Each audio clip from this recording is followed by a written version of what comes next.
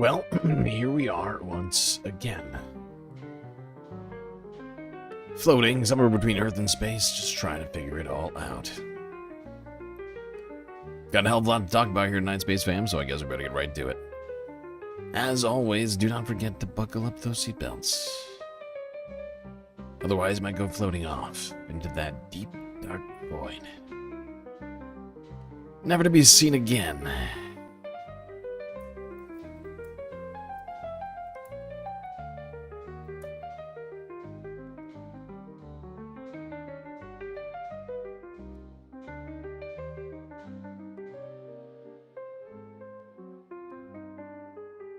Well, here we are, Tuesday.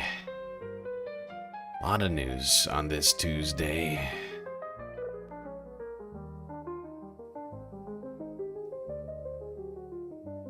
First, though, some shout-outs before we talk about what we're getting into here. Moanoa, Mr. Spock, Hermit Horologist, 123 on Twitch. Amanda, a close fourth. Mozart also there. Social Butterfly, Captain Homer, Look Bovine, Morby Daslo. Omega Star. Gonna look at two different YouTube chats right now. Twitch. Mono first, also on Twitch. Schmegley second. Amanda third. Chill Penguino also there. E-Rock. Hardcore's Language. Joe 47771. Ian Leal. And a bunch of other people. Alright. Good to see all of you here on this Tuesday. Hell of a lot to talk about here tonight. It is, of course, the 5th anniversary of the Jan 6th insurrection. We'll talk about that. Other things happening in the right-wing media space. Tesla imploding.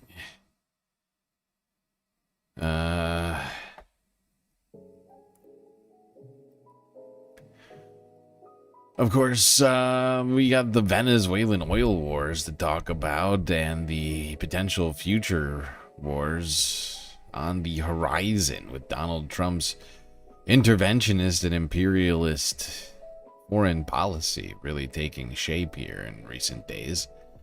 All sorts of names on the table with that one. Wow, Twitch is winning right now, technically. Although if you combine vertical and horizontal YouTube is winning in numbers. Just noticing this. This is some interesting vibes going on right now.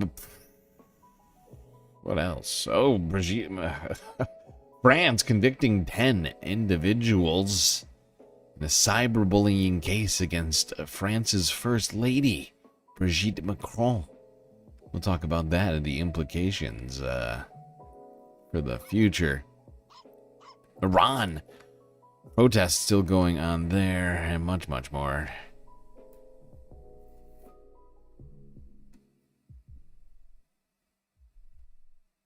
Okay, let's start in the United States.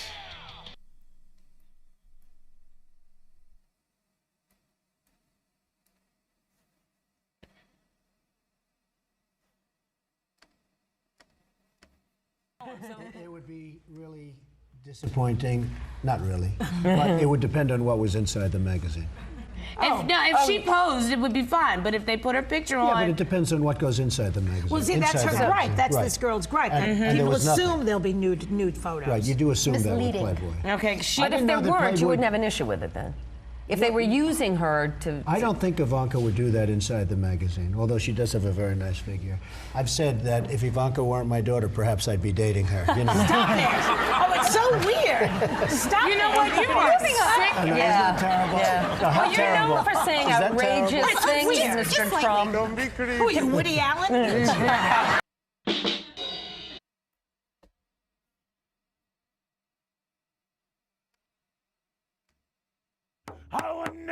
I just figured we'd start it off with that right there. Just figured we started off, you know, with the old creepy clip of Donald Trump talking about how he might date his daughter. I did everything Donald right Trump. and they indicted me.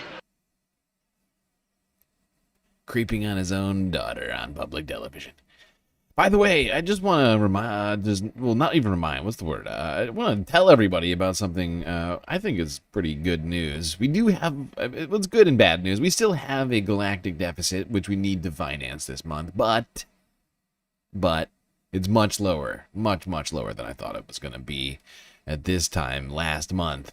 Honestly, just a couple weeks ago, I thought it was going to be more than twice this size. But after coming back to YouTube, we've really made huge leaps and bounds. It's a shocking development at the end of last month, but it really made things look a lot better here on the horizon for the Galactic News Network finances. Great ways, of course, for you to contribute to that. Cash App, PayPal, Patreon. As we said Immediately, if not sooner. If not sooner. All right. Now let's go here to one man who has severed his ties with Donald Trump over a particular botched releasing, if you will. What you talking about? Oh my God. 55 streamed. 55? Mo and Noah with a 55 stream streak on Twitch, and Ian Lee with a 7 stream streak. Still very, very respectable. But not 55. I mean, 55, that might be the highest streak. I don't think I've seen anybody with a higher streak right now. Mo and Noah is holding it down over there.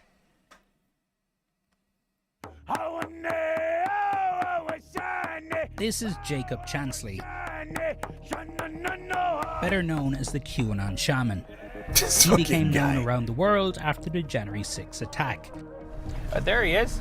That's the QAnon Shaman. How are you doing? Doing all right. How about yourself? Ahead of the 5-year anniversary of the Capitol attack, I went to Phoenix to see what he's up to now.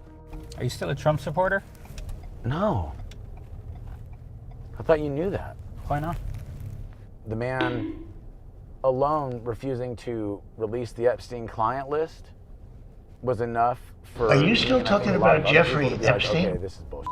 Jake pled guilty to obstruction of an official proceeding and was sentenced to 41 months in prison. He was later pardoned by Trump. Looking back on Jan 6 now, how do you feel? Do you have any regrets? Do you regret that you went? Not at all. Even though you had prison, all that stuff? Even though I had prison and all that stuff. No regrets. I don't live with regret. Did you regrets. Ever identify as the... You know what? That much is actually apparent. This guy absolutely does not live with regrets. I mean, if he did, he wouldn't be wearing that headdress. Or there's a number of clues you can pick up on it immediately. This is not a man who lives with regrets and all that stuff. He, in fact, I'm fairly certain his life would crumble if he did, in fact, start addressing any sort of potential regrets. I don't live with regret. Did you ever identify as the QAnon Shaman? Never. Not once. But you were a Q follower? Well, kind of. I had a sign that I carried around with me for a little while that said Q sent me, but that was because of the meme Q sent me. A key part of QAnon's conspiracy theories are claims of a child-abusing cabal of elites. Now, like many of its followers who are loyal to Trump, Jake has stopped supporting the president because of his initial resistance to releasing information about Epstein, a convicted sex offender. This is a man who may not have all of the difficult cognitive facilities. Look, yeah, I mean, he's atypical, okay? He's an atypical guy. He tattooed a sword in his waistband, okay? He's living in a very unconventional Jake has stopped way. supporting the president because of his initial resistance to releasing information about Epstein, a convicted sex offender. One thing, and if, Oh, if go you ahead, don't go mind ahead. me, one thing that QAnon has done, right, is to like insert so much confusion and Yes. disinformation about like who was actually involved with Nuanced, Epstein, that then it's exactly. just now impossible to know what the I truth thought is. The idea here is anybody can have a story, anybody can have a theory, but the water is so convoluted that the truth will never be officially established.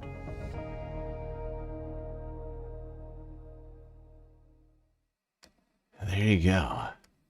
QAnon shaman apparently breaking with Donald Trump over his botched handling of the Epstein Here files. on Capitol Hill. It's very shocking, but it's in fact a trend we've seen to some degree. Not throughout the entire base, but on that issue, Donald Trump is certainly not as popular in terms of issue polling among his base as his other issues. Although really everything Donald Trump does seems to be really losing some amount of popularity to some degree. Although there are some exceptions to that, unfortunately.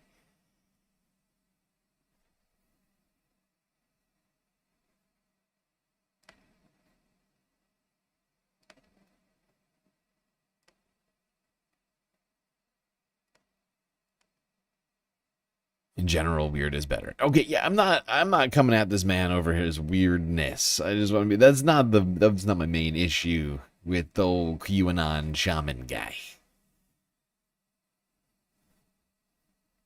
You know, it's more the insurrection stuff. And I think the headdress is probably in bad taste.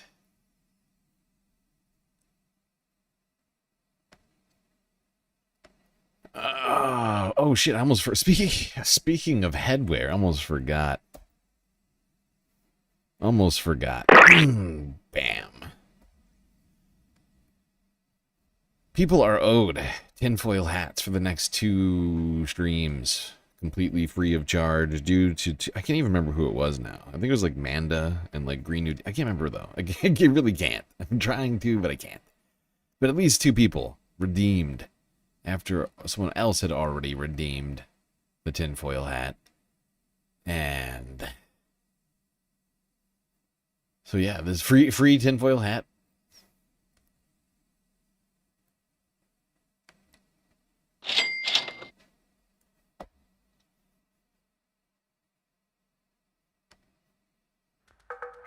All right, let's stay on the topic of Jan 6th. Oh shit.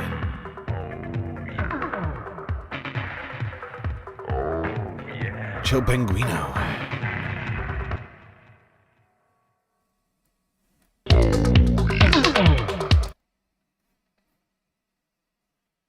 There we go, and the sunglasses already engaged.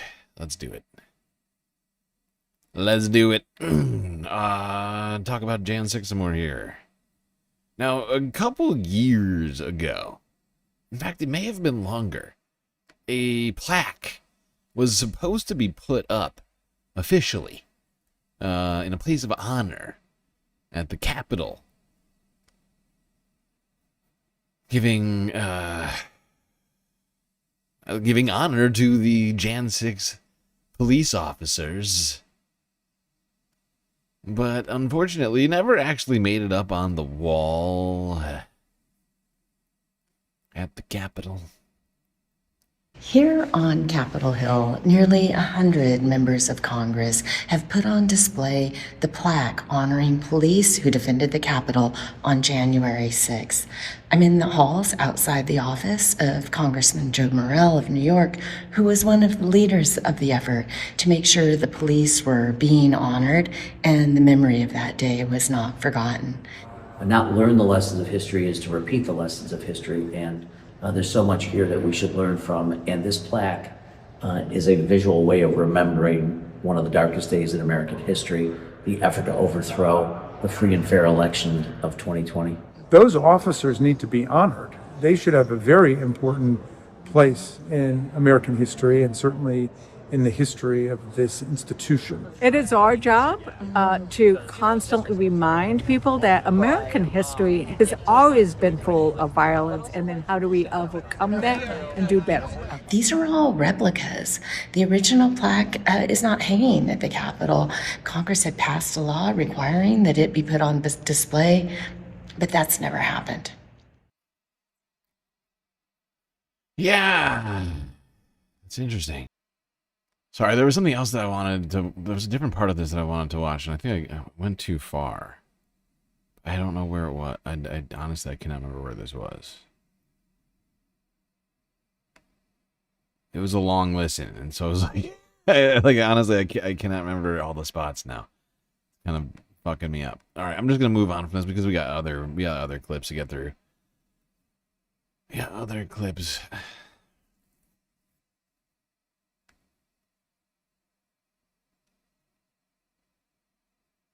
So it turns out we got a lot to talk about tonight.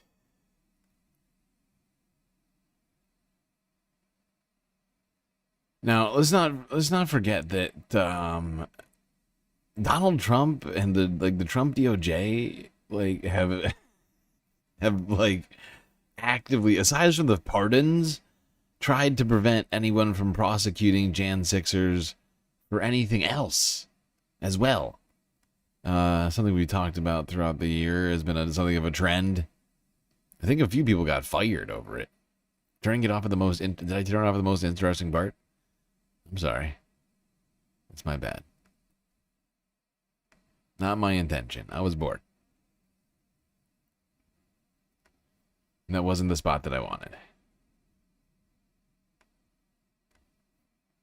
Members of the former January 6th Select Committee are holding an unofficial hearing to re-examine their findings regarding what happened during that Capitol Hill insurrection. The discussion comes 5 years to the day after supporters of Donald Trump stormed the U.S. Capitol, intent on stopping the results of the 2020 presidential election from being certified. The committee found the violence was fueled in part by the urgings of President Trump, who wrongfully insisted that the election was stolen from him. Last hour, one of the Democratic leaders of the committee spoke about why it's so critical to revisit what happened then. Listen. Remembering January 6th is not an exercise in partisanship. It's an obligation to those who have sacrificed for this country and all those who will in the future. Democracy depends on the courage of those who will defend it and on our willingness to hold accountable those who wish to destroy it. Today's forum is another step toward the goal of justice, another way of honoring our oaths, another way of showing that our constitutional republic is bigger and stronger than its enemies or one man. All right, let's go live now to CNN Chief Congressional Correspondent Manu Raju on Capitol Hill. Manu, what's the reaction been on the Hill to this meeting and this unofficial hearing?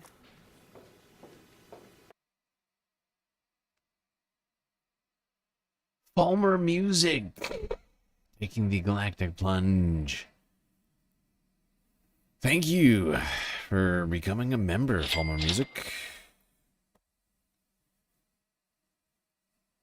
Well, Republicans are ignoring this altogether, and that is in keeping in how this day, which once unified the two parties, has now led to deep divisions over the last several years because of, in large part, because of Donald Trump and what he has said and what about January 6th and what he has called this a day of love and defended the January 6th rioters, ultimately leading to pardoning all of the January 6th rioters on his first day in his second term in office. Much different than it was 5 years ago on this day. I was in this building at that time, and at that point, Republicans and Democrats alike were universally condemning what happened there, condemning the rioters. But now we're seeing Democrats are having this hearing today. Remember, they're in the minority in the House, so it's now a mock hearing of sorts that's happening in the House. And in the House Republican majority, they're in a retreat right now with Donald Trump, talking about a whole host of other issues, not on this one. But perhaps one issue exemplifies the divide over January 6th. It's the hanging of a plaque that was required under federal law to be done by 2023 in the United States House of Representatives. The Speaker of the House has been criticized by Democrats for refusing to hang a plaque commemorating the police officers who defended the Capitol on that day. And this came up in the hearing earlier today from Congressman Jamie Raskin, who helped investigate the January 6th attack. Republicans today are observing this solemn anniversary by doing exactly nothing. They've even refused to hang up the plaque, which a bipartisan congressional majority voted to put up to honor the officers who defended the Capitol and the peaceful transfer of power and the vice president on J6. It took them 24 hours to put up a new plaque allegedly changing the name of the Kennedy Center to the Trump Kennedy Center. 24 hours. And that was illegal. That's like graffiti that was put up on the Kennedy Center.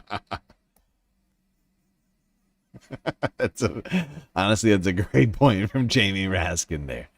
They got an illegal plaque celebrating Donald Trump's unilaterally changing of the name of the Kennedy Center to the Trump Kennedy Center. No problem there. But over 2 years now, to get up a plaque honoring the officers who defended the Capitol on Jan 6th is very strange. Yeah, that's true. There's also a legal requirement to put that up. It's similar, It's like they do a lot of stuff like this. Epstein files. Legislation for that too. Still don't have those. Speaker Johnson's office responded to questions about this just in the past day or so. A spokesperson saying that it's, quote, not implementable to hang up that commemorative plaque. Didn't elaborate exactly what was not implementable about it, but went on to say if Democrats are serious about commemorating the work of USCP officers, they are free to work with the appropriate committees of jurisdiction to develop a framework for proper vetting and consideration. So that there, Wolf, just shows you how this day now fundamentally divides the two parties at this moment in the Capitol. Wolf. What a change. Yeah. What a change over these last several years. I'm sorry. What do we need vetting over? I'm very confused. It's making no sense to my brain. Monty Roger on Capitol Hill, thank you. I want to play a bit of our live.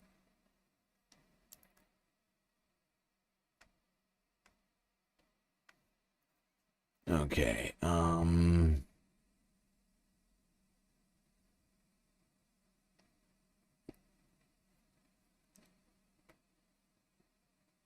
Yeah. Now, you may remember this. This was from last year, before Donald Trump was inaugurated. At this time, on this anniversary of the Jan 6th insurrection, back in 2025, a bronze statue appeared in the National Mall in D.C.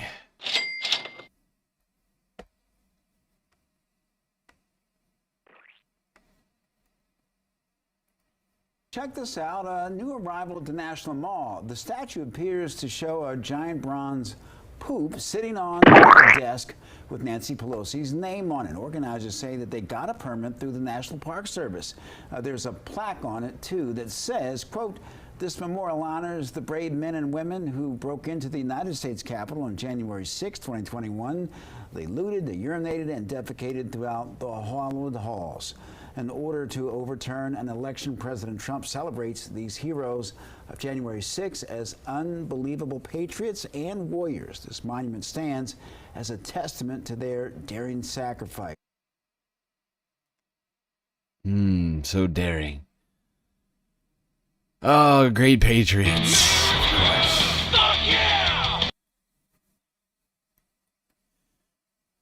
Yes, indeed, a poop statue.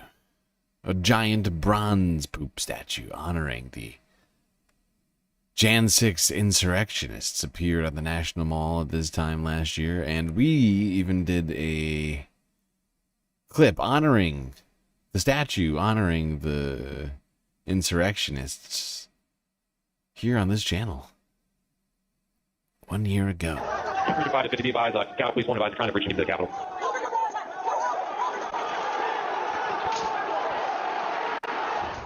We have a breach of the Capitol! Breach of the Capitol!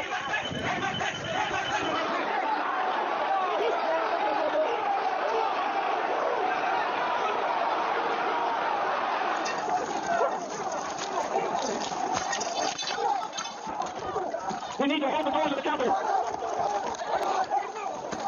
I need court support.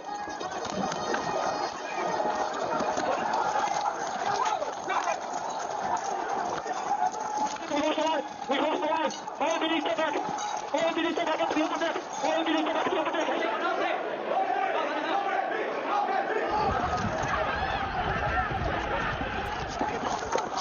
They were peaceful people. These were great people. The crowd was unbelievable. And I mentioned the word love. The love in the air. I've never seen anything like it. Never seen anything like it. It was beautiful. It was a beautiful celebration of love at the Capitol. Thank you. Gallows included. The most loving symbol in politics.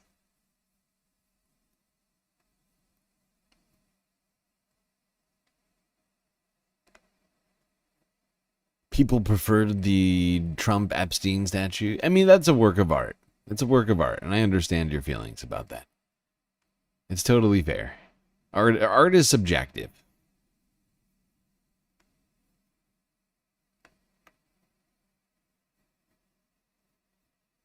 All right, let's go to the Capitol, where that hearing was happening earlier. Today, on Jan 6th, the MAGA granny was testifying there, PBS NewsHour with the clip from 10 hours ago. Thank you. My name is Pam Hemphill. I'm a mother and a grandmother and a cancer survivor and a retired addiction counselor.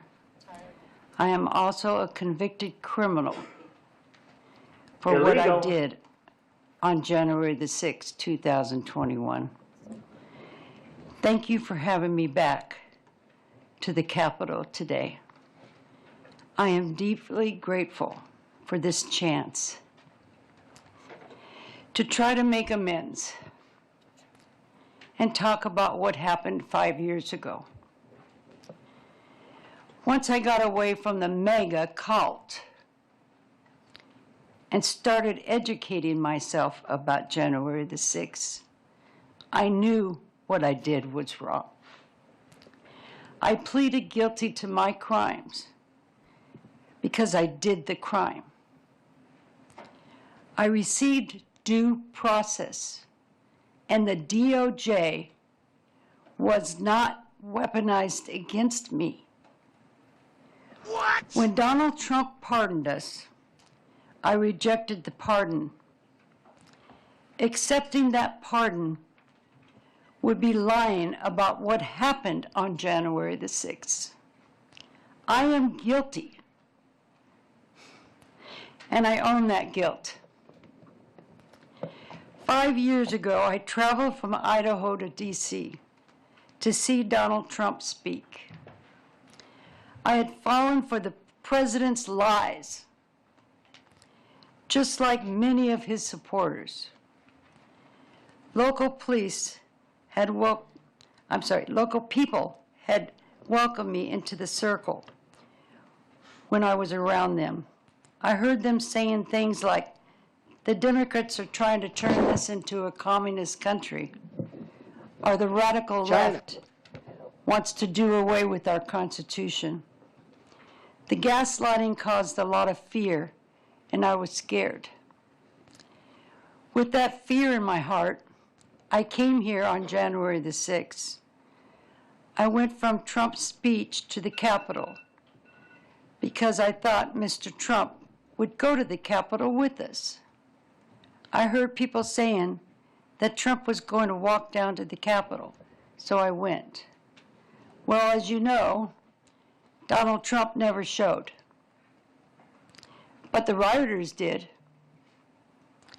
and the attack began.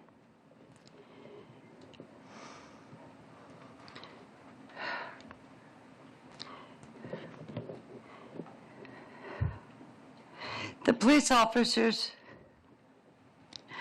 were the heroes They protected the Capitol and everyone inside the Capitol, and even people like me. I was trampled on by the rioters. And if it weren't for the Capitol Police helping me that day, I might have died. To the Capitol Police officers sitting here, if I may address you for a minute. I am truly sorry from the bottom of my heart for being part of the mob that put you and so many officers in danger. I want the Capitol Police to know how truly grateful I am to them and how deeply sorry I am. I can't believe people are still disrespecting you and trying to lie about January the 6th.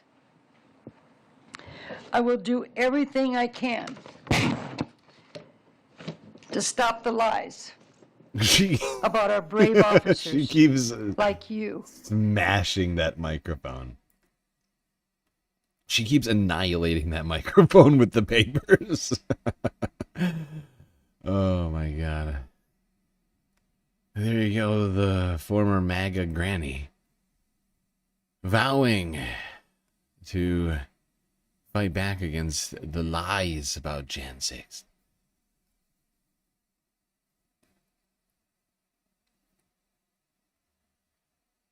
Well, I think somebody just became a patron over on Patreon. Much appreciated. I'll add that to the goal.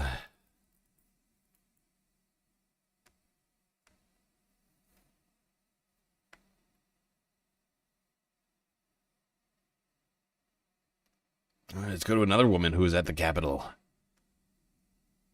Caitlin Collins over at CNN.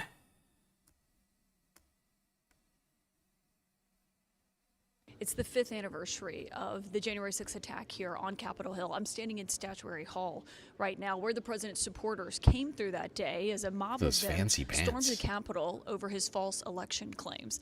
And I should note, this comes on a day that the president was speaking to House Republicans and criticizing the Democratic lawmakers who investigated him.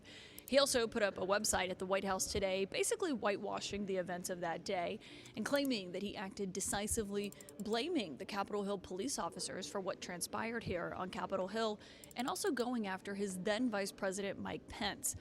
Despite the president's claims that he acted decisively, you can actually see text messages from that day between his own family members and his own staffers inside the West Wing urging him to do more and sooner. This also comes as the people the president pardoned, at least some of them who were convicted for their actions on that day, were here in Washington on this 5th anniversary.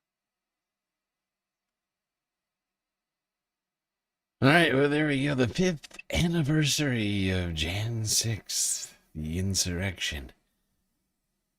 Yes, indeed. Just figured that we had to talk about this today.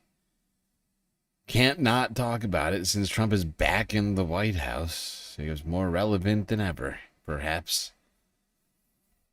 Looking towards the future.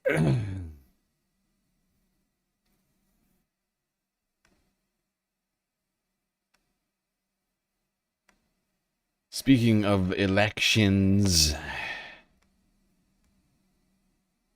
let's talk about the man who was elected to be mayor of New York, who is now officially mayor. Almost been a full week, 6 days, I guess. There are some things that he did, like turning around and undoing all of the executive orders that the previous mayoralty had implemented, Eric Adams's previous executive orders. That was obviously a big deal. And, you know, many of that was good. There's obviously criticism surrounding one of the things that he also signed into law.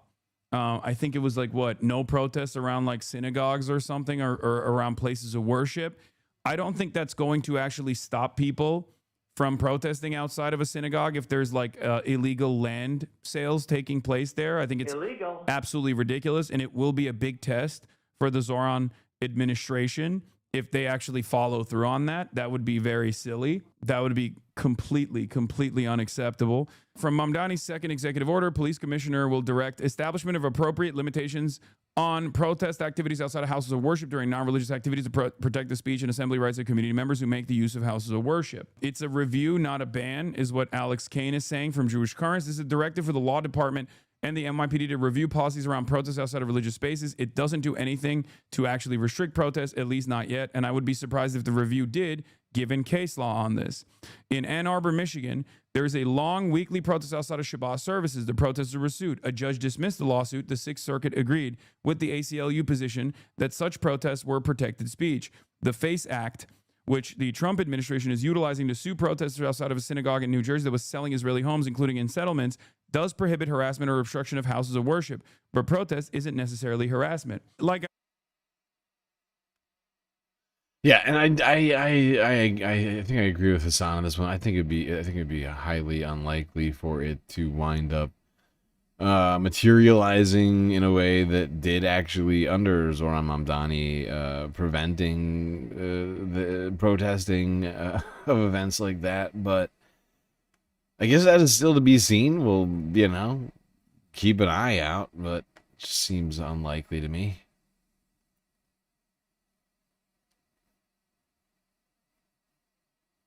I love that this community does the exact same thing that they were doing to Bernie, but now to Zoran. It's like, we don't have to listen every time he speaks. We can get the highlights after the fact, okay? Here, he's making an announcement. Here, okay.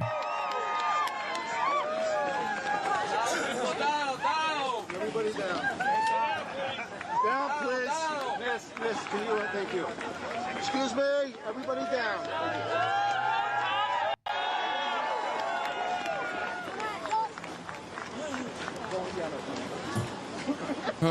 I can already tell people are going to be really parasocial with Zoran for like the first half of the year, and then the second half of the year they're going to turn on him dramatically. They're going to hate on him because he's going to do a bunch of things that, politicians do, where he will disappoint you, and then you will lose your mind over it. Okay, is everybody good with the shot?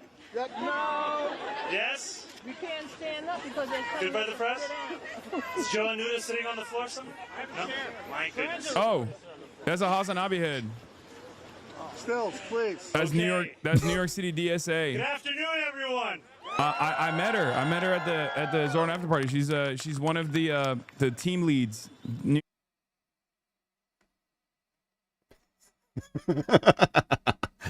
Oh my God, Hassan is just sitting here like, oh, that's a Hassan head right there.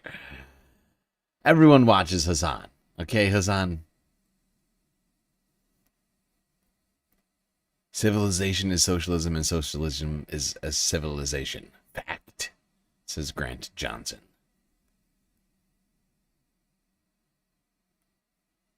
City DSA shouts out. This month, hundreds of New Yorkers. She was in one of the Zoran videos as well. You rock. Almost forgot it was Jan 6th. The John Brown merch. God damn, I know my community. I know my community no matter where they're at, dude. It's crazy. We were in the low single digits in the polls at best. Did you two Every fall ounce of out or something? What, me and conventional Zoran? wisdom No. Said that our campaign was not supposed to work. Zoran Surely, there was a better way to spend a Saturday than knocking on doors, talking to strangers, and crossing the small but real distances that separate us from one another. And yet, New Yorkers showed up at a moment when so many people feel isolated from one another and distant from a political system Zoran that and can Hassan feel have grown apart, closed chatter. or unresponsive. No. They made a deliberate Wait, are you mad at him? What is not happening? to be bystanders, but to become participants. You guys need to stop being Their babies. own politics and their own vision for New York City being the driving force behind what they were going to do. Stop And that meant trolling. not I love how Hassan's chat's already trying to sow division between Hassan and Zoran. It's hilarious to me. Oh my God. They're out of control. He's a communist Trojan horse, says Lily Fairister. No. China. Oh no, not a communist Trojan horse. That's very sad. That must be really upsetting for you.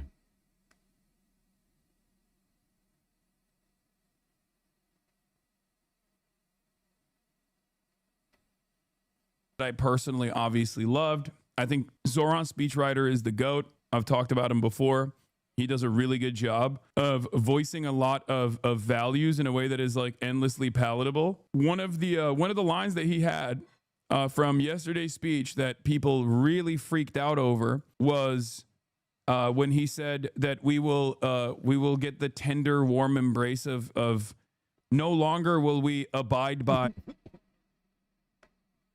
They started before he won in Majority Report, Jet. You know what? I'm trying to think back to that, but I assume you're right about it. Rugged you would be the person to individualism, know. and we will look for the warm embrace of collectivism.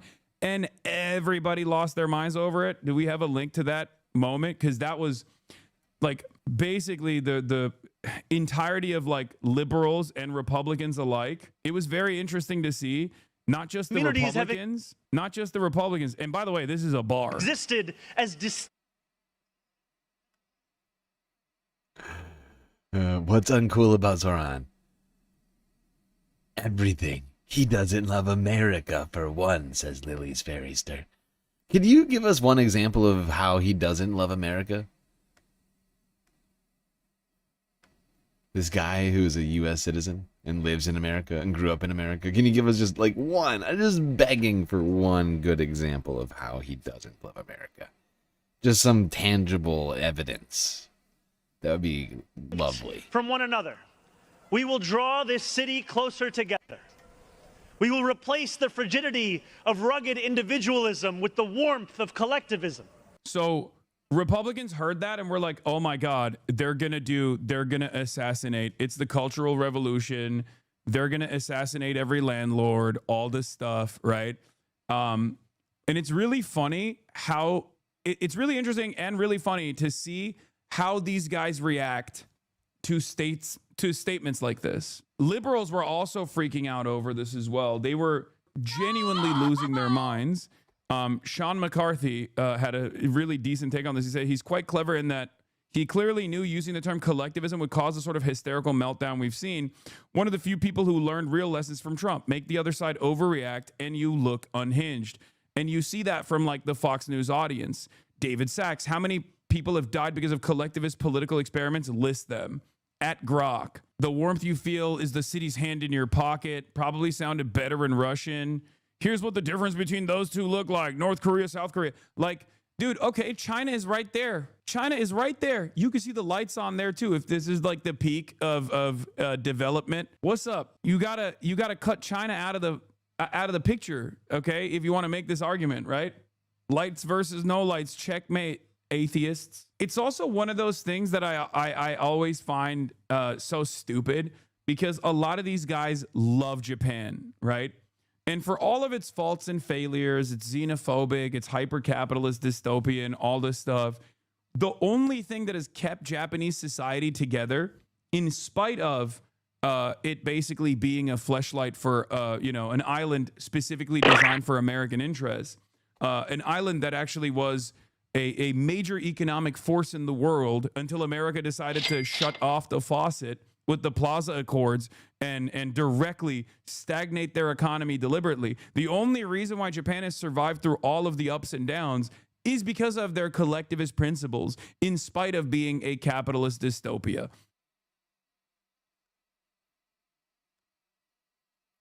Yeah, it's quite a paradox, Japan.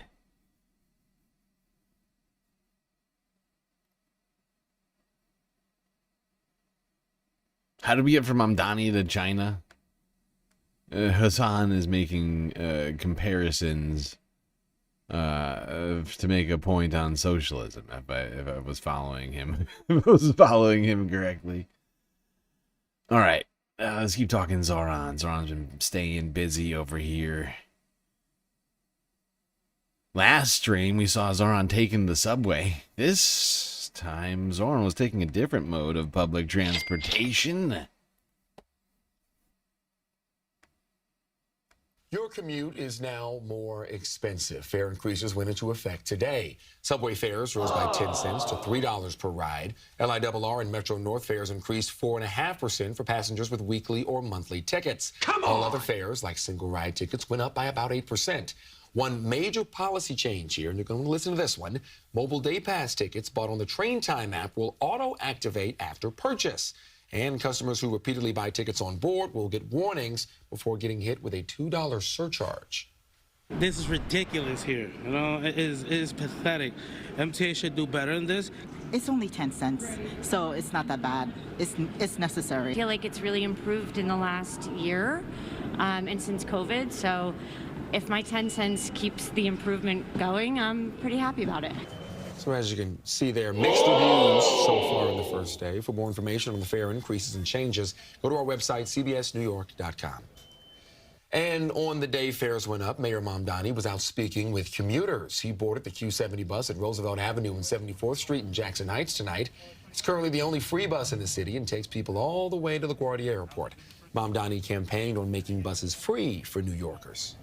The fare rises across the city. We are just as committed as we were before to fulfilling our promise to make buses fast and free in the nation's most expensive city. There you go, Zoran on the Q70. The only free bus. But not for long, hopefully. Immediately, if not sooner.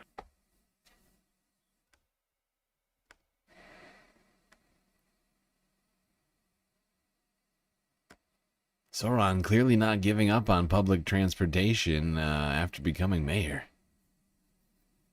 Still riding along with the people.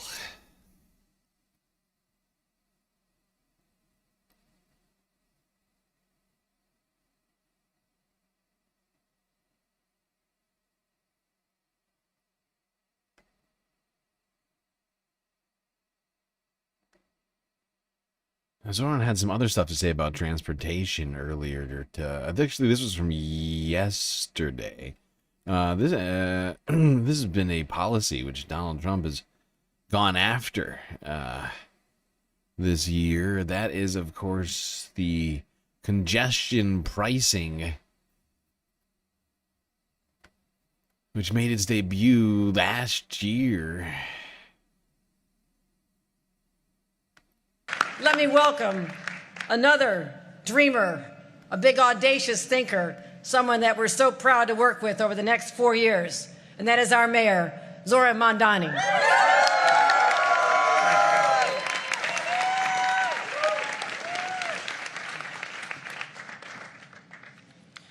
Can we hear it for our... They blamed the fare hikes on Zoran when it happened under Adams. Look, yeah, like I've been saying this for a while. People are gonna try and blame absolutely everything on Zoran, which is why he's gonna need our support as much as possible throughout all of this. And goddamn, is Jerry Nadler short? Dude is like, he's like part of the Lollipop Guild over here. Lucy Hayes, thank you for the raid over on YouTube. Hope your stream went well. Welcome, Lucy Hayes viewers. Hazies. What was I going to say that? What was I saying? Oh, right. Yeah. They're absolutely going to try and blame every problem, every murder, every single crime, and every single like deficiency in New York City is going to be blamed on Zoran Mamdani. Okay? Including all the problems in the rest of New York, too. I can almost guarantee it. I can almost guarantee it. That is the plan. That is the playbook. Kathy Hochul. Today, as we gather to mark a year of congestion pricing, we are also celebrating something that feels too rare in our politics these days. And that is the change that can come when government dares to do big things. And we measure these things in statistics, and sometimes we lose sight of what it means in the lives of each and every New Yorker. Before I stood before you now as the mayor of New York City, I was an assembly member for Astoria in Queens. And in Astoria, there are many children who grew up with asthma, living close to what was described as Asthma Alley. And when I first became the assembly member, one of my staff members told me that one of the activities she recalled growing up in the neighborhood was at recess asking other students to compare and contrast their inhalers. That is the way in which this kind of pollution had been and has been normalized.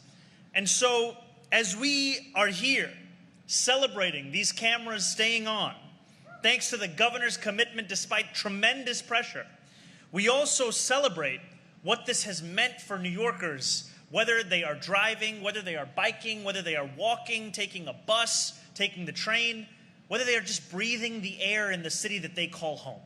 Because this is a program that has been successful no matter how you measure it. It's been a program if you want to measure it in noise complaints or you want to measure it in traffic. That is how it has been successful. And what we are seeing is that it is outstripping even the fiscal projections of what it would raise in a calendar year.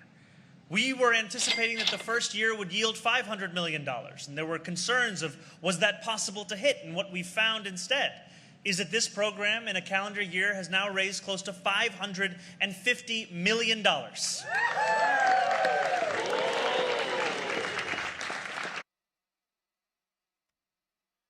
There we go. Not only has congestion pricing helped with congestion, as well as air quality in New York, it's also raised more than projected. Why does Cappy not look? Why does Cappy look so disappointed? Look at her face right now. She looks like Zoran just announced something terrible. Like everybody else is like, her and Jerry both look miserable. Look at everybody else over here, but these two. They look like Zoran just announced that New York is gonna have to evacuate or something. What the fuck is wrong with these two? They look so disappointed. Kathy's like, oh, better than it. Oh, that's not what I wanted to hear.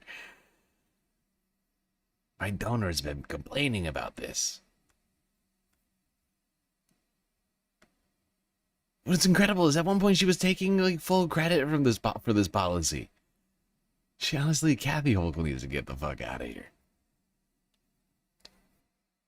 She couldn't even bring herself to like fully clap for Zoran during the inauguration. She's so salty.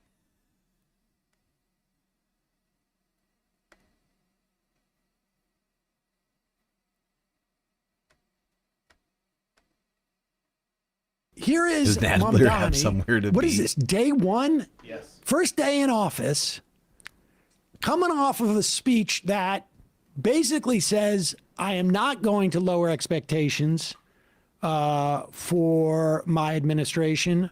I am going to govern as I ran as a social democrat, and or I should say as a democratic socialist.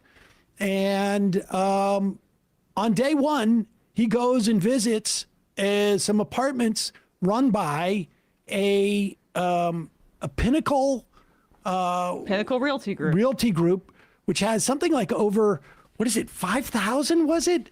Or 5,000, I think, infractions with the city. Thankfully, they're not my landlord anymore, but I might have been one of those infractions because they were horrible. I just said the story, but just quickly, like, we had an HVAC unit that ended up leaking, or it was breaking for a month over the summer of 2023. We were emailing them saying we need the air conditioning, blah, blah, blah.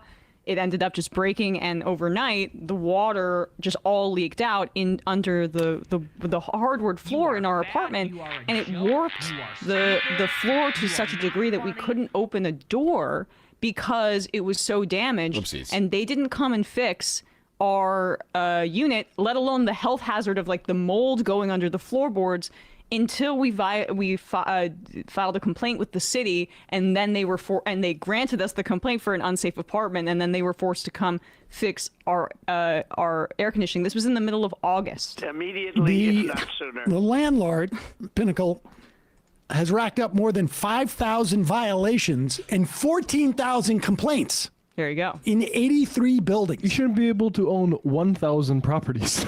Yep. Mondani. Close, says Siggy Freud. Yeah, I mean, it is close. I mean, look, and not everybody can say, look, for whatever reason, people are always struggling with his name. I can never tell whether or not they're doing it on purpose. I mean, some people I know are not doing it on purpose, but it can be difficult, I guess. It's not that many syllables, really. They don't. That was only in 83 buildings. Oh my God. Yeah. You imagine 5,000 violations. It's actually kind of in impressive. When you think about it, that's actually kind of impressive. 5,000 complaints in 83 buildings. What is that? 83, 5,000 divided by, what is that? 400 per building? No, it's more than that. It's like 600 per building. It's more than 600 complaints per building. It's incredible. Vizora, thank you for the raid over on YouTube. Much appreciated. Welcome, Vizorians. Hope the stream was going well over there. I appreciate it. Oh, and a raid on Twitch. I didn't even know that you were streaming on Twitch. I don't know if I follow you on Twitch. I think I just follow you on YouTube. Interesting. I didn't realize you were a multi-streamer. Very fancy. 3 buildings. Yes. And that's violations. That means they have been investigated and adjudicated as being a violation. Lock them up. Not the 14,000 complaints that exist. And those 5,000 could have come from God knows how many complaints. Yes, and when I went to mail some paperwork and it had Pinnacle on it at USPS, the teller was like, "Oh my God, they're mine too. Like they're horrible X, Y, and Z." I mean, it was known throughout the city. I don't know what the plans are. The city should take them over. And Pinnacle essentially claimed that they have been squeezed by the rising cost of maintenance, Ain't seen nothing utilities, and interest rates adjustments. Time to exit the industry then. And they filed for bankruptcy in May, which of course, like Donald Trump did like a half a dozen times. Like this is a classic slumlord behavior. But here is Mamdani, day one. When did this happen? I can't remember exactly. The year? Oh my Mayor God. Zoran Mamdani inspecting broken floor tiles in an apartment on Clarkson Avenue in Prospect Leopards Gardens, getting a first-hand look at. Honestly, though, I love how Zoran is he's such a man of the people. You know, riding the subway, riding the bus. He's literally down on his hands and knees, picking at gross, rotten subway tiles with his hands. This is, I mean, come on. How can you not want a mayor like this? This guy actually cares. Floor tiles in an apartment on Clarkson Avenue in Prospect Leopards Gardens, getting a first-hand look at the deteriorating conditions, from an eroding bathtub surface to a rust-covered, corroded bathroom pipe and red paint splashed about. Exactly. Yes. Exactly. He's in a suit, down on his knees. He's already mayor. He's not, you know what I mean? Like this guy, he's not campaigning anymore. This isn't for the, this isn't for points. He's just mayor and he's out here just like acting like New York City's super or something.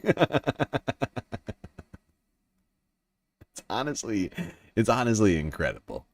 It really is. It's something special.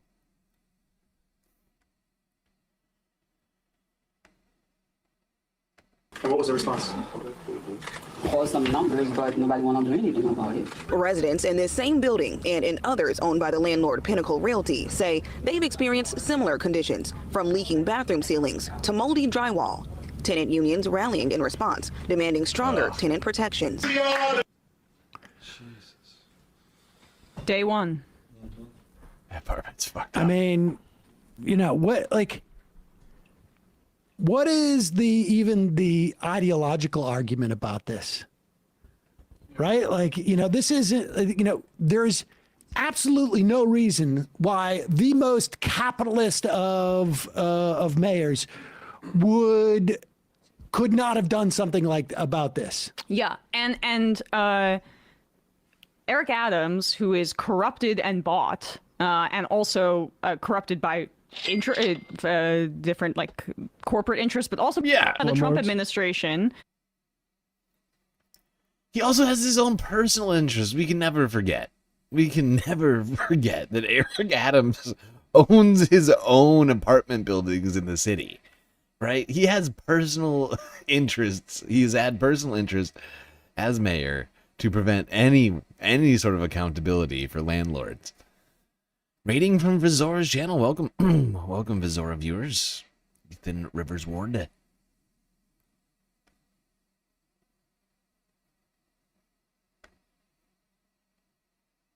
Also other countries. And other countries. All right. I shouldn't limit myself.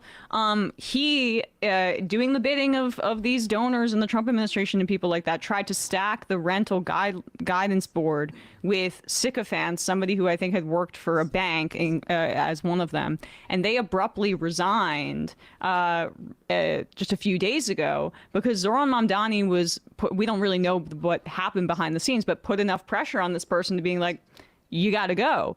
And it just shows that, like, you know, when you have on the federal level, like, Biden not changing over certain appointments and keeping Republicans in office and, like, you know, saying, oh, what can we do? I mean, X, Y, and Z. You can do something. You can use leverage. You can use political power. You can be a bully to get your agenda across in the good sense. And I think Zoran is already hitting the ground running there. I agree with Emma.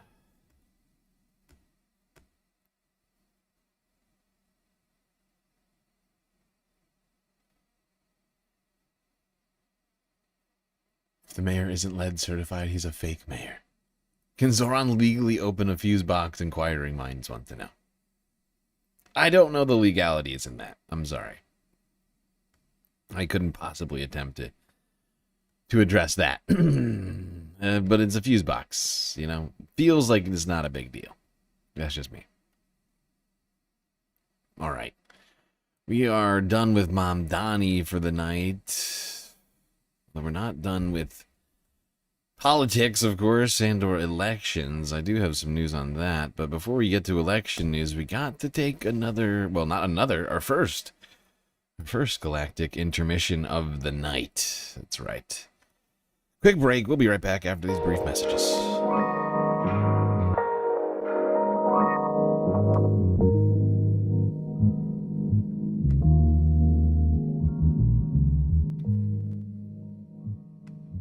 Alrighty, I hope everybody's been enjoying the show so far. If you haven't already, hit the follow button and do consider contributing to the Galactic News Network, as we are, of course, completely funded by individuals like you. A lot of great ways out there for you to show your support. YouTube, Super Chat, Super Stickers, memberships, gifted memberships. Twitch with the bits, the power-ups, the subs, the gifted subs, Twitch Prime subs.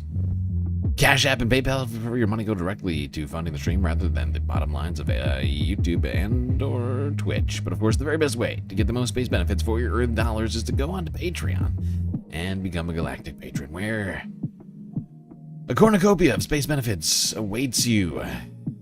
Things like an avatar, shout out, much, much more. All right, everybody, enjoy the break. Grab yourselves a drink, maybe a snack, and I will be right back.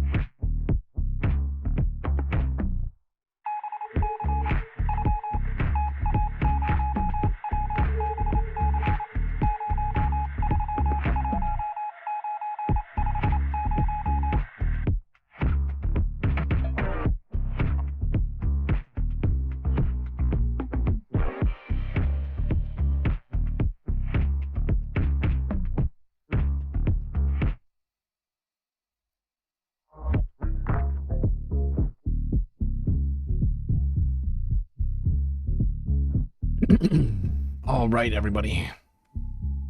We are back. That's right, the break is over. The second half is about to begin. So, get back in those seats, otherwise you're gonna miss it.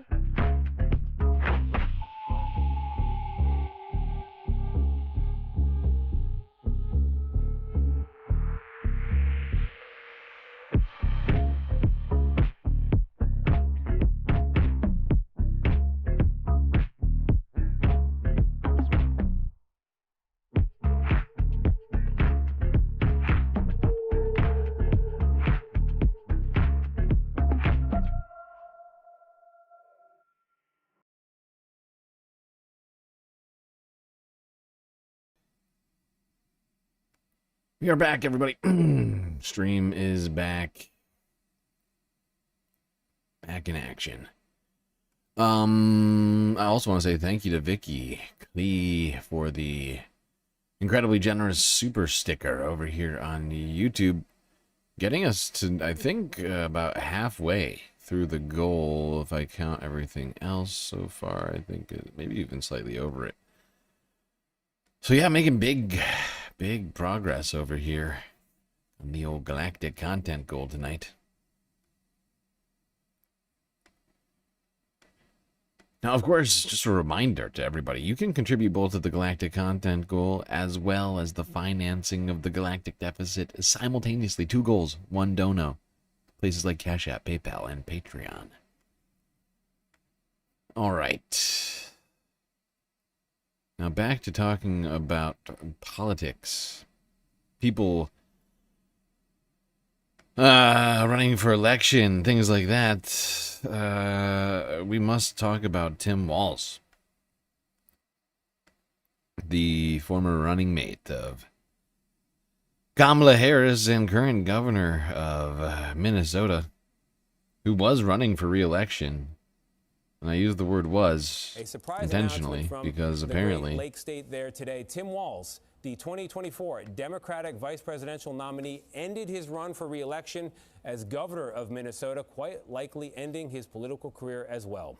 It is the latest fallout from the widening fraud scandal in that state, and Jonah Kaplan's all over it. It's a stunning turnaround for the man who almost became vice president. 18 months ago, Kamala Harris saw Tim Walz from the Midwest as a political asset. Today, a multi-billion-dollar fraud scandal in Minnesota makes him a midterm liability. So I've decided to step out of this race, and I'll let others worry about the election while I focus on the work that's in front of me for the next year. For months, Walz, Minnesota's governor since 2019, has defended his work protecting the state's social programs after federal prosecutors charged 98 people of defrauding them. According to investigators, the suspects, mostly Somalis, billed taxpayers for meals, counseling, and support that never actually happened. Now, the person, the head of this fraud scheme was a white American person. I believe it was actually a woman, but I can't remember at this point. But the person at the head of this scheme was white, but Somalis are the ones who are getting all of the blame for it, generally speaking, on the right. They're fully focused on that aspect of this crime, and we have seen some videos, right-wing influencers going to I was about to say Somalia, but the Somali-run daycares in Minnesota and harassing people at those daycares. It's been causing quite a buzz. Unfortunately, Tim Walz has decided that this is too much. to deal with for whatever reason. I assume they've made some sort of political calculus here that somehow this was not. I honestly, I don't know. Like, I just don't understand why, like, fully yet. I mean, that the claim is that it's over this situation, and I just don't understand why fully. Like I said, I assumed that they made some sort of political calculus and they did not think the race was winnable or whatever else. Yes, Nick Shirley is one of the right-wing influencers who has been at the head of these sort of daycare facility harassment schemes, where literally he's been going around with like gangs of masked racists and just trying to break into daycares and then bothering people, anybody that they find around there that is black.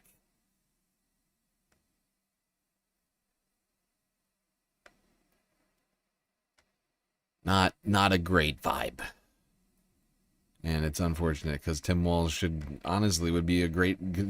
already a good governor. This is not his fault. He's being blamed for it, and honestly, Minnesota's going to suffer for it unless you can find a candidate as good as Tim to take the reins. Got 1 year, less than 1 year. Honestly, got less than 1 year, big time. Less than 1 year, Minnesota. Gonna have to put it together.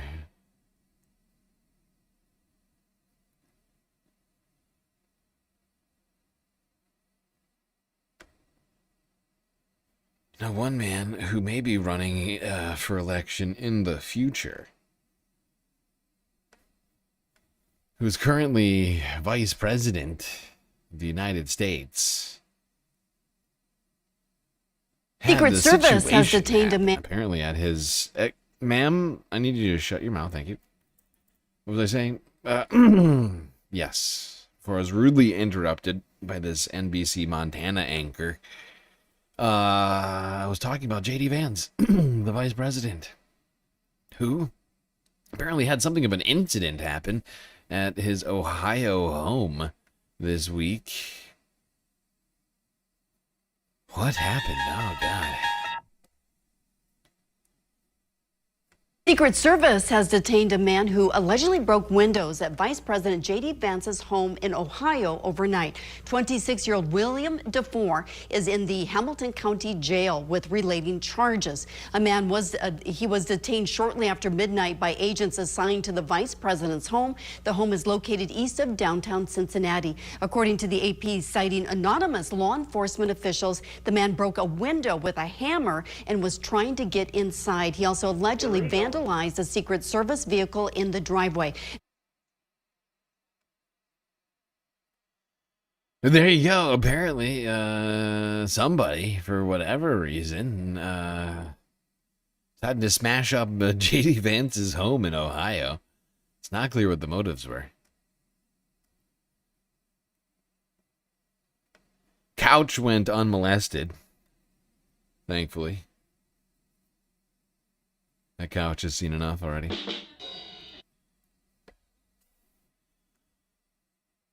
Okay. Now, it's getting to the world of right-wing influencers a little bit. One man who has been really, on the forefront of right-wing independent, what do you call it, media.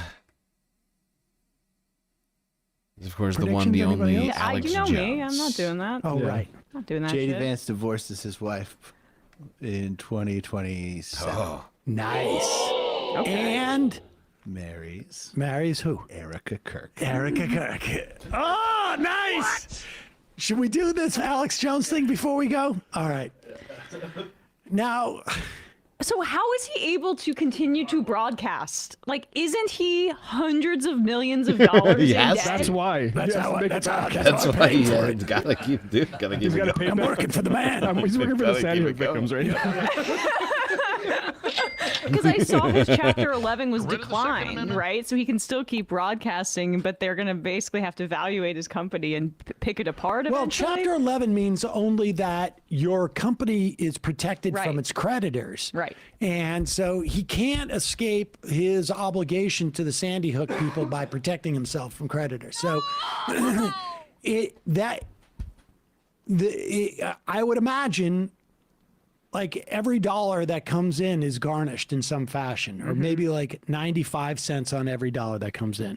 So I don't know the He specifics. has got to be incredibly like risk averse now, though, because he can't withstand another lawsuit. It's just interesting to me how somebody like this does that dance of being a well-known conspiracy theorist, but being unable to say anything that would approach getting you in some sort of legal trouble. It feels like it might not be a great fit anymore. It's interesting too. He's decided, and I think because of that temerity,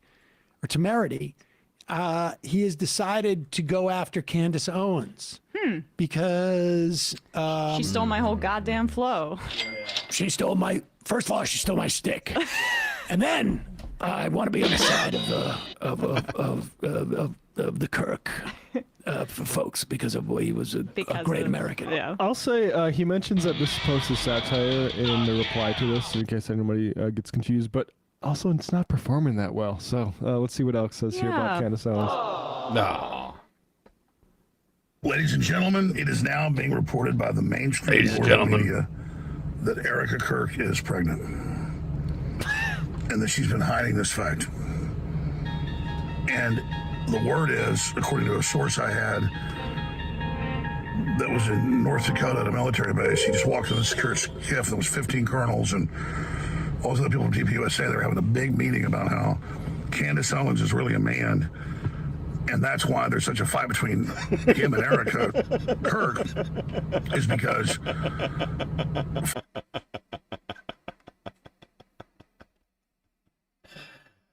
he's hitting back. He's hitting back. Candace has been stealing his thunder for too long, and now he's gonna steal Candace's thunder. Oh, he's gonna flip it on her. He's gonna flip. So you see, he's flipping it on her. Candace has made a huge name for herself doing the transvestigations, and Alex, he sees it in. Before Charlie got killed, Candace, also known as Big Mike Jr., got Erica Kirk pregnant. And Charlie found out about it. And that's why the two of them got together and conspired at the fort in North Dakota and also Fort Huachuca to assassinate Charlie to cover this up. But now the two are in a major fight. Can you? Wait, he claims this is satire.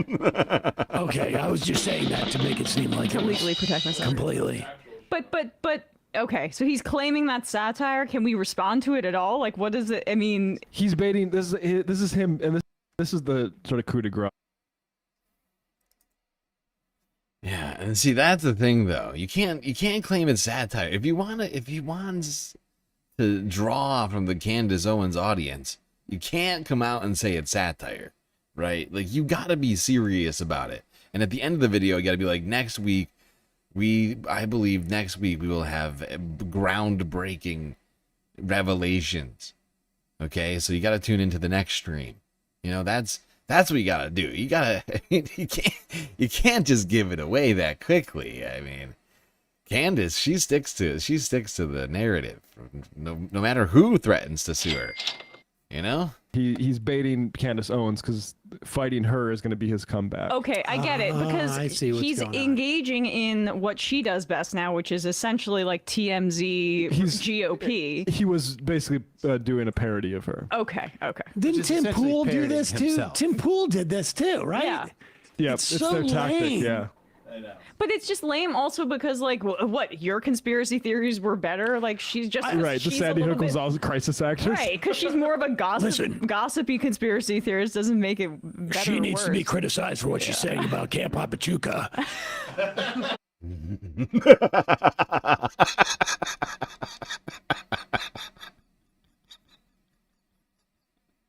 I'm fairly certain that's not what the camp is called, but I also can't remember the name either.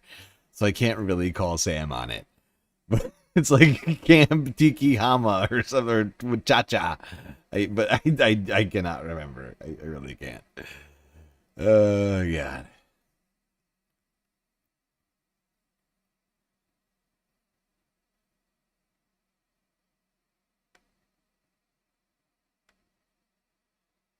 Okay.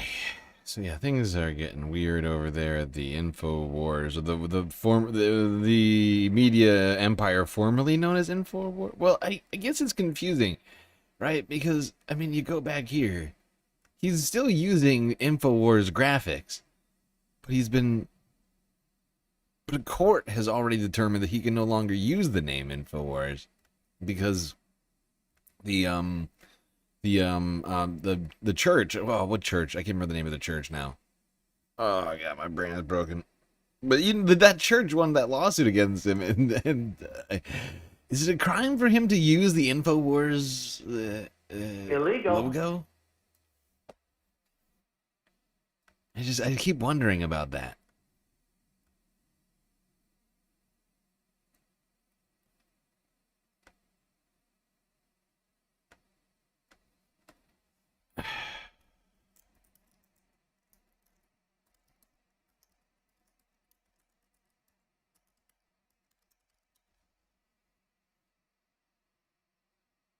Yeah, it was last year. He lost a legal battle.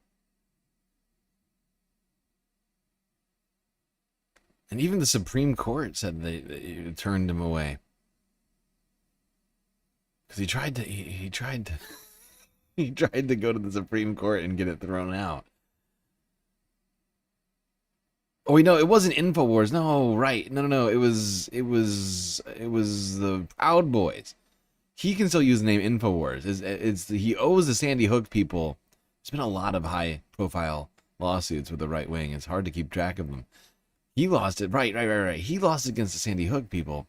But then it was and he was also banned from going to a particular church for something that I can't remember exactly, but that was a completely different situation. And it was actually the Proud Boys who lost their name. They can no longer call themselves. He can still call himself InfoWars. They can't call themselves the Proud Boys anymore. That's right. That's right. Now I remember.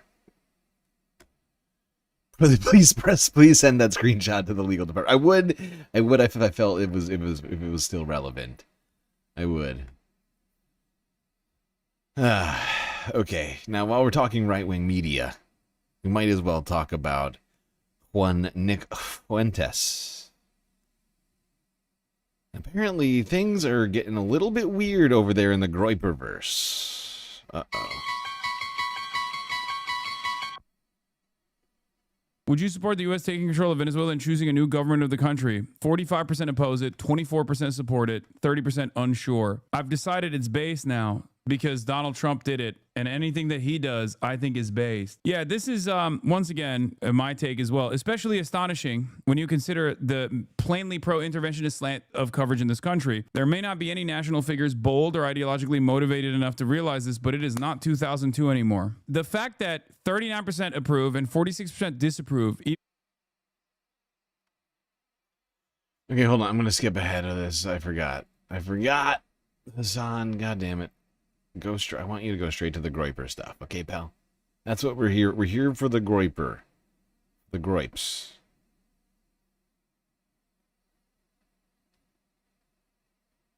This is not the first time he's done this. He did this with the Candace Owens too. He was mad that Candace Owens was siphoning his audience because she was doing anti-Semitism the right way. Or sorry, according to Nick Fuentes, she was doing anti-Semitism the wrong way.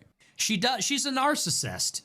I'm so over her little like tough guy act. She's always saying, "Don't mess with me. I'll release the video."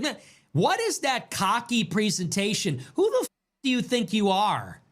First of all, you're a idiot. Okay. Second of all, you worked for the Jews for 10 years. Third of all, you're not that smart. She was just saying everything is the responsibility of Jews, and that's not what you're supposed to say. Not realizing that, of course, his audience wants that. They're anti-Semites, brother. It doesn't stem from a logical position. It's pure cope. That's what it is. So, of course, if someone is giving more of that same a higher dosage of cope, they're going to go to that. The two problems with low IQ anti-Semites is they know nothing about politics or even about Jews, so they retain all of their normally liberal ideological.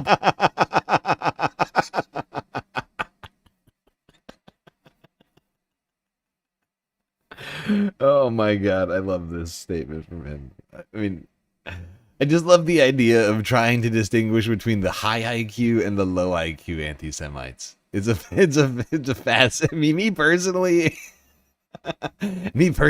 I would say all anti-Semites are low IQ, but no. Nick is here to distinguish between all of the anti-Semites, because as it turns out, apparently there are some very high IQ anti-Semites in there. Does that mean Nick is one of them? It's not clear. I guess you would assume he considers himself to be a high IQ anti-Semite, but that's. I think that's. And then they wind up being ideologically captured by the far left or Islamists because those groups actually have intellectual foundation to critique Israel and Jewish power. Or perhaps a better way to point this is, instead of being a low IQ anti-Semite, you can be a high IQ anti-Zionist and a high IQ anti-imperialist, which has a moral foundation and an ideological foundation and perhaps hundreds of years of academia behind it from unironically intelligent people who have poured a lot of thought into this. Okay. And that is the reason why people who are at least smart enough recognize that this like slamming, oh, Jews did this, Jews did that everything is usually maximum cope from the most WASP supremacist country on the planet, the United States of America. No matter how hard the average Christian Zionist behaves in the way that Nick Fuentes would call a goy cattle or whatever at the end of the day, it is the American overlords that are not Jewish, mind you. In many instances, plenty of them are Catholic, plenty of them are WASPs, okay, white Anglo-Saxon Protestants. There are some Christ, dude. Oh my God, goy cattle, really, dude. Nick is out of control. Honestly, I feel like we've heard way more from Nick in the recent months. You know, ever since the day that we started talking about Nick Fuentes is the same day that Charlie Kirk died, right? For the last 3 months or so. A little over that, actually, 3.5 months. Nick, we've been talking about Nick more than ever before. And the more that I know about this guy, the more that he confuses and fascinates me. It's a very strange man. Ones as well, okay? But they are doing this for capital. They're doing this at the behest of capital. Zionism, simply as an ideological foundation, is in line with America's imperial interests in the region. And also, it has been very helpful because it allows people to fall in line. In any case, the reason why I say it's cope at the end of the day is cope is because a lot of people don't want to see America as the big bad in this equation. A lot of people don't want to think that America actually doesn't have their best interests in mind, but instead they want to think that like our big beautiful Americans, if it wasn't for the international Jewry, organized Jewry, would actually be working at our behest. It must be the international Jewry that has allowed third world migration to come into the country. It must be international Jewry that has hypnotized and blinded the American Titans of industry into believing that we have to do these interventions at the behest of Israel. That is actually not about Israel at all, but just like a monolithic Jewish understanding of the world. It's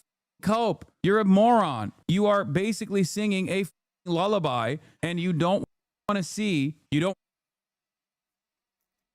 Oh man, I really wish the Arm Brown soundboard was working. Somehow the website went down. The website went down, so I have no access to the Arm Brown soundboard. But you are a moron. I need that right now, and I don't have it. It's so sad. You are a moron. See the reality, so you just cope and you misdirect and you keep saying Jew in the Alex Jonesian to bring back the famous Alex Jones clip. Like that's basically what you're doing. And if that's the only thing that you're presenting, okay, if that's the only thing you're presenting, then yeah, obviously people are gonna look for someone who takes it even one step further. Oh, I stubbed my toes because of the Jews, right? That's it. For a lot of these people, they don't want to recognize that like our leaders here in the United States of America love this. They do not give a fuck about death and destruction. All they want to do is colonial extraction. All they want to do is imperial extraction. All they want to do is improve their bottom line. They do not give a fuck about Americans, whether or not they are white, black, brown, Jewish, Polish, doesn't matter. As long as they... Yep. Well, there we go. Thank you, Hassan. Thank you. Without you, we would have no idea what's going on in the Groiperverse, and now feel at least slightly more in touch with what's happening over there. Even if it is incredibly disturbing.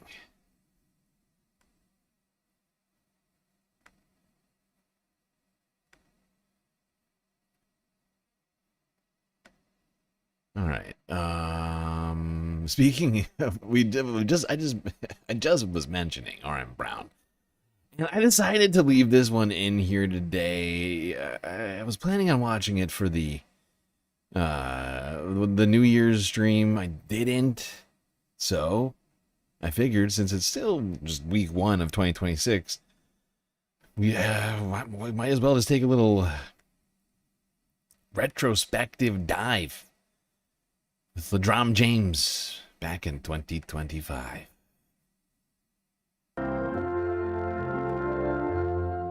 May all my enemies go to hell. We're live. Ooh, great. We're starting off the new year great. That's for sure. That's great, man.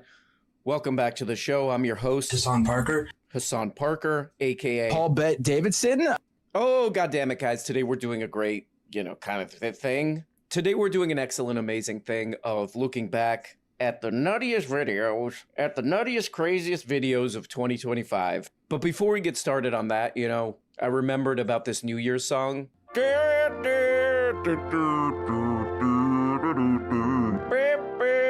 Cut your meat. Okay. All right. We got to look at some of the craziest moments of 2025. We can't watch them all. So I'm gonna try and get us to those crazy moments of 2025 as fast as possible. If not sooner.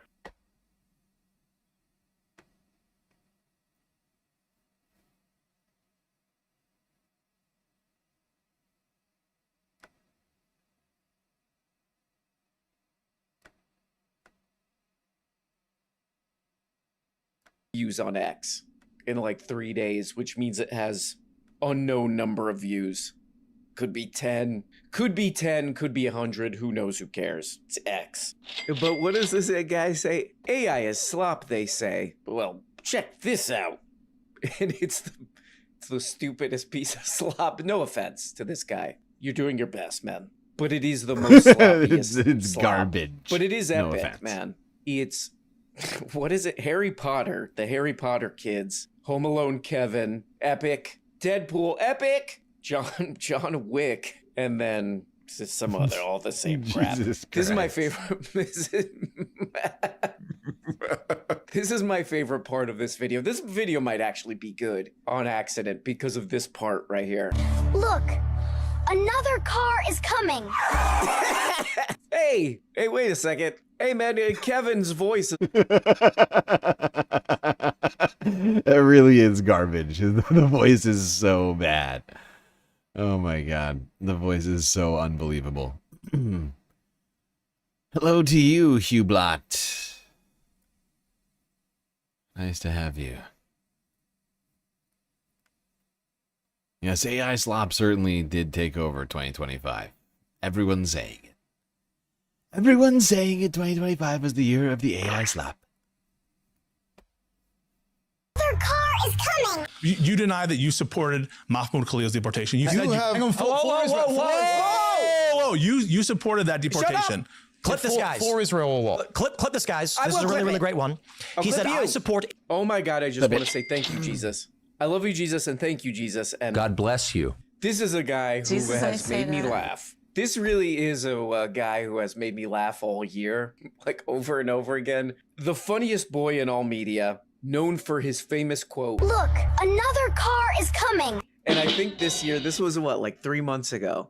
This is from 3 months ago. This might be one of the funniest things I've ever seen on the internet. I mean, this is a top moment. This is one of the top moments of 2025. One of the top moments of our culture, that's right. One guy, one time, gate. One guy, one time. One guy, one time. One of the funniest things I've ever seen. I mean, period. It's like, what the fuck are you talking Wait, no, about? you supported someone who's One guy, one time. One guy, one time. Because he was critical of Israel. That's why you did support that.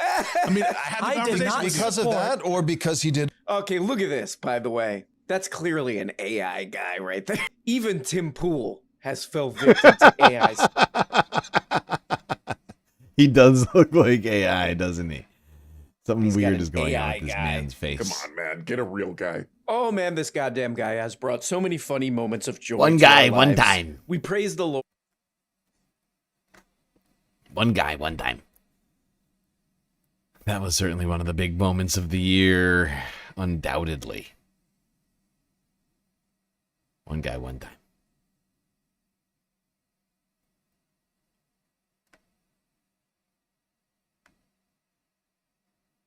Some of the greatest videos of the year. To you, we say, and.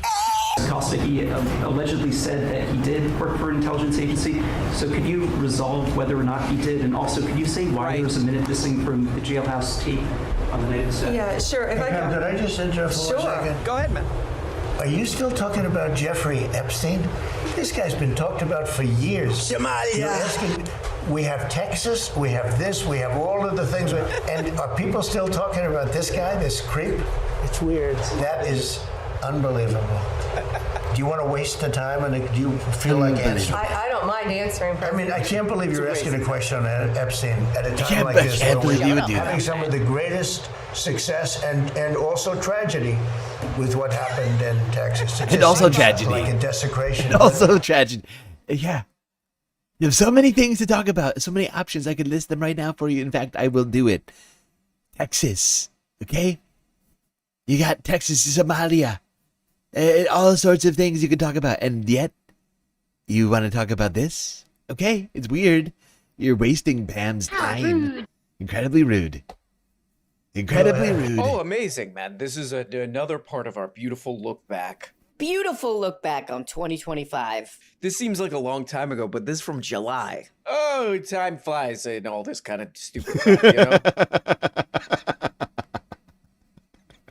Are you still talking Oh about my Jeffrey God. Epstein? Yep, it was July. It was just the summer. It was literally midsummer. Not that long ago. 6 months.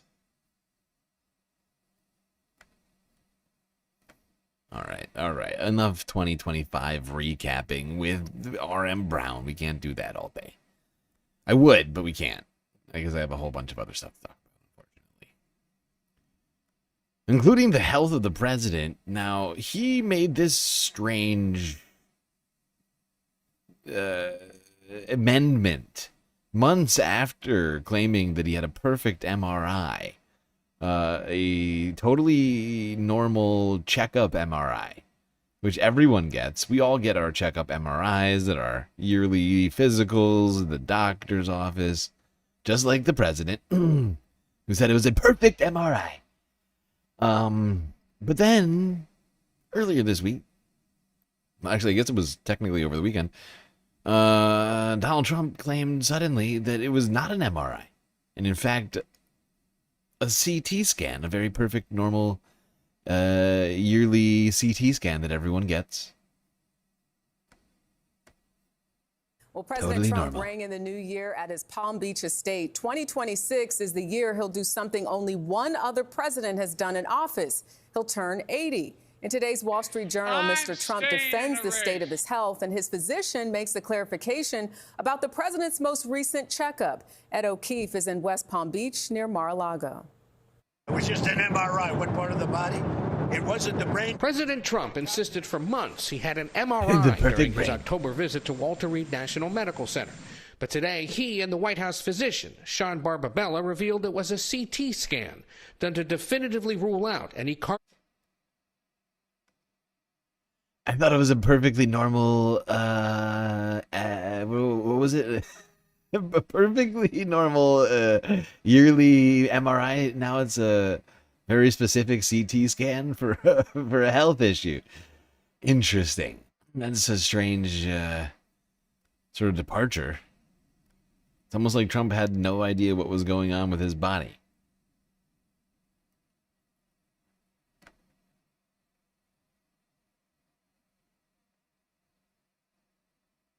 Donald Trump apparently had another. There was a story in the Wall Street Journal about how his health is failing. And he did an interview, and he talked a little bit about, you know, I did everything right. His health routine. If you recall, like, there was reporting that he doesn't like to exercise, and he told his college roommate this because he sees the body as a finite battery, and the more exercise you have, the more energy you lose over time. That is exactly the way that's the way I do it. Like the way you keep young by reserving your potential. Right. Never hitting your potential. That is important. Always keep some in reserve. Never do that. Keep some in reserve. But he also I've heard that. He also has said that he got tested again, another cognitive test.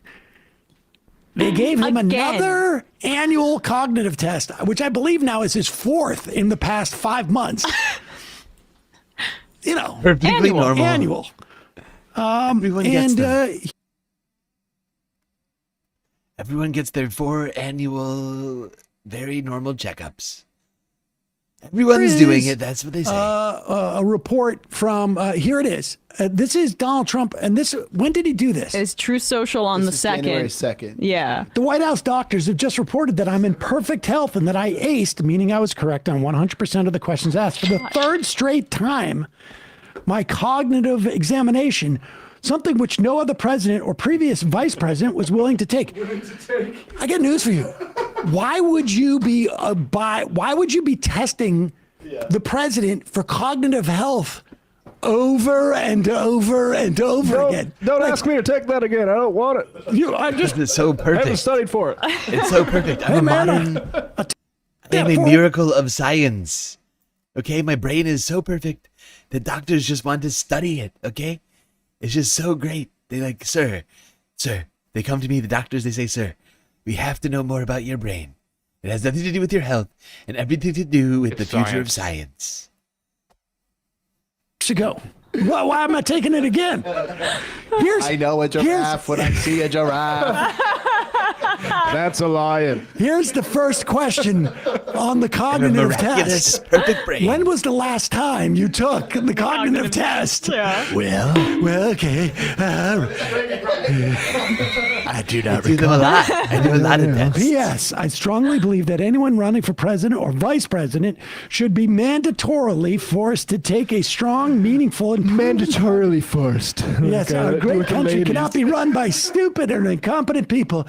President DJT. I've taken an annual cognitive test 4 times this year. 4 times I've taken my annual cognitive test. Here is a report. They brought somebody on from CNN. The Wall Street Journal talked about how Donald Trump said that despite, first off, they no longer, and I know this as someone who's like almost, 60 years old, they no longer prescribe, your doctor no longer prescribes baby aspirin as a prophylactic for heart attacks. They don't do that anymore unless you have like some things that may predispose you. And not gonna do it. Wouldn't be so prudent at it's this rare juncture. for that to be the case anymore.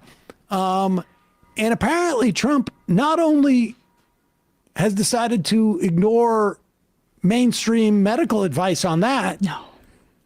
I'm going to actually take even more aspirin.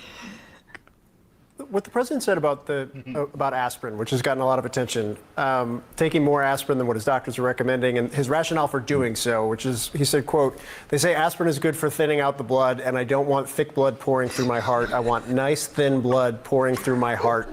Does that make sense? Does that make sense? Yeah, so that makes no sense. That actually makes nonsense. So first of all, when we use any kind of anticoagulant, medications to prevent clotting, those don't thin the blood. It's not like changing something from gumbo to chicken soup. It doesn't make it thinner. It makes you less likely to clot. And it used to be that we would treat a lot of people with aspirin therapy to prevent heart attacks. But we've learned in recent years that particularly people over the age of 70, not only is there no benefit in terms of just primary prevention, trying to prevent a cardiac event by giving them aspirin, that there can be hazard. And the hazard can be bleeding, significant. I like nice thin blood. Okay, nobody wants thick blood going through their heart. Gross. Okay, I want it to be thin. Glorious and thin. Make America's blood thin again.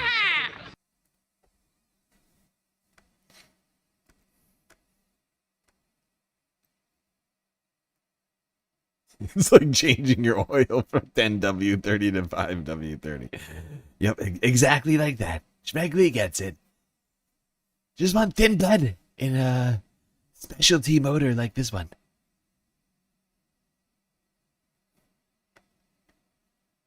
Now, while the president of the United States has been taking an unrecommended high dose of aspirin to get nice thin blood, the Health and Human Services has decided to change its recommendations on vaccine policy.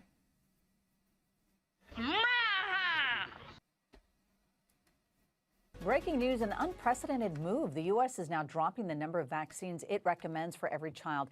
Some of the vaccines that are no longer universally recommended include RSV, flu, COVID, as well as the hepatitis and meningococcal vaccines. According to the new schedule, vaccines are now split into 3 categories: vaccines for all children, vaccines for high-risk groups, and vaccines based on shared clinical decision-making. We will, of course, continue to follow this story today as reality. Oh, well, there you go. It was ABC 7 from yesterday. And actually, the Majority Report had a guest on talking about this for the stream today, if I recall correctly. And it's just bad. It's just bad for society. Bad for kids. Bad for the future.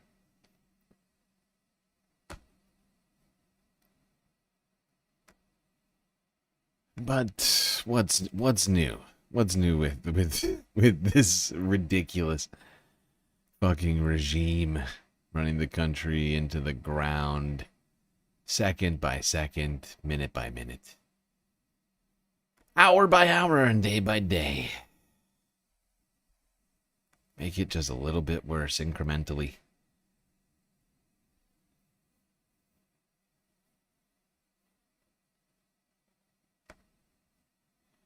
Okay. All right, we're gonna move on from the health talk. And let's go here real quickly.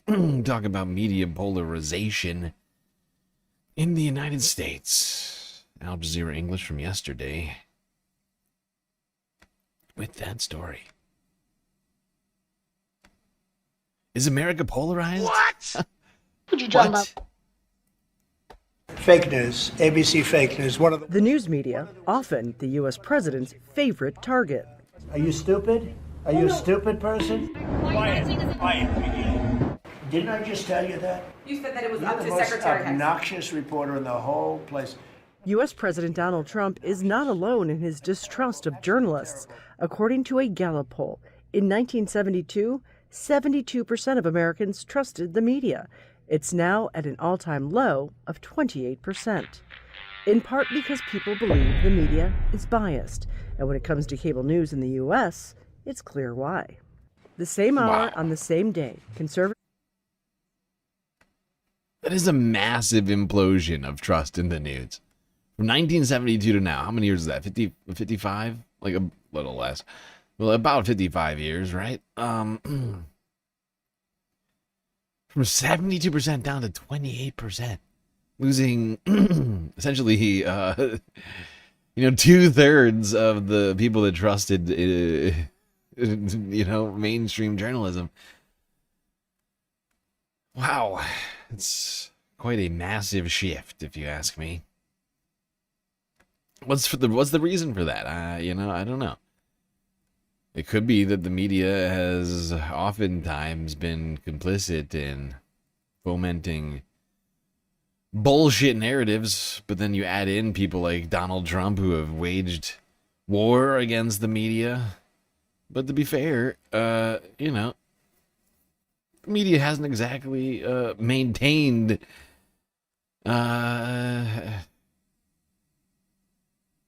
level of credibility that would cause people to trust them. I think that's the problem. They've lost credibility. They focus more on entertainment and with, repeating talking points from the White House. Honestly, at this point, regardless of who's in office, they just sort of parrot whatever the White House says. Somebody's feeding like a cat. Thank you for getting this one. Puppy treats. Very, very much appreciated. Now, one group of people who certainly haven't helped with media trust, whether it's with consolidation or otherwise, it is tech leaders. I mean, you got Larry Ellison this year buying up as many media organizations as he can get his hands on.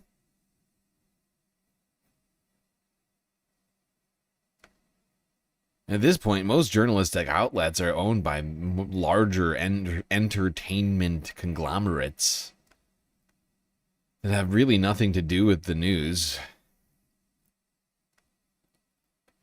Now, in California, tech billionaires are, well, they're being repressed.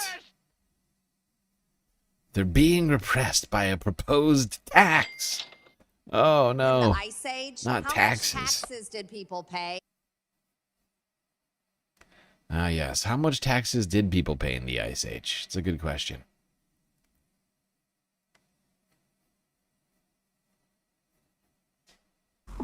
Welcome back. In California, a proposed ballot measure that would tax the wealthiest people in that state sparked some pretty intense backlash from a place that is rich in cash. We're talking about Silicon Valley. Supporters say the policy could generate billions of dollars and make up for an anticipated budget shortfall in the California healthcare system. However, big tech leaders and billionaires slammed the proposal, arguing it will drive entrepreneurs to just leave California. So let's talk about it live to CBS News senior business and technology correspondent Joel.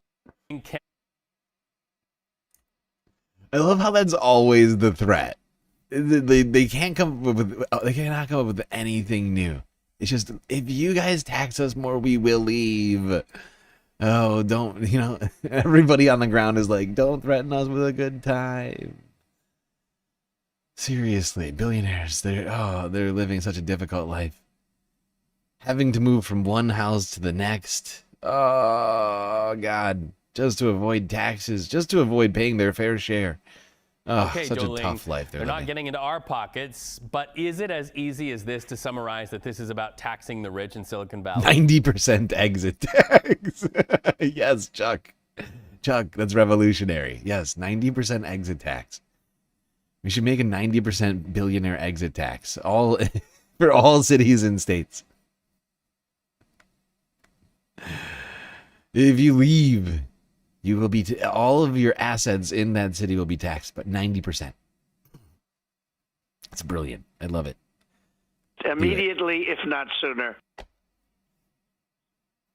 Anyways, billionaires are crying. Oh, crying and crying over this proposed billionaire tax. Hasn't even been implemented yet. Hasn't even been voted on yet. But they're upset. In great haste. They are already very upset over just the possibility of having to pay more taxes. What'll be fascinating is if everybody, if they try and leave, does that, just imagine this for a second. Silicon Valley, right? Obviously that's in California. So will they leave and then just hope that all the employees follow them? Because they've also been doing like the back to the office thing. Like they've been trying to say, oh, we got to stop doing the remote work thing. Everybody's got to get back to the office. Amazon and all these other companies have been doing it. Are they all gonna move? Are the employees gonna want to move to Texas or wherever, Florida? I wonder. I wonder if the billionaires will hit up against any resistance on, hundreds of thousands of people having to upend their lives and follow them wherever they want to go. Or I guess they'll have to just commute in all the time, It'll be complicated because you can't live in California for more than 50% of the year or you'll be taxed. It'll be a real fine dance they'll have to weave in and out of states to avoid the taxes.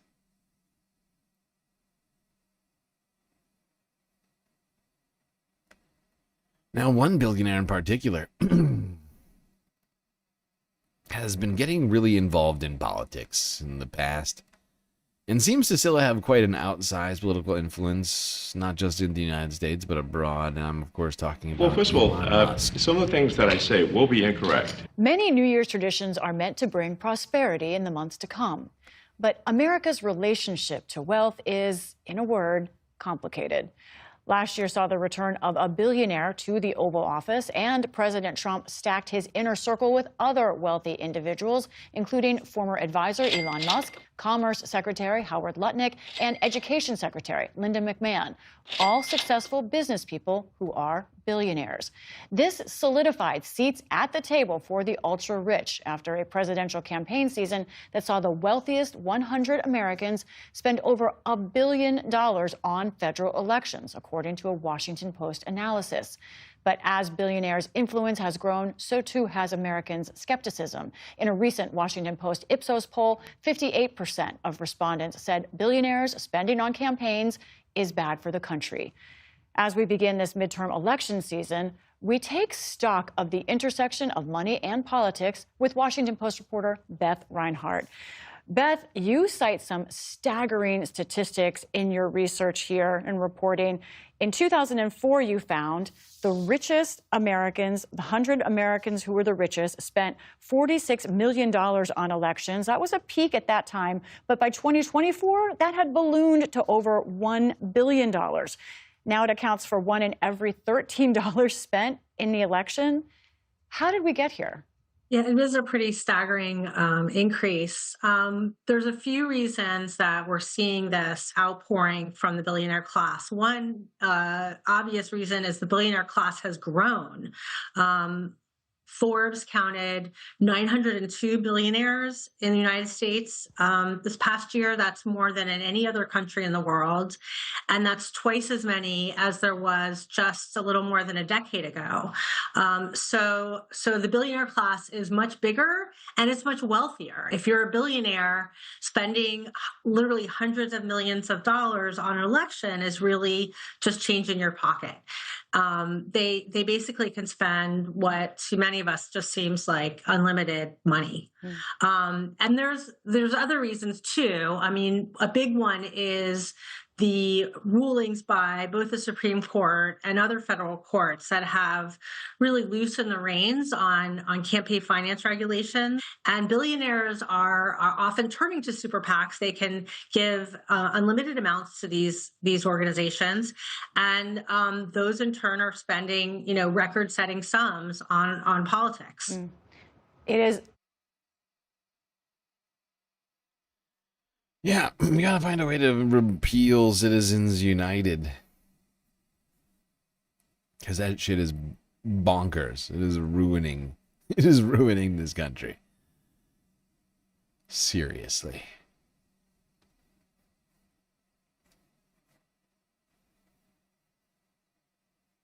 Linda McMahon thought AI was A1. I remember that. That was hilarious. She really did. She thought it was called A1. She said it multiple times. It wasn't like a singular mistake. She said it like multiple times during a hearing. It was very strange. She's a very stupid woman who should not be in charge of education. She's a woman with almost zero, like, redeemable qualities who is somehow just miraculously a billionaire. Let's talk about one of your favorite subjects, not so favorite subjects, Elon Musk. Because you were saying at the very beginning of the Trump administration, according to Susie Wild. Yeah, she said she's not really sure now. But at the beginning of the administration, when he was jumping into Doge, you said this isn't going to last, and of course you were right. Yeah. Listen to what he said about his experience last month. Would you do Doge again, knowing what you know now? I mean, the thing is, like, I think instead of doing Doge, I would have basically built, worked on my companies essentially. So, and the cars they wouldn't have been burning the cars. What does that tell you? Well, that's a no, I guess. They're burning the cars is hardly the problem Tesla has, although the stock is at an all-time high, I think, this week. But it's a meme stock at this point. But, the car business has fallen off for people don't like Elon Musk. And also, he doesn't like to say it, but he hasn't done much innovation. The only thing he's done is the Cybertruck, which is repellent to consumers. So he really didn't focus on doing, and China's making all these fantastic. Yeah. Honestly, these are two of my least favorite ladies in media. Kara Swisher, she's popped up ever since Elon Musk. Really, I feel like I had not heard from Kara Swisher in so long. And then, she started popping up on places like CNN after Elon Musk got in government. Let's never forget, Kara Swisher has been a tech journalist for a super long time. Had plenty of time to go after Elon Musk in the past. And she's really been sort of one of the champions of Silicon Valley for a very long time. Never really questioned, I don't think she's ever questioned the existence of billionaires or of just outsized power in the tech industry. And she's just sort of, I'm kind of sick of her takes. I'm not going to lie. I figured we'd just throw this in here while we're talking Elon Musk. Kara Swisher does not think history will treat Elon very well. Great, Kara. Thank you. All right, let's go here now. Talk about how the planet is currently treating Elon. Well, specifically Elon's car company, Tesla. Because apparently, as of a few days ago, Tesla is no longer the world's best-selling electric vehicle maker. Sales imploding. People no longer want to put a Tesla in their garage, in their driveway, wherever it is they park their car.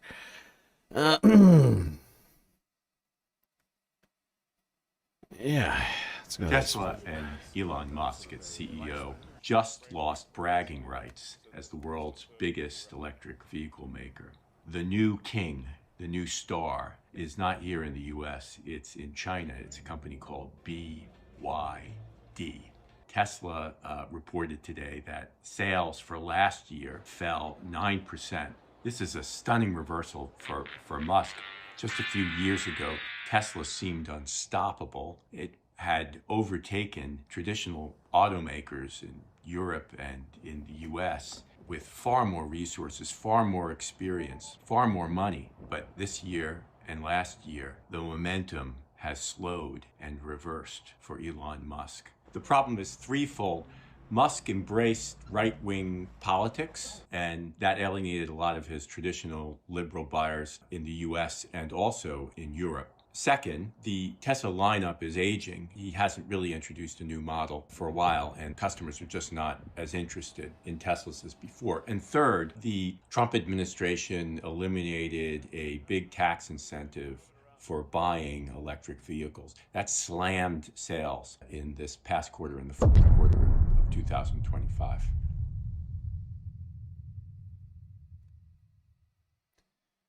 Woof. Poor Elon. Tesla really struggling as of late. He's also, one thing they didn't mention in there was the problem in Canada that he had. Well, it wasn't really a problem so much as a crime, where Tesla was faking sales numbers to take advantage of Canadian tax credits for EVs. a green energy subsidy, which was basically just being manipulated by Tesla. At least that's the allegations. And they are asking for the money back.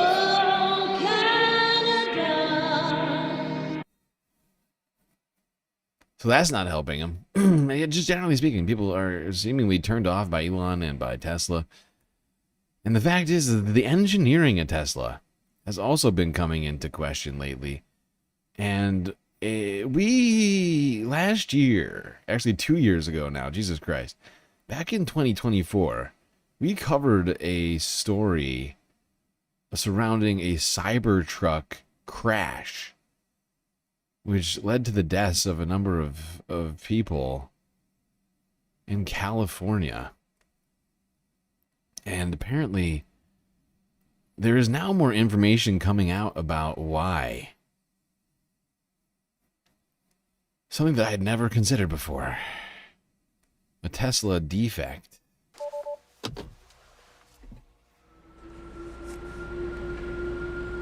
Really, it's not even a defect. I should take this back. It's not a defect. It's not something functioning in a way unintended. It's poor design. It's a design flaw. A defect would suggest something wrong with the manufacturing process. No, it's the engineering.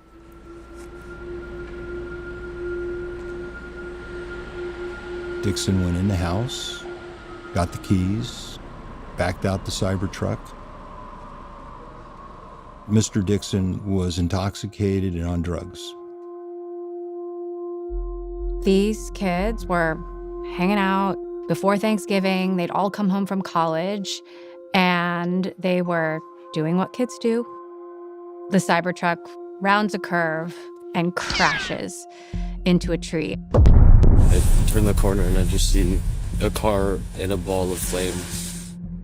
A friend of theirs tries to push the buttons to open the passenger side door, both for the front passenger and the back passenger. Nothing happens.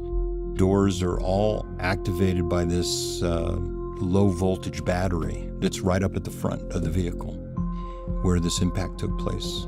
This vehicle is designed where there is no exterior handle, and on the interior, there's no handle of a normal nature. It's not only that, these kids can't get out from the inside. This person who is there to save them can't get in from the outside. So he picks up a branch, and after hitting it probably over a dozen times, it finally cracks and breaks. Broke the front and back windows on the passenger side, and I pulled the front passenger out. The friend goes in to try to get Krista, and she reaches her arm out, and he grabs her arm, but she pulls back because the fire is just so hot. And so he goes to the back door and tries to get to her from the back side. It was too much fire and airbags, and I couldn't get to the rest of them. A lawsuit has been filed over the deadly Cybertruck crash in Piedmont last November. Seren Dixon, 19, Jack Nelson, 20, and Krista Sukahara, 19, all died. While the police report doesn't include any conclusions about whether the doors played a part in the aftermath of the crash, the Sukahara family has sued Tesla. In the lawsuit, they allege Tesla's design choices created a highly foreseeable risk that rear seat occupants who survived a crash would nevertheless remain trapped when the vehicle caught fire.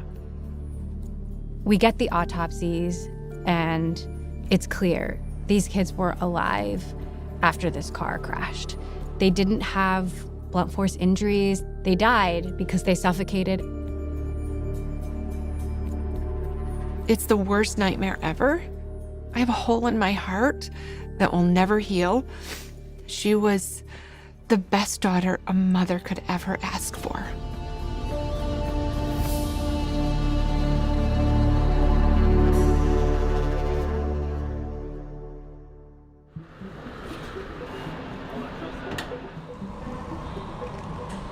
Tesla for years has built its reputation on being a cool, safe, good-looking car maker.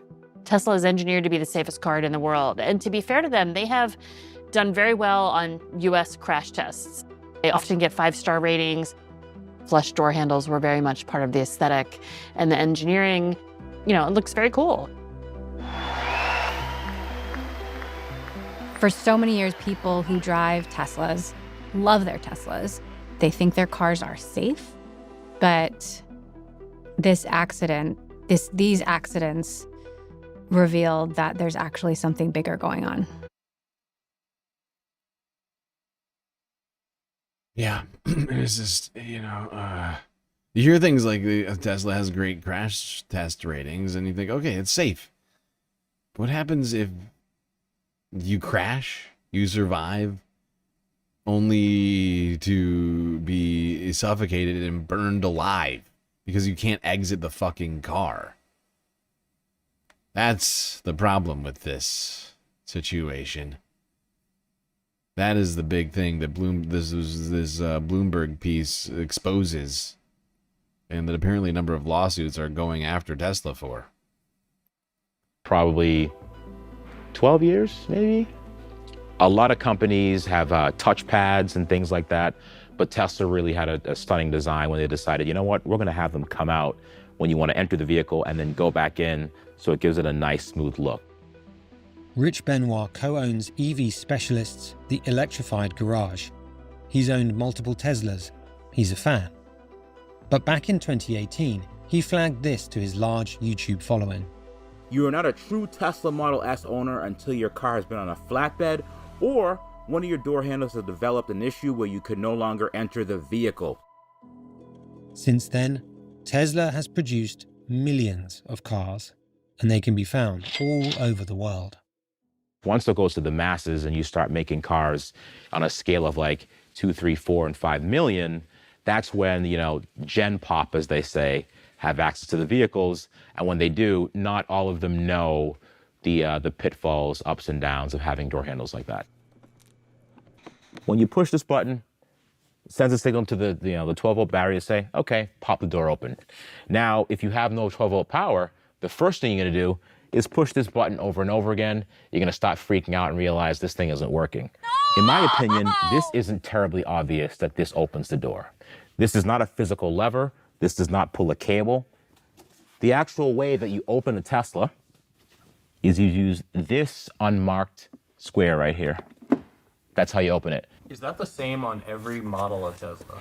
It is not the same. What if you're in the backseat? Now, the backseat is the scary part. So, Jesus Christ, that's not the scary part. I cannot believe this is such bad engineering, such terrible fucking engineering. It's not even standard on their cars. It changes from car to car, and they go through it. They're like hidden. It's like some of these fucking release handles are in such bad spots.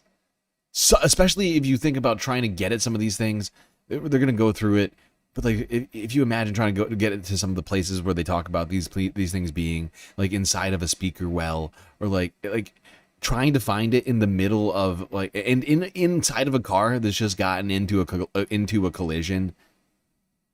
If you're injured or if the car is on fire, I cannot imagine trying to fucking figure that out if you were not already familiar with the particular model of Tesla that you happen to be driving in, and still then I think it's probably not enough. They're by the handle. In the back seats, they might be under the rug or behind a speaker grill or behind the trim on the door. Or I actually found one in a Model Y. It was in the door pocket under a plastic flap. A lot of Tesla owners themselves don't have these manual release. Nobody. Yeah. Think about that. You are in a friend's Tesla. You get into a crash. It's on fire. And you have to find that underneath a sticker, under a piece of molding, essentially. Like a piece of like decorative. You have to take apart your friend's car or whomever's car, Uber, whatever it is, to find that. Oh my God, you've got to be shitting me. Fuck off. It is terrible. Unfortunately, the legislation that around these particular aspects of safety were written before the existence of electric vehicles. So there was no electric handles. Every handle that was on every car in manufacturing at the time that the safety standards were updated, they were all physical handles that pulled a lever and opened a latch somewhere. But that's not the case anymore. We don't have proper regulations on these EVs yet. God, we are our fucking, our government really needs to catch up to the 21st century already. I mean, shit, we're a quarter way into The it already. Sukahara family's lawyers allege an expert inspection of the vehicle concluded there was nothing physically or mechanically keeping the door from opening. Had the door open, Krista would have been able to be extracted, whether on her own power or by Mr. Reardon, who's there, has already saved Mr. Miller. Tesla has said its vehicles meet or exceed all applicable safety standards. In response to a lawsuit by the family of Jack Nelson, who died alongside Krista Sukahara in the Piedmont crash, the company said it shouldn't be held responsible for the accident or its result, citing among almost 24 defenses the conduct of others. A toxicology report showed that Soren Dixon, the driver of the Cybertruck, who also died in the crash, had a blood alcohol level that exceeded the legal limit. I love how for Tesla, it's everyone else's fault. It's not their fault. They're not at fault that people couldn't escape their vehicle. No. Well, first of all, some of the things that I say will be incorrect.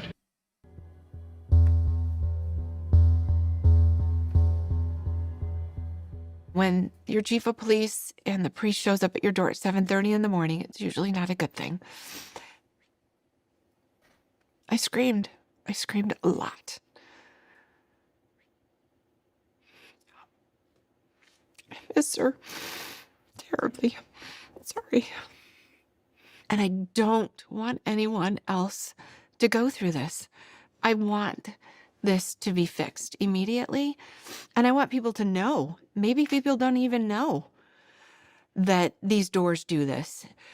I didn't know there's like some secret like latch or whatever to release the doors. Who would know that? Who would know that? Why would you need to do that in a vehicle? Come on! You should be able to open the door and get out if something happens. And that is why I want to do this today. I want people to know, to be safe in what if they are driving this vehicle, what could happen. I think they need to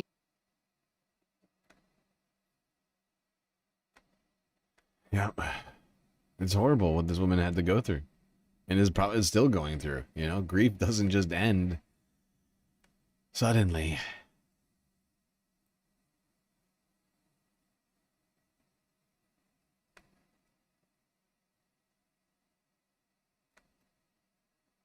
But apparently, this particular accident is not the only incident that this has occurred.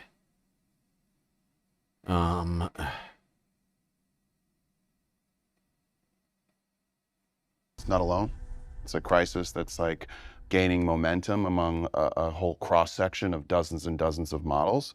The summaries among these complaints are haunting, and they echo a lot of the original reporting from the Tesla story. What other automakers are people complaining about? The ID4 was among sort of the bigger complaints. Rivian, Fisker Oceans proved to be problematic. High-end vehicles.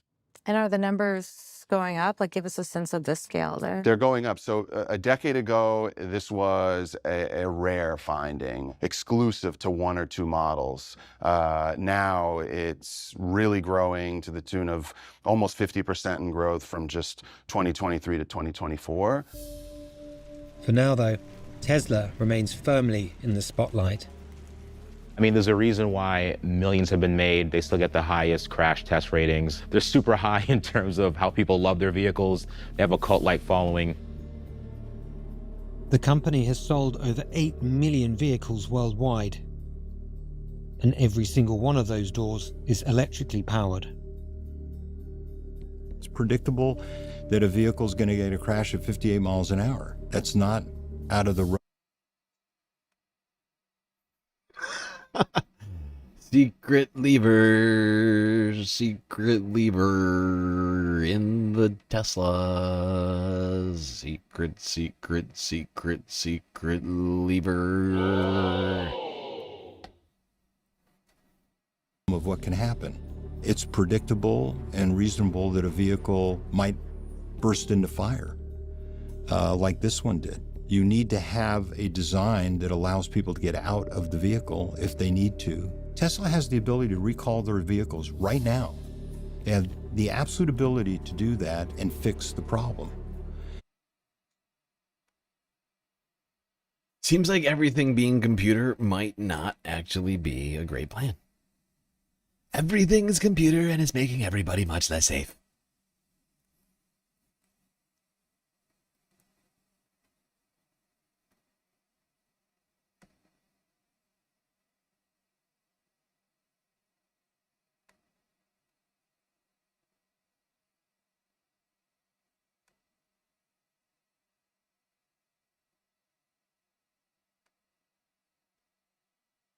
Well, let's see here. We'll do one last Elon clip before we end the half. We're almost 3 hours in, folks. I know, it's crazy. It's crazy. But Elon not only wants us to continue using his unsafe vehicles, death traps, he also wants to put,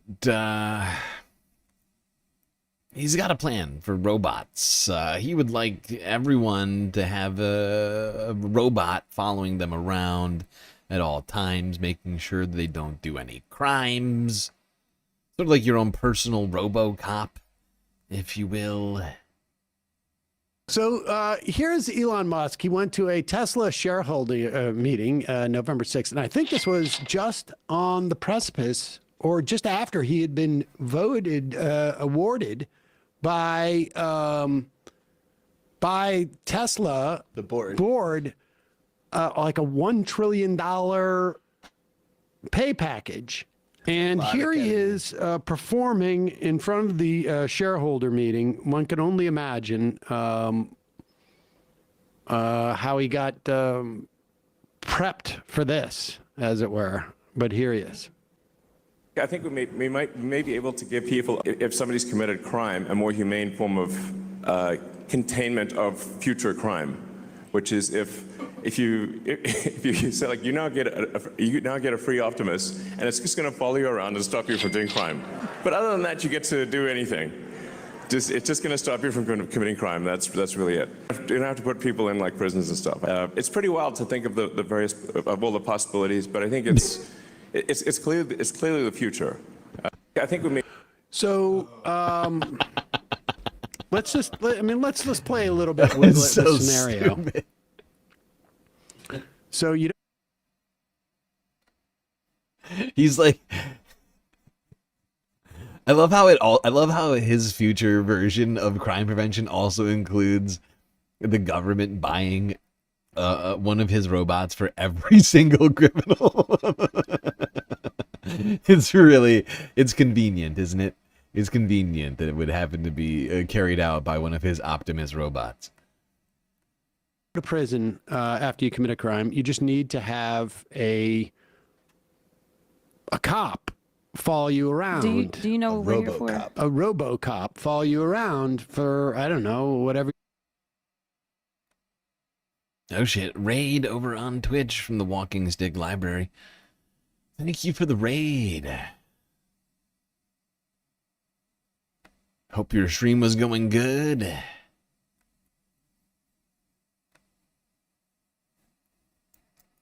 Have a cop follow you around. A RoboCop. A RoboCop follow you around for, I don't know, whatever your sentence is, right? Like 10 years. That can somehow tell when you're doing a crime. That's going to assess when you're doing a crime. And intervene. What's it going to do? Intervene. it's gonna get in there. Stop crime. Stop crime.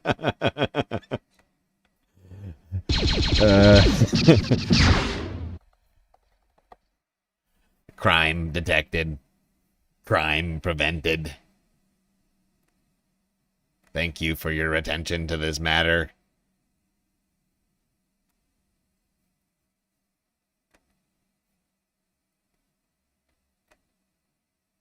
All right, everybody. We still got a hell of a lot for us to talk about here tonight.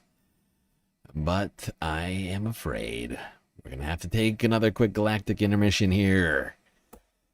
But we'll be right back after these brief messages, of course.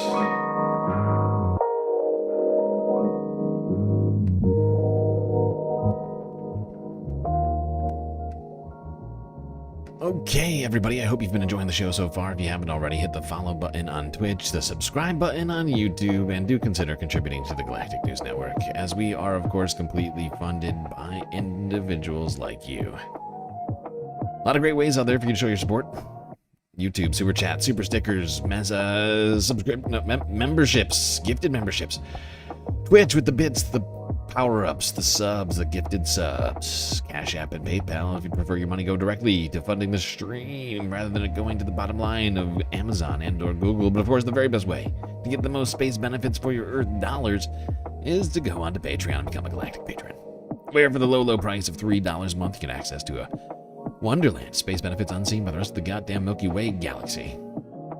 And just a reminder to everybody, we've got 1 hour left on the galactic content goal.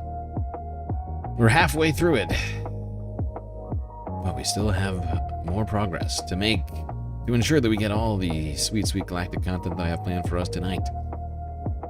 All right, everybody, enjoy the break. Grab yourselves a drink, maybe a snack, and I will be right back.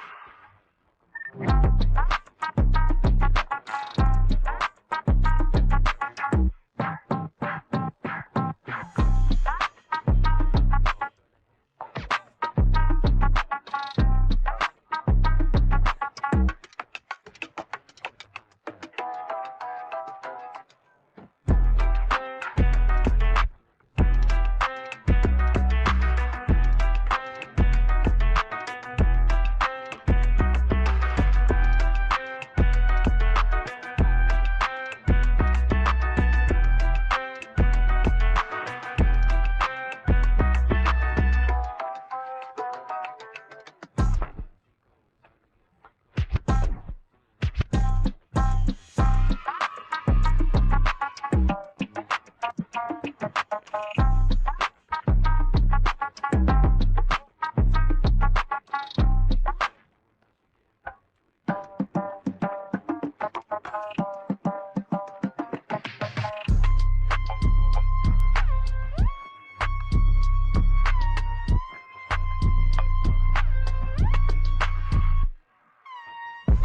a person was shot, doors from my...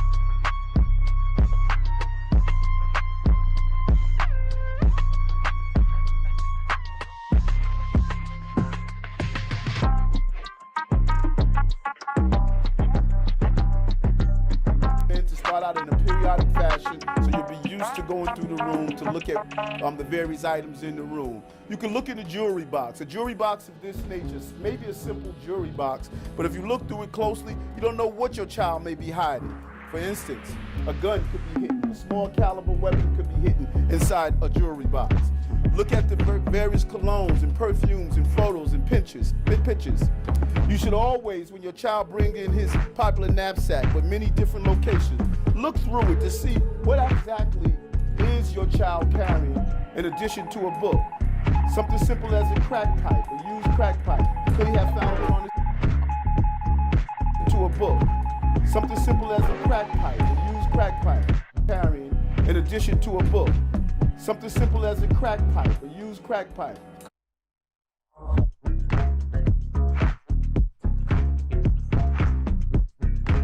All right, everybody. We are back. That's right, that sound in your ears is intended to alert you to the fact that the third half of the stream is about to begin. So, I would recommend getting your butts back in your seats, otherwise you are going to miss it. In addition to a book, something simple as a crack pipe, a used crack pipe.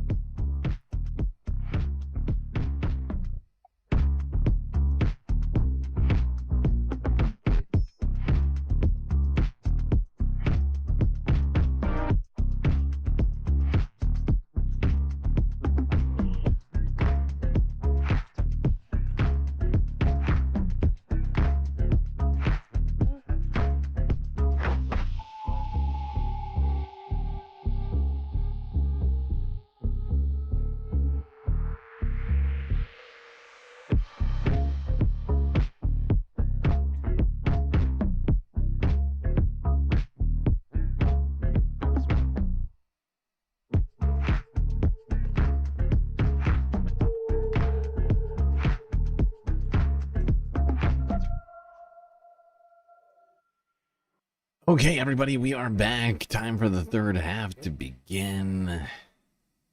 Something as simple as a crack pipe. A used crack pipe.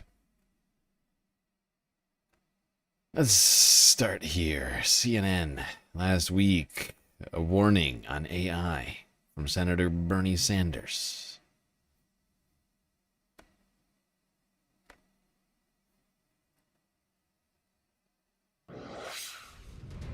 Welcome back. The rise of artificial intelligence, or AI, is sparking fears that AI could put millions of Americans out of work.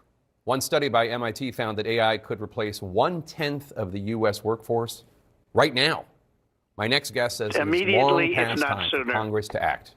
Joining us now, Independent Senator Bernie Sanders of Vermont. Senator, you are not known for mincing words on any subject, and you certainly haven't minced them about what you call the unprecedented threats posed by AI. What are you most specifically fearful of? Fearful of what, Jake? This is the most consequential technology in the history of humanity. It will transform our country. It will transform the world. And we have not had in Congress, in the media, and I'm glad you're doing this show, or among the American people, the kind of discussion that we need. Some examples. First of all, who is pushing this revolution in technology? It is the richest people in the world. Elon Musk, Zuckerberg, Bezos, Peter Thiel. Multi-billionaires are pouring hundreds of billions of dollars into implementing and developing this technology. What is their motive? Do you think they're staying up nights worrying about working people and how this technology will impact those people? They are not. They are doing it to get richer and even more powerful. That's issue number one. Who is pushing this technology What does that mean for all of us? Number two, economically. This is what Elon Musk, putting hundreds of billions of dollars into the technology, says, quote, AI and robots will replace all jobs. Working will be optional, end quote. Bill Gates, hundreds of billions of dollars into this technology, quote, humans won't be needed for most things. I feel like when he says working will be optional, he doesn't necessarily mean everyone. He just means for people like himself. I mean, for whom really working is already pretty optional when you think about it. And, you know, the rest of us will be left to fight over the scraps because, of course, they are not at all interested in setting up a social safety net for everyone that's actually, you know, conducive to human existence. They really just don't seem to care at all. You know, they'll think about that later. And that's not just me saying it. The CEO of Anthropic said it last year at a conference. Is going to happen again here soon one day. But this is the future that they're pushing us in the direction of, and they're not at all interested in making the world a fairer place until they have all of the power. Well, I got a simple question. If there are no jobs and humans won't be needed for most things, how do people get an income to feed their families, to get health care, or to pay the rent? There's not been one serious word of discussion in the Congress about that reality. Issue number three. Studies out there tell us what we all know to be true. Young people now are spending an enormous amount of time with AI. There are kids who are now getting most of their emotional support from AI. Yeah. If this trend continues, what does it mean over the years when people are not getting their support, their interaction from other human beings, but from a machine? What does that mean to humanity? And maybe last but not least, I did a symposium at Georgetown with Jeffrey Hinton, who is considered to be the godfather, Nobel Prize winner of AI. He thinks that AI is soon going to be smarter than human beings. So the science fiction fear of AI running the world is not quite so outrageous. And honestly, I think that the statement about one day it'll be smarter than human beings is perhaps not descriptive enough of the situation that we're in right now. Because from my estimation, AI is already smarter than human beings on some levels. Not all. We know that there's plenty of flaws with AI. But in terms of its ability to mass produce, as well as mass synthesize. The mass synthesizing thing for me, I think I noticed that the most because I feel like that's partly my job is to synthesize information for an audience, is to, like, you know, do research, you know, go through all of the news of the day, of the week, and try and put it into one show or whatever.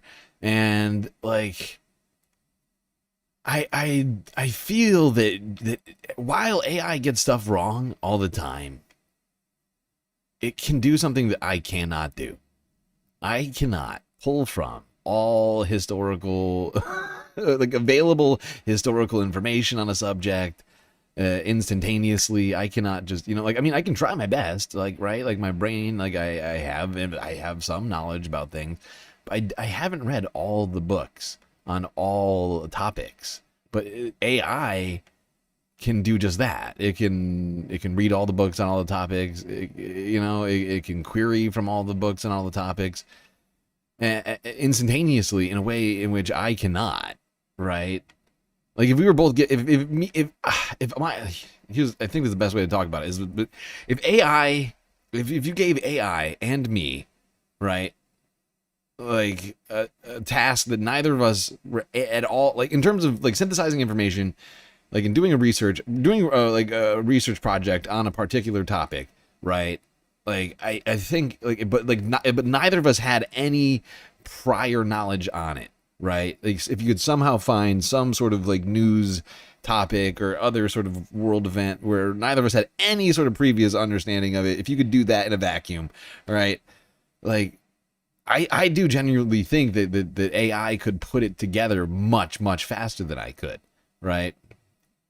Like that research project would take me a whole bunch of time.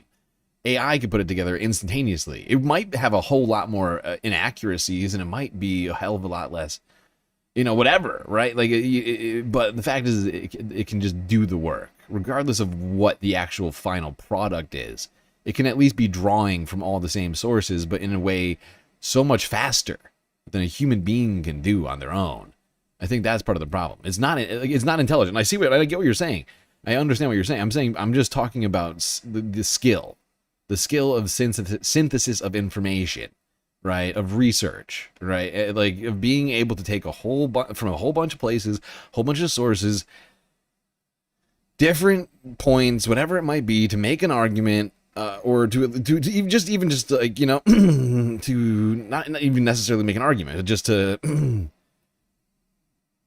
to describe like an event, right? Like, I just think that they could absolutely do it much faster. Of course, it will probably make mistakes, and it will probably make judgments that I would not. But you see what I'm saying, right? Like that especially for like big corporations, who cares, right? For the end user, perhaps. I mean, myself, I don't know if everybody remembers this, but way back, I think it was like early 2024, I accidentally updated my phone. It might have even been as far back as 2023 now. Whenever it was. Actually, no, it would have been 2024, because that's when we started the show. Sorry, it's 2026 right now. My brain just broke. But like, I updated my phone, and all of a sudden my Google search started showing AI search results at the top after I updated my phone. I lost my mind. I tried to like do a whole bunch of things to rectify it, and never did. I've just had to learn to go around it because I can't trust the AI results, but it's making its way into our lives, whether or not we're asking for it. In fact, I vehemently asked not for it. I went so far as to literally like email and attempt to like reach out to multiple companies about this. Never did that do anything, unfortunately. Nope, I still have the AI search results. Still haven't been able to take it out of my browser yet. I'm sure there's going to be a way one day to do it, but I can't figure it out. I'll probably have to, like, I don't know. Whatever. All right. While we're talking AI, we may as well do this. Let's go here.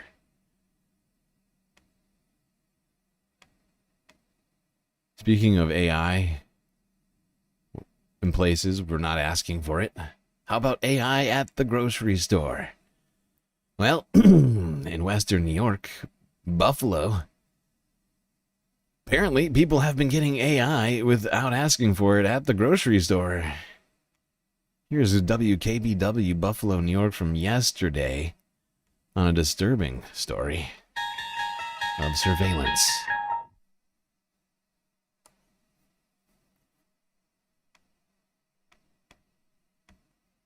And good evening. This sign at a Wegmans in New York City is a warning for customers that their biometric data is being collected while shopping, and it is raising privacy concerns here. Wegmans confirming to 7 News that the company is using the tech at certain, quote, higher risk locations, but the company won't say which stores those are or what makes them at an elevated risk. So what does this all mean, and should you be concerned about your privacy? Tonight we're hearing from Wegmans, a competitor, and an expert on all of this. Our 7 News reporter Giovanni Ligi starting us off tonight. Walking into Wegmans before even grabbing a cart, your face could already be scanned and entered into a security system. At some Wegmans stores, signs posted at the door warn customers their biometric data may be collected while shopping. Wegmans confirms it's using facial recognition technology at what it calls higher risk stores, but the company won't say which stores are considered high risk or what makes them higher risk. Okay, hold on. I don't feel like watching this whole thing. I'm just gonna go straight to the end of this, right around here, I think. Not fingerprint data, it's facial data. and it's used for safety purposes. But privacy advocates and lawmakers say that safety comes with trade-offs, I feel including safe. where and how the software I feel so is safe used. We don't. Honestly, I feel much. I'm obviously being sarcastic. This makes me feel much less safe. Thinking about it, just now. I mean, I've known about the security cameras in places this whole time. You know, of course, we see security cameras in stores all the time. But to think that they are reading biometric data on us and creating like profiles, that much is disturbing. They're using AI to that is just like to try and figure out who you are, to like scrape the web, it's all bad. All bad. Those laws where I live, I'm assuming most places in New York State where Wegmans operates does not have disclosure laws where they have to post the notice on the door saying what they're doing in terms of collecting biometric data. Now, there you go. So that's a fascinating point from this legislator, this Monroe County legislator here. In this area of the country, there's some decent privacy laws that allowed for this to become public. They were forced to make it known to their customers on their doors. Not all municipalities and whatever else may have those laws. So this may be operating in all sorts of places, even where the signs may not, where there may be no signs, because they may not, in fact, be mandated to put signs up or to notify you at all of this fact. But that is disturbing. And the other thing that they went into during this story is the fact that they're keeping all the data on servers somewhere, right? And I think some of it might be cloud. I think they might be using the cloud.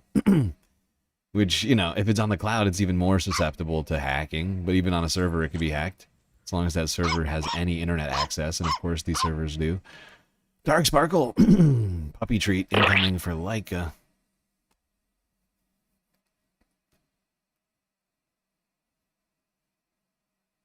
But that's not what people want. You don't want to go to the grocery store. You know, you get some bread. You know, bread and milk. And some invasive facial scanning. And, you know, a little bit of logging of every single activity that you do on the premises. And and maybe Wegmans will sell that data to, you know, a third party. Nothing's stopping them. You're on private property. Nothing's stopping them unless people raise hell and demand that they stop doing it. Or I guess the law.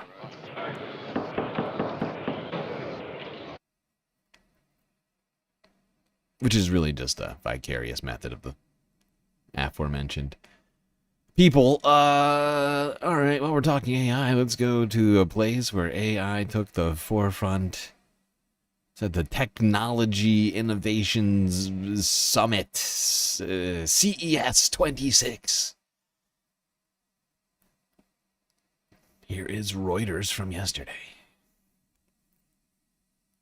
From robotics to pocket pets, AI agents, that's autonomous software systems that use artificial intelligence, are central to many tech innovations at CES 2026. Wow, that's cool. First-time exhibitor X-Origin AI has brought along its educational companion, Yonbot, which teaches children how to use AI prompts. Here's Vice President Sylvia Fan. Yonbot will lead kids into an AI magic world, and the kids will, it's kind of can be immersive. Zerath is presenting a compact, lightweight humanoid robot that uses different AI software systems for different needs. As founder and CEO Renji Guo explains. For example, for the elder people, you can download the agent to write the autobiography. For example, you talk with them more and more, and the AI will structure it and to have your own autobiography. Also on display is Suicar's AI pocket pet. That's helpful. Hopefully, you know, hopefully you don't have any sensitive I mean, oh my God. I mean, all this AI stuff I'm fairly certain is very much like cloud connected. Why not tell AI everything about yourself so that it can write a biography for you? That sounds like a good idea. And of course, that other that other person at that booth before that clip was saying that they were doing everything they can to teach children how to prompt AI better. How great. Yes, we have to get the children to learn how to prompt better. There's a life skill. There's a life skill you don't want to lose out on. Bad prompting. Oh, God, can't even imagine a future with bad prompters. I mean, we have a literacy problem in the United States. We have kids who literally can't read. I don't think we need to worry about how well they prompt AI. It seems sort of last. You know, am I the only person that feels that's not really structuring our priorities badly with that one? Like, has anybody seen the latest like literacy rates of graduating high schoolers? It's bad. I'm just like high schoolers generally speaking. It's even worse, of course.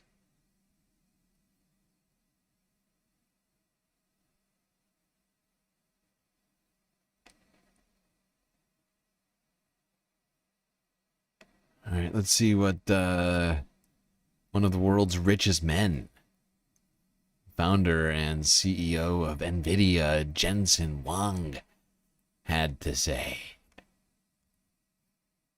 No, we're not going to watch this whole goddamn speech. I do not have it in me. We open source all the models. We help you make derivatives from them. We have a whole suite of libraries. We call the NEMO libraries, physics NEMO libraries, and the Clara NEMO libraries, each bio NEMO libraries. Each one of these libraries are life cycle management systems of AIs, so that you could process the data, you could generate data, you could train the model, you could create the model, evaluate the model, guardrail the model, all the way to deploying the model. Okay, that's really all I wanted. Like the first 10 seconds of this is good enough.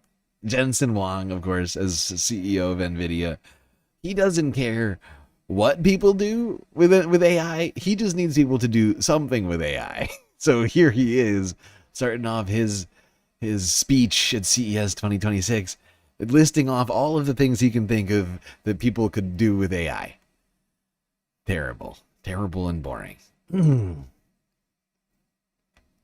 But, you know, NVIDIA, if you're not familiar, are basically the people who power the AI revolution, if you will. They're the guys who make all the chips. Not all of them, but many of the chips. Most of the most high-powered AI chips in existence right now are being made by NVIDIA. And so, like I said, they don't need you to do anything particular. They don't need anything specifically done with AI. They just need AI to be the thing of the future. Otherwise, they won't be the most valuable company on the planet. Right? NVIDIA somehow has become literally the most valuable company on the planet without really having done much other than help fuel a bubble. $5 trillion. That's what NVIDIA's worth. Although there's been a lot of speculation and concern over some of the strange manipulations that NVIDIA has been getting into as of late. With regards, to like their deal with AI, with OpenAI and with Larry Ellison's Oracle. There's been some very incestuous looking deals. Some are suggesting this is sort of the thing that you would expect in a bubble.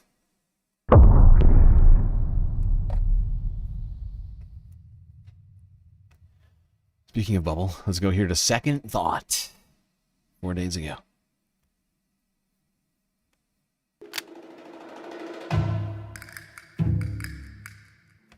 Is the AI bubble popping? You might have been watching your stocks today and wondering that. The threat of a bubble. An AI bubble burst. Reality check could be coming for AI valuations. Another day of tech underperformance on some concerns about AI growth. If the whole thing blows up, which is a possibility, I don't know if it's going to happen, the pitchforks are going to come out for these guys. For the last couple months, it seems that all anyone can talk about is the AI bubble and mass layoffs. I'm seeing a suspicious amount of "for the first time since 2008" headlines, and looking around, it seems like everyone is cutting jobs. This might just... Now that this guy mentions that, I too have been seeing a bunch of first time since 2008 headlines when it comes to the economy. I'm sure that's not at all sort of a harbinger or like a foreshadowing. I'm sure it's completely irrelevant information that we should totally life ignore. in an AI-first economy. And it truly is an AI-first economy we have here. I know you're already seeing the news, but there is a stupid amount of money going into this thing. Like, Nvidia recently hit an insane $5 trillion valuation. They make the chips AI models run on, and they're now worth more than the GDP of every single country except the US and China. One company making essentially a single product being worth more than, say, all of Big Pharma combined. And AI is way more than just this one company. Total global... Yeah, I think that's a good comparison to make here. Because can anybody really say... anyone that's being actually serious about it, can anybody actually say AI is creating more value than pharmaceuticals? Like medicine, like modern medicine is somehow dwarfed by this thing that really isn't yet doing anything of any great value. Like, why? How? It's not even all of AI, it's just one company. On AI is predicted to reach $375 billion this year. If you exclude all that investment in AI data centers and processing for 2025, GDP growth for the entire rest of the US economy was only 0.1%, according to some Harvard economists.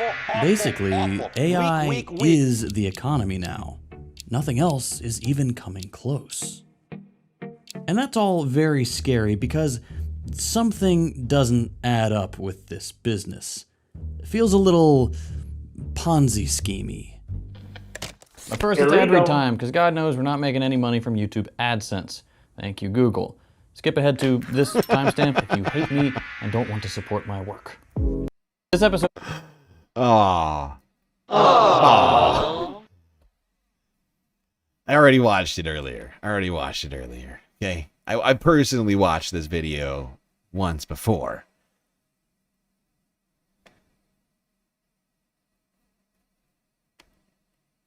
And now we're just watching it together. So just think of it this way. I took a shot for all of you, all right? Second thought. I promise you'll appreciate the peace of mind. And now, back to the show.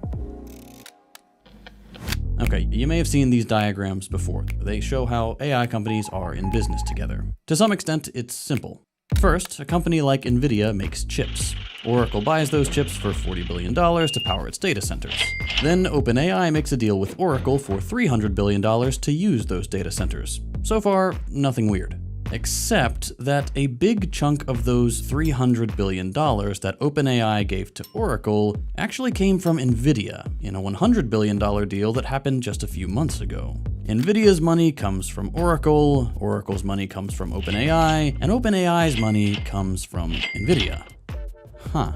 Now everyone's got high revenue on the books. Everyone's stock goes up. And next month, everyone is making a new multi-billion-dollar deal, passing around what looks like the same trillion-dollar check. All the while making bigger and bigger promises to their shareholders that the line won't stop going up anytime soon. And the big three, Oracle, Nvidia, OpenAI, they're not the only ones playing this game. Everyone in AI seems to be doing this. You can swap out OpenAI for Anthropic or Google, Nvidia for AMD, and Oracle for Amazon, and the story doesn't change. But it's not that simple. that $100 billion deal we just talked about wasn't just a one-time transaction from NVIDIA to OpenAI. NVIDIA is now an investor in OpenAI, and also Intel, and also CoreWeave. Everyone is simultaneously investing in each other, sometimes producing hardware, sometimes providing servers, sometimes developing their own models, and sometimes doing a combination of these things. The lines are blurring as everyone is both hedging their bets by spreading their investments around while also trying to be top dog themselves. One circle overlaps with another, and another, and another, and oh my god, is this a bubble? Come on! Not according to tech CEOs. Wipe out. Thank God. Oh, I was worried. I was thinking, I was hearing all these words. This second thought, he just kept saying all these words. I was like, this sounds like a bubble. Huh. Phew. At least we got the tech CEOs here to explain it to my stupid brain. I never would have, especially without. Look at this. Look at this shining Adonis, Dario Amodei, CEO of Anthropic, here to save the day.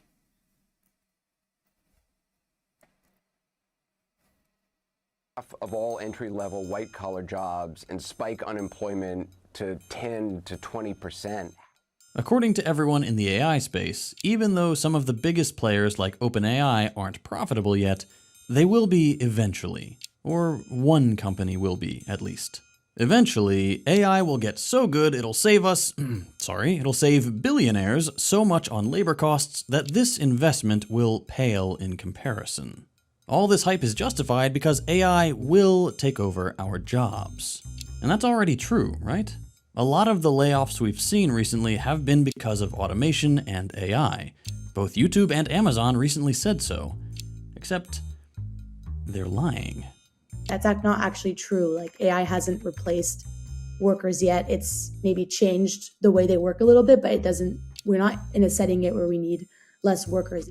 No one using AI at work is having a good time. Just recently, the Financial Times interviewed a bunch of companies about this. The executives told them AI was this great tool, so useful, and on and on. You know the spiel. Except when FT then checked with actual workers, nobody was using it. And this is consistent with the research we have on AI adoption. In one study, Gen AI failed in 95% of cases where companies tried implementing it. In another study of 25,000 Danish workers, introducing AI meant more work for about 8% of people. And in another study, focusing on programmers specifically, AI made coding take 19% longer on average. And you and I know that programmers aren't the only ones cleaning up after shitty AI output.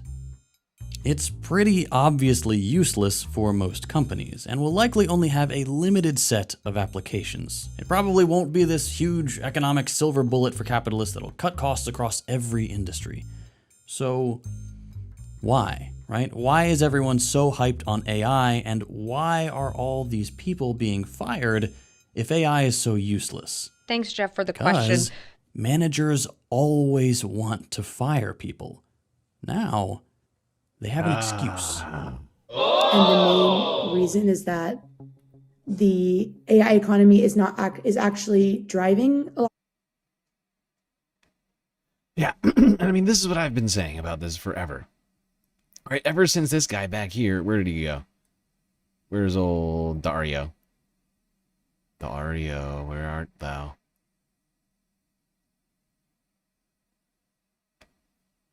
I mean, this is basically what I've been saying this whole time, though, right? Like, and it became ever more apparent over, the last year with some of the changes we've seen in the industry, OpenAI switching to a full profit model and all these other things. But ever since Dario Amodei, who looks somehow like a nerdier, more Jewish version of Rick Moranis' character from Honey, I Shrunk the Kids, like, ever since he came out in the Davos summit, or the World Economic Forum over in Davos, and he came out and he said, look, yeah, at some point, the whole point of this is to get rid of people's jobs, but until it actually comes to the point where the vast majority of people don't work, don't worry about it.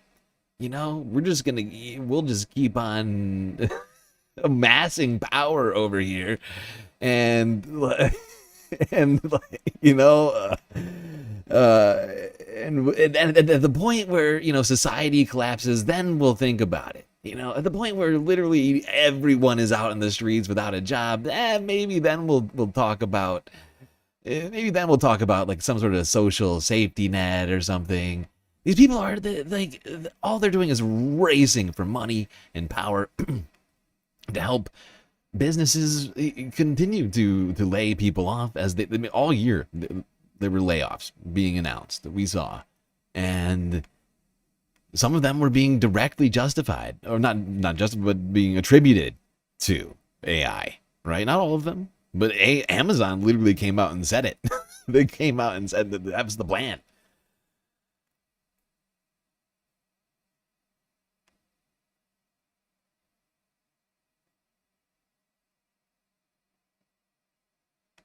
It's a disturbing future that I feel like we're looking at right now, and it's all just with the express intention of increasing profits, increasing productivity, and the wealth and power of a few, and to get rid of all those nasty workers who keep asking for health care and, you know, respect, and maybe even, I don't know, fair wages.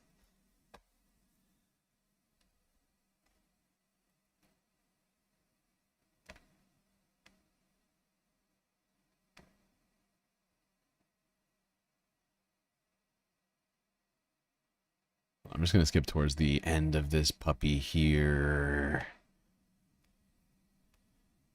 That AI is great. Meanwhile, everyone down the ladder is doing everything they can to avoid using it. Except managers are the ones who choose who gets fired. So what about this bubble then? If the main takeaway here is that AI is a front for layoffs, that still doesn't answer the question of what happens when investors catch on to how useless it is. Well, we still don't know. From what we've been able to find and from talking to experts, it seems like there isn't a unanimous consensus on the risk here. On the one hand, these convoluted financing networks and overlapping investments could mean a potential crash would be insulated from the rest of the economy and mostly affect the tech industry. After all, the major players here, like Meta, Microsoft, and Amazon, these are all big, profitable companies spending a lot on AI using cash reserves. They are wealthy enough that they could take a loss if AI turns out to be a dud, and it'd be nothing more for them than a bit of wasted money. But as time goes on, these same companies are coming up with new financing schemes that could be a lot riskier. Not for them, but for the rest of us. Meta specifically has started financing the build-out of data centers in a way I won't pretend to fully understand. In part because it's designed to be opaque, in the other part because I'm not smart like that. But essentially, Meta has created tradable securities, financial instruments, using the leases of their data centers. These securities are bought and sold, including by hedge funds that are now getting involved and taking on more debt to finance these data centers being built. There's a concern that if the companies renting out these data centers don't have the revenue to pay their lease because, for example, nobody wants to spend money on AI anymore, that could ripple through this whole network and into things non-tech people have a stake in, like pensions and mutual funds. Eventually, that could mean a crash that slips into the banking sector and affects everyone, not just tech companies. This is a hypothesis that more and more people are warning about in outlets like the Financial Times, which isn't exactly a socialist zine. And none of this is being helped by OpenAI already looking at government bailouts, or the state pushing AI aggressively into everything from bureaucracy to education, or the fact that to achieve their projected profitability, AI companies are going to need $2 trillion of revenue in less than 5 years' time. OpenAI currently loses money every single time you use ChatGPT. There is a lot riding on them reversing that trend. And if they do, it'll be because they've successfully done the thing that puts half of us out of a job. So... Yep, well said. And if they do succeed, it will be because they've put us all out of our jobs. That's exactly what's going on here. The success of AI means the collapse of society. especially with the way that it's currently organized. Frizla with a gifted Galactic membership. Incredibly generous. Who got it? Bloodstone by Stars. Enjoy it. Enjoy. Well, that helps us out with the goal a little bit. I'm just noticing that the goal timer is ticking down, running out of time. 4 hours almost up. Technically, I started the goal a little early, so we have like 15. We have like an extra 15 minutes on top of that. And we'll talk about what happens when we get there. We're gonna keep this puppy moving.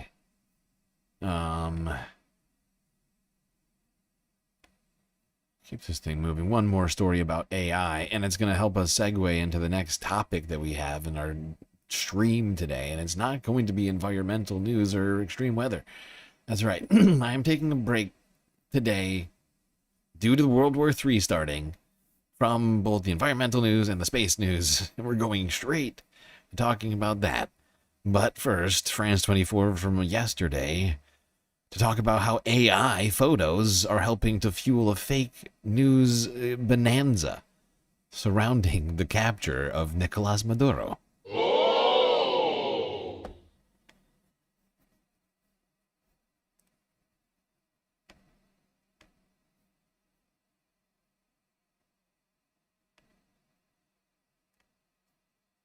Let's get a truth or fake. Vedika Patel over by the big board. Vedika, good evening to you. Social media ablaze with viral AI images claiming to show deposed Venezuelan President Nicolas Maduro in US custody. They fueled false information online about his capture. Talk us through what you found.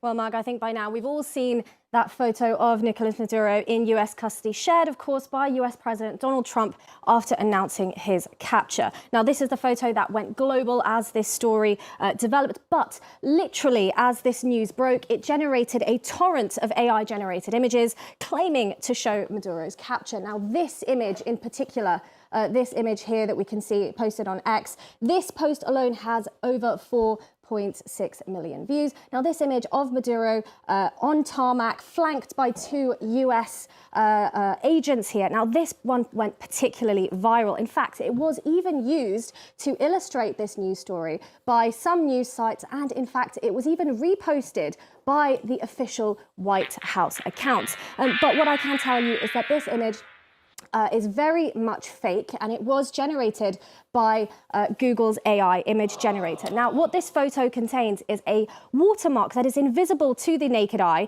and that proves that it is an AI-generated image. Now, this, in fact, is a precaution that Google itself has put into... Ah, yes, AI. Really making the future so great. I mean, the president's so good already. I mean, look at it. Look at AI. It's making the news. So amazing. It's literally making the news. Fake news. Fake news has now been monetized. Oh, it's a bad time. This is the bad time to be alive, I feel like. The worst timeline. We need to do something. What was it? Scott Bakula perhaps could help us. I don't know, just coming up with ideas. That Google itself has put into place to track AI content, and using Google's Synth ID AI detection tool, this is what reveals to us the watermark that it is in fact made with Google AI. We can see that there. Now, there was many other, as the story continued to break, many other angles of that same image also began circulating online. We can see different angles of that same shot here. Now, these ones, it's a little bit easier to follow this one because we can see a physical watermark, not an invisible one. And that links us directly to the creator of these images, Ultra VFX, who describes himself on his Instagram as a professional in artificial intelligence. But regardless... A professional in fakery. This is ridiculous. This man, why is that a job? It should not be a job of creating fake news. This dude has 50,000 followers. Ultra VFX, where we give you the fakest news possible. Subscribe. Or I guess follow. It's Instagram, right? Fuck's sake. Fuck's sake, what are we doing? What in the hell are we doing, Space Vamps? It's not good. It's not good. It's not a good trend. I don't like it. I don't like it at all. And honestly, it's getting so good. Like, I remember years ago thinking, this is good. I mean, this is fun, but like, this is, I mean, this is not realistic at all. And now being like, oh no, this is disturbingly realistic and actually kind of difficult to tell the difference. Like, if I didn't have that watermark there, I might think that was real.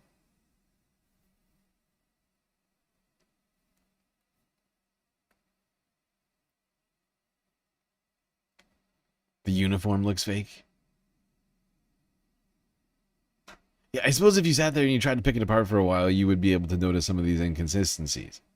But like, you know, if you're just glancing at it and you're moving quickly, like say you're, you know, trying to put together a thumbnail for a news story, you know, you might just grab that.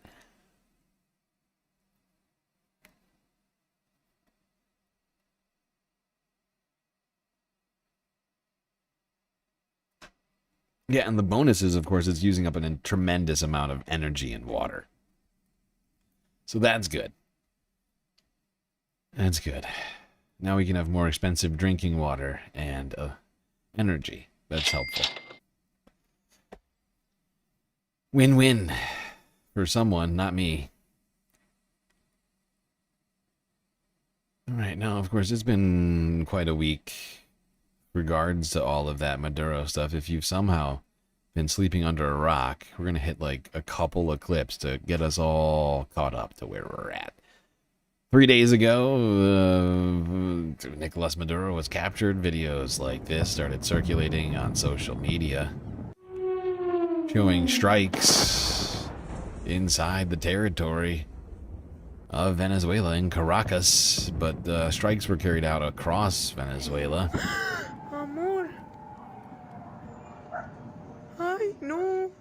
Explosions seen. Now the United States claimed that all targets. I mean, also you can see a massive train of helicopters flying low.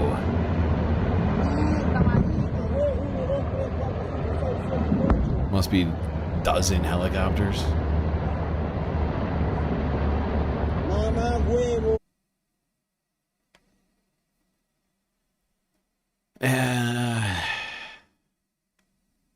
United States claimed there's only military targets were hit.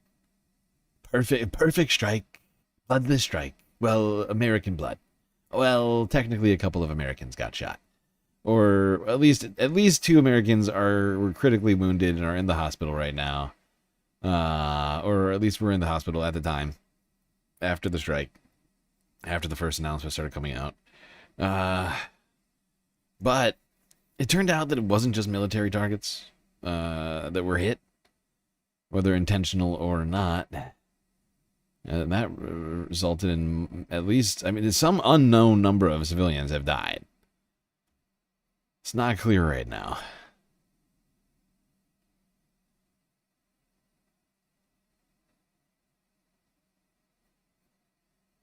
Now, Donald Trump, in the wake of this, you know, there was like, what, 12 hours after the strike happened? Less than 12 hours, I think. The Trump team came out at Mar-a-Lago to give a press conference, and Donald Trump had a shocking thing to say about Marina Corina Machado, the opposition leader, Nobel Prize winner from Venezuela. He had some interesting stuff to say about her. Can you explain the exact mechanism by which you're going to run the country? Are you going to designate a U.S. official to coordinate? Yes, it's all being done right now. We're designating people. We're talking to people. We're designating various people, and we're going to let you know who those people are. What's the group you mentioned that would run Venezuela? Well, it's largely going to be, for a period of time, the people that are standing right behind me. We're going to be running it. We're going to be bringing it back. It's a dead, I talk about a dead country. Venezuela has a lot of bad people in there, a lot of bad people that shouldn't be leading. We're not going to take a chance that one of those people take over for Maduro. So we're going to have a group of people running it until such time as it can be put back on track, make a lot of money for the people, and give people a great way of life. You said earlier today that you weren't going to back Machado to come back and be the opposition leader in your Fox and Friends interview. And then you also mentioned the vice president of Venezuela. Are you going to work with the vice president of Venezuela, or how do you foresee the relationship going? I understand she was just sworn in, but she was, as you know, picked by Maduro. So Marco's working on that directly. He just had a conversation with her, and she's essentially willing to do what we think is necessary to make Venezuela great again. Very simple. Make Venezuela great aware again. Of the location of opposition leader Machado, and have you been in contact with her? No, we haven't. No, we haven't. Mr. President. Oh, I think it would be very tough for her to be the leader. She doesn't have the support within or the respect within the country. She's a very nice. She doesn't have the support or the respect. There you go. Donald Trump saying that the United States was in communication with the vice president of Venezuela, which is honestly maybe one of the strangest things about this. What the Trump administration has said in the wake of all of this.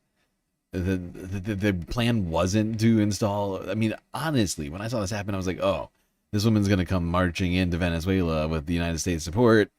And then this happened. I was like, oh, okay, I guess that's not happening now. I was certain. I was genuinely certain that it would happen. But apparently not enough support or respect. Now, but then this came out. Another incredibly surprising thing.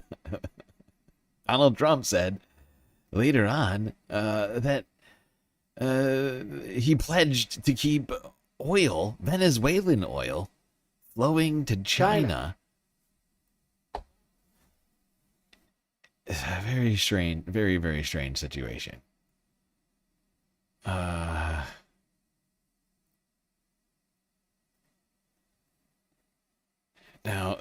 let's just take a quick look inside the Mar-a-Lago impromptu situation room, which I believe must have been in like a cabana, a boathouse, I guess, or like a pool house of some sort.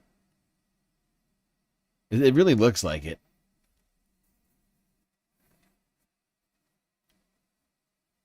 And what's great about that is that while you're doing war against Venezuela, an illegal war, you can also get a frozen drink with a little umbrella in it. So, you know, win-win.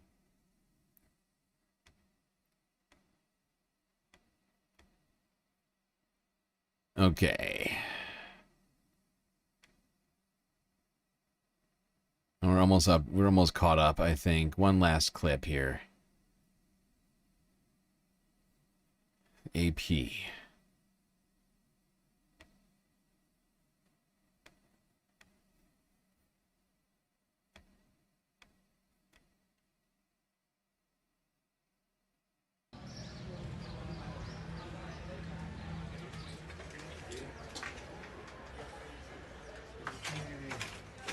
¿Cómo le explico? O sea, con temor nos metimos en el closet porque vi que era la parte más segura, pues. O sea, ahí con la broma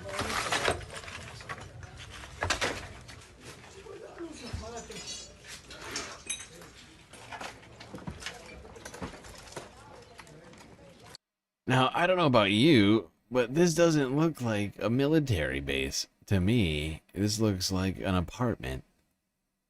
You know, you got family photos on the wall. A fan on the floor. You know, all the signs point to this was somebody's apartment. Illegal. So, you know.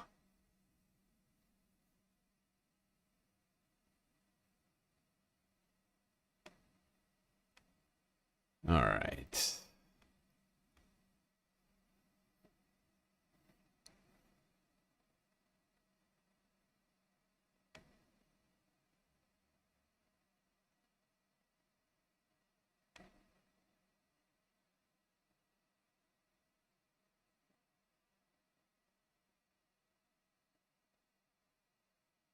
Let's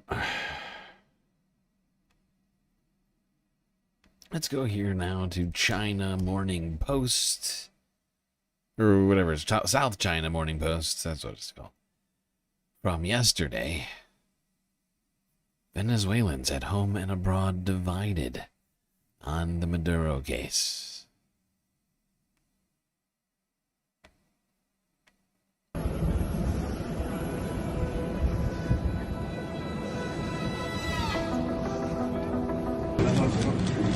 Night.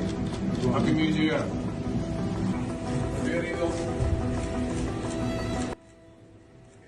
He was seized by U.S. Special Forces as warplanes bombed the capital Caracas on January 3rd. In Venezuela, loyalists took to the street to show their support for Maduro.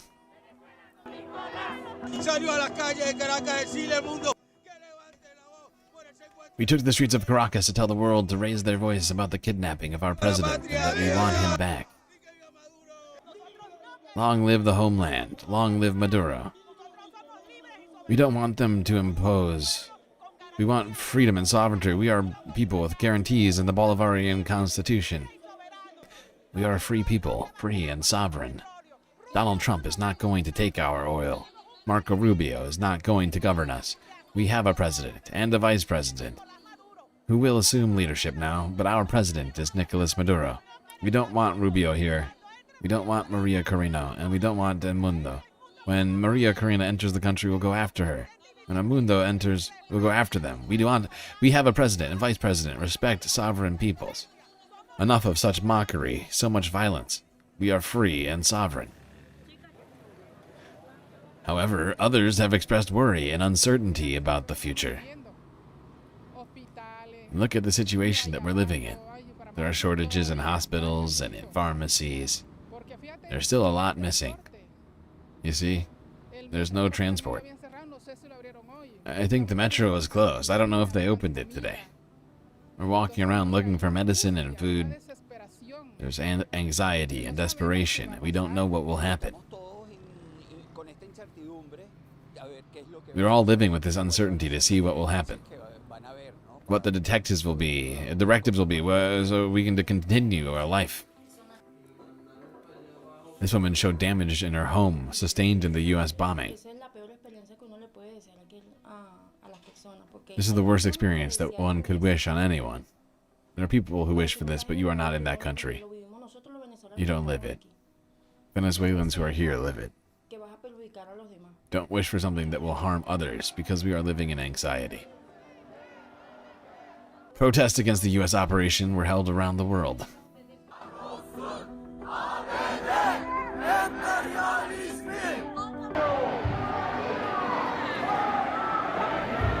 Lamentable que, bueno, que tengo compatriotas venezolanos que están celebrando, que están tomando, y esto es un crimen en realidad a nuestra nación, porque intervenir en nuestra tierra, en nuestro pueblo soberano. Okay, well, there you go. Mixed reactions, some anxiety, some with anger.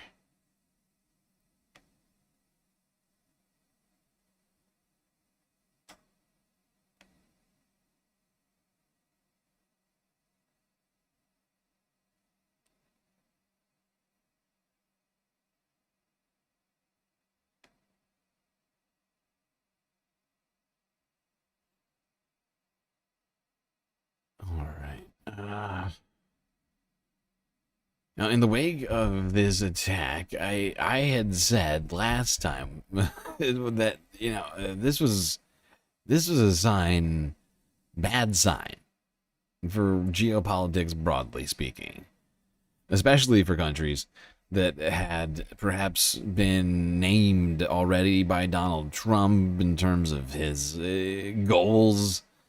Panama, Greenland, Canada, Mexico came to mind at the time, and, well, another one that I'd mentioned was Colombia. And Donald Trump threatened the president of Colombia a day after legally kidnapping Maduro.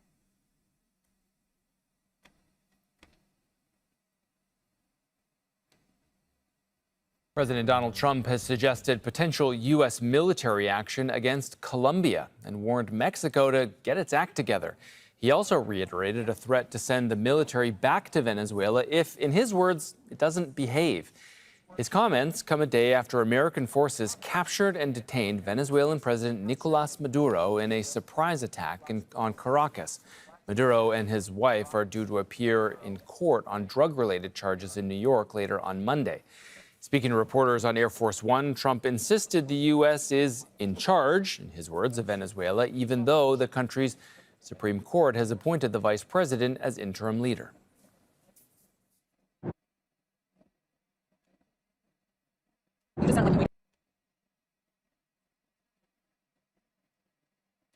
Wait out another strike, another land strike at least in Venezuela. You sound like you weighed that out. But No, we didn't need it.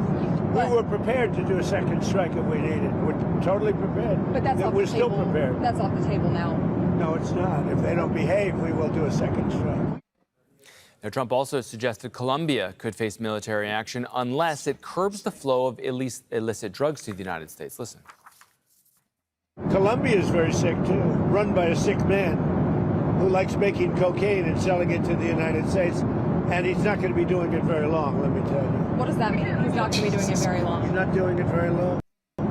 He has cocaine mills and cocaine factories. He's not going to be doing it very long. So there will be an operation by the U.S. and It sounds good to me. Yeah. You know why? Because they kill a lot of people.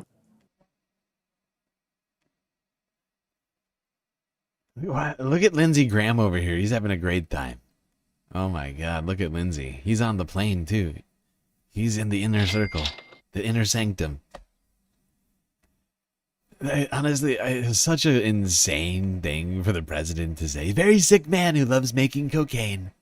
Like, I'm just trying to imagine Gustavo Petro, like making, like, he's got like gloves on, like actually like just like making cocaine with his own hands. Like the way Trump talks about it, he's like, he loves making cocaine. He just loves it. What can I say?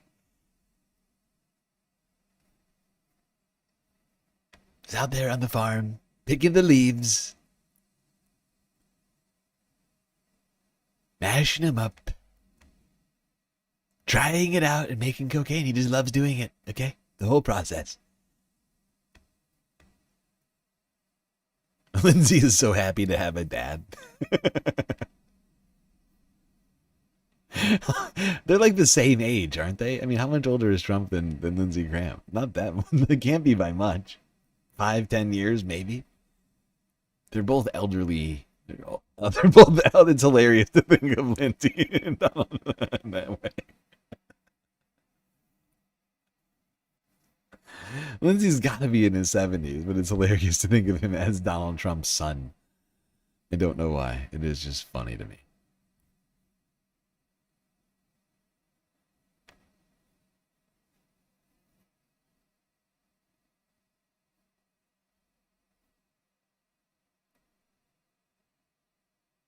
You're sure that Donald and Marco will get right on that public transportation? Absolutely. No, you know what they'll do? I mean, if they're actually given the opportunity, they'll just turn it into a libertarian hellhole like Argentina, where the entire population is pissed off. Everybody is just mad in Argentina right now because of all the terrible things Javier Milei has done to the social safety net and the government. I mean, he's dismantled everything but his own power at this point.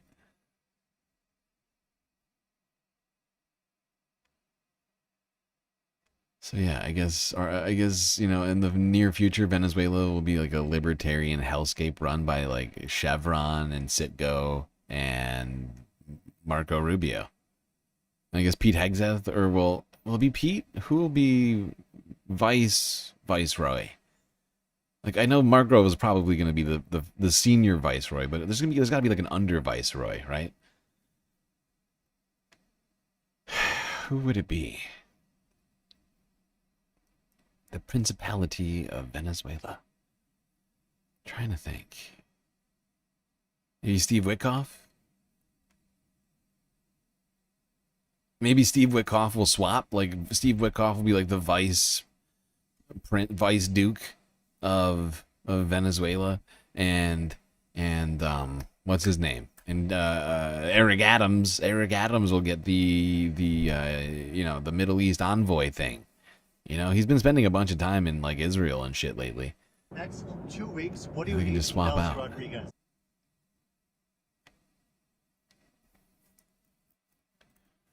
All right, now Donald Trump had this to say about Venezuela while on the plane here with Lindsay. Next 2 weeks, what do you need from Delcy Rodriguez? You've threatened Total access. We need total access. We need access to the oil and to other things in their country that allow us to rebuild their country. What other things? A lot of things. Roads that aren't built, bridges that are falling down. Yeah, bridges that are falling down, nobody can go anywhere. A lot of Cubans were killed yesterday, you know that. A lot of Cubans were killed. The bodyguards. No, they're looking, but there was a lot of death on the other side. No death on our side. A lot of death. A lot of death on the other side, unfortunately. But a lot Death, of Cubans. death, death, death, death. Death, death, death. Death, death, death, death. This guy is fucking unhinged. We say it We have a basically at least once a demented, stream. unintelligent person running the United States of America. The fact that he can talk about it like that, like, it's just, he's so crass and callous, like an unfeeling, cold human being. He's a terrible, terrible person. A lot of death on their side, none on ours, so it was perfect. Perfect strike. Like, I don't think he actually has any, like, human feelings inside.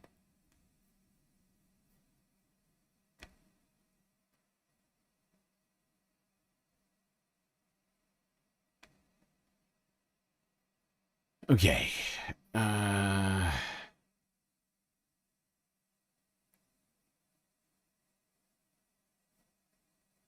Move on from that clip to Democracy Now!,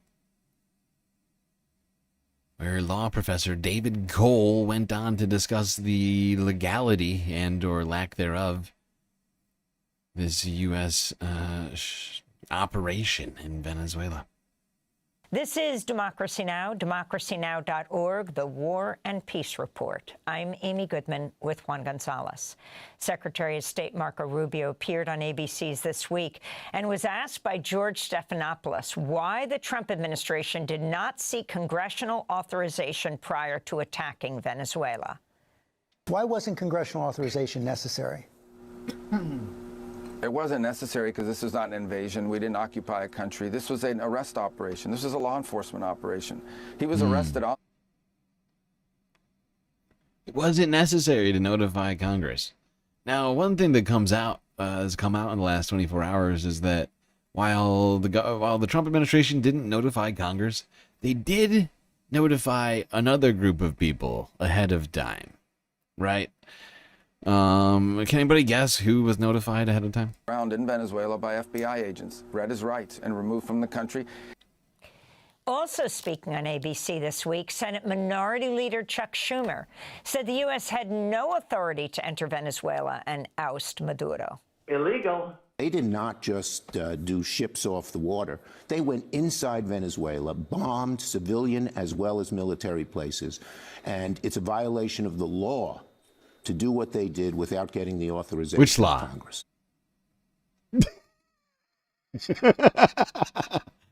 Look.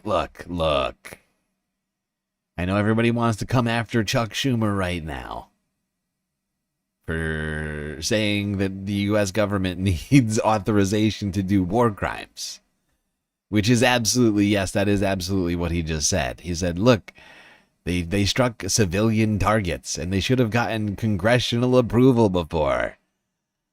We are here.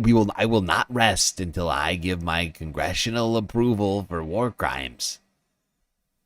Like, he can't even point out. He's so ineffectual and ineffective. He's just incapable of like actually like nailing down like any of this stuff. Like, he's just so bad at this I don't know. How is he the leader? How is this man the leader?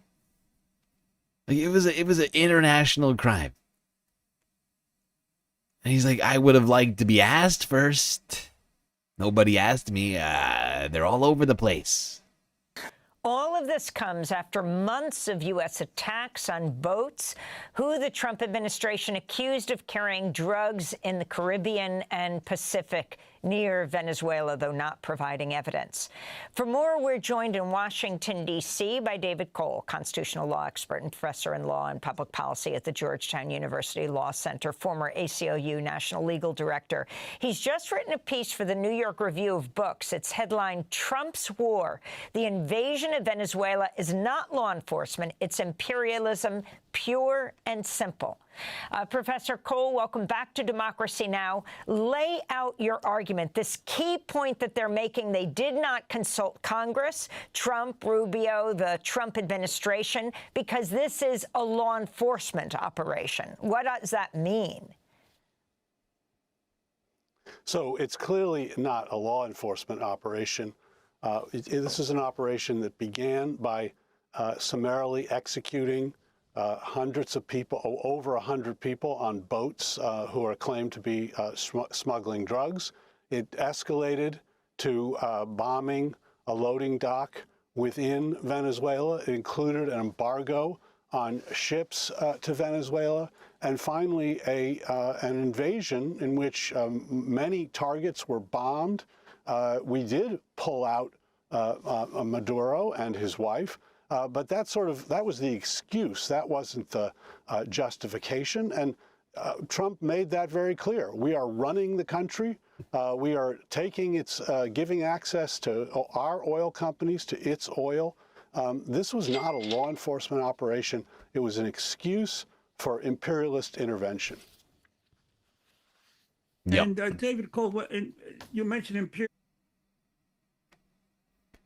Yeah, and that's what I've been saying since the beginning of all this, is that this is absolutely not a law enforcement operation. It does not matter that the FBI was there. It's completely superfluous to the situation, mostly because the FBI has zero jurisdiction in the country of Venezuela, the same way that, you know, a Venezuelan policeman couldn't come to the United States and arrest Donald Trump.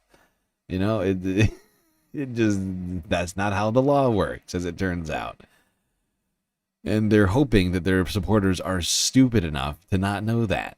And in fact, many of them, as it turns out, are that stupid. They seem to think, actually, FBI, they're world police. They have jurisdiction wherever Donald Trump says they do.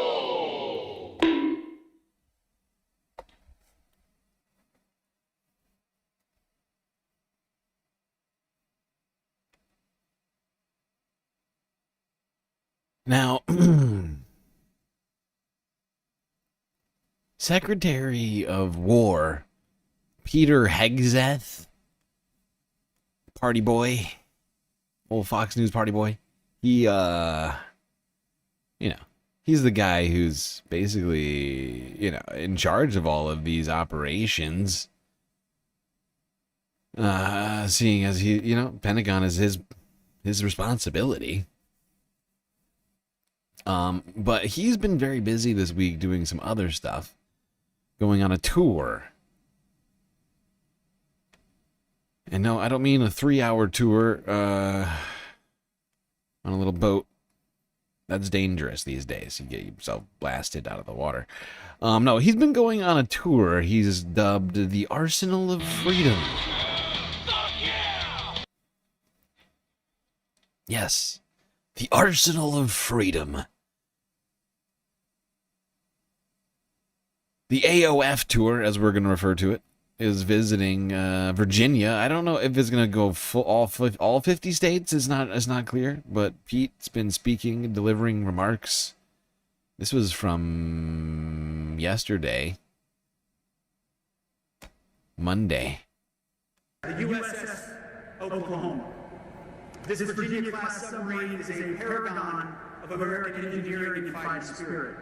It is the apex predator of the undersea domain, the most advanced and lethal What is wrong with this guy? built. As our president says, and he's right, we're 20 years ahead of everybody else in this domain. It is a strategic advantage that creates dilemmas on a daily basis for our adversaries all around the globe. It's a silent hunter that can operate with stealth in the most contested, dangerous waters on the planet. It can gather intelligence that no satellite can ever hope to see. That's what reestablishing deterrence looks like. And it's how we keep the peace in a dangerous world. Pete, he's keeping the peace by force. He will keep the peace by force in the whole world. He went on. I mean, I wish we could watch this whole thing, but we cannot. I'm a little worried because we have not yet completed the galactic content goal, but we still have time. I've added an hour to the goal. 20 minutes ago, we crossed over the threshold. We went over the Rubicon. 4 hours was in. I said, screw it. I'm going to add another hour. And we still got an extra 45 minutes, I would say, to complete the goal. But honestly, I really do wish we could watch this whole thing. But Pete goes on and on and on about how great the American military is now that they're doing war crimes and the Monroe Doctrine and a bunch of other dumb stuff that he said here. Peace through strength, I think, was said at least 3 or 4 times. Very Orwellian speech from Pete.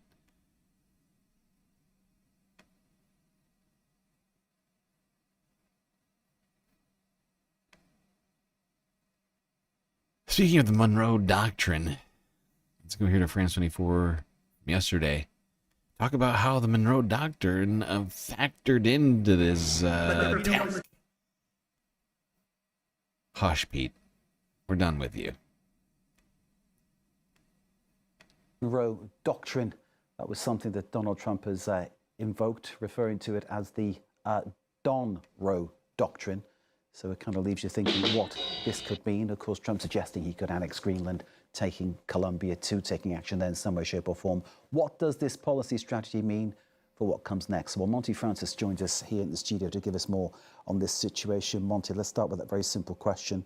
Deeper explanation, please, as to what is the Monroe Doctrine? Well, Mark, it dates back to 1823 and to the 5th president of the United States, James Monroe, who was also one of the founding fathers.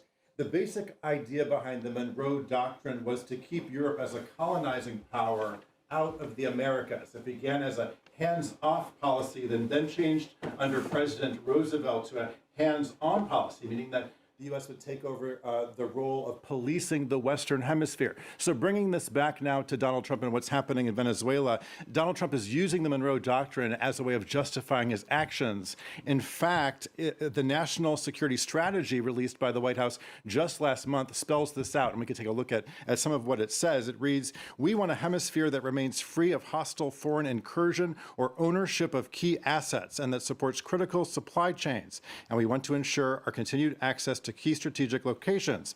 In other words, we will assert and enforce a Trump corollary to the Monroe Doctrine." And during his news conference on Sunday, Trump corollary.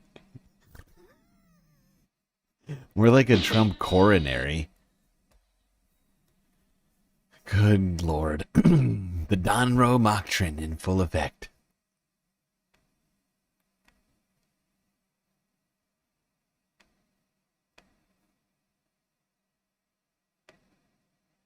We're just worried about this hemisphere, okay? You guys deal with the rest. You don't have that much time. You don't have that much time. Even though, of course, the United States has bases on every freaking corner of the globe. We're just worried about this hemisphere.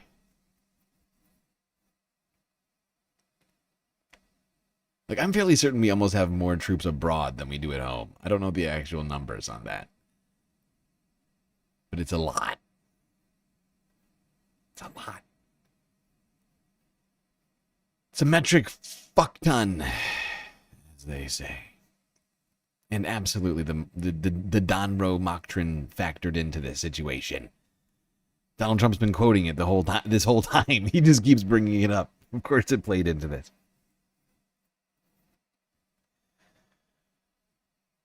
Okay.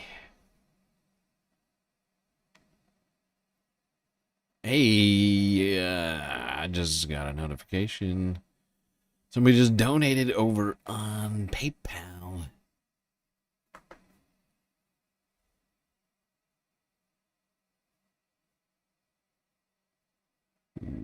What's it? Hey, love from France to the Galactic fam from Sammy. Thank you, Sammy, contributing to the Galactic content goal and the financing of the Galactic deficit simultaneously. It's smart. That's smart spending is what that is. 2 goals, 1 time. One guy, 1 time. One guy, 1 time. Here we go. We're already 10% of the way through the financing of the Galactic deficit. Look at that. That's beautiful. Not only that, but I can say with a certainty that that gets us across the goal line.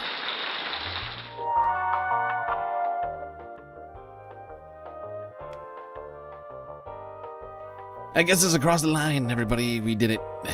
Thanks to all of you contributing to the Galactic goal today. We are going to get all of the content that I have planned for us, and boy oh boy do we have a lot to get through, so I am glad that happened.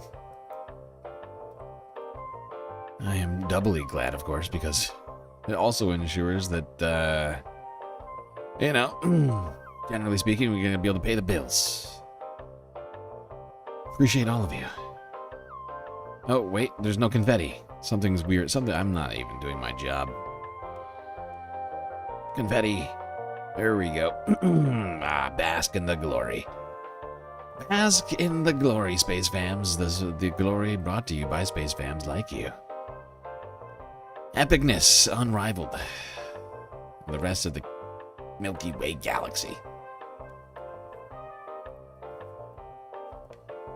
This confetti, of course, ensures that we will get all of the space content that I compiled for us on this Tuesday evening / Wednesday morning, wherever you might be.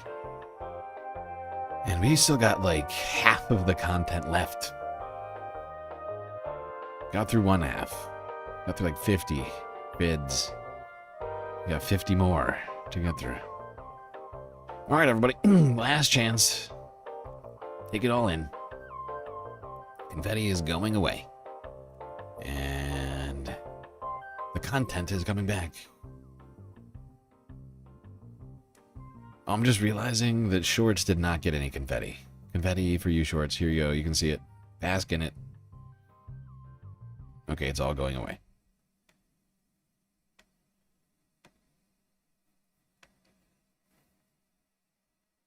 All right, back to talking about Venezuela. Now, the son of a bitch. Why did I do that? I did not mean to click that. Come on. You are ruining this.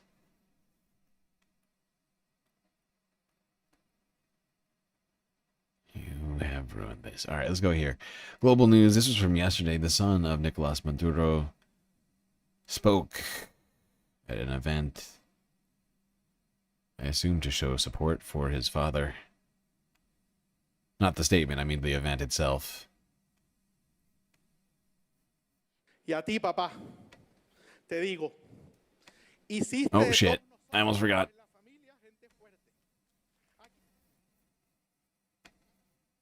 I'm sorry, I forgot. Subtitles. Take 2. Take 2.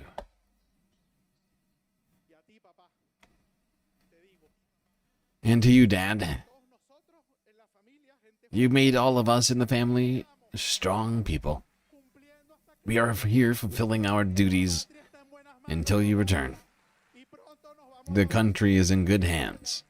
Soon we will embrace each other here in Venezuela. And you will see the boys. Celia. You will see them, Celia.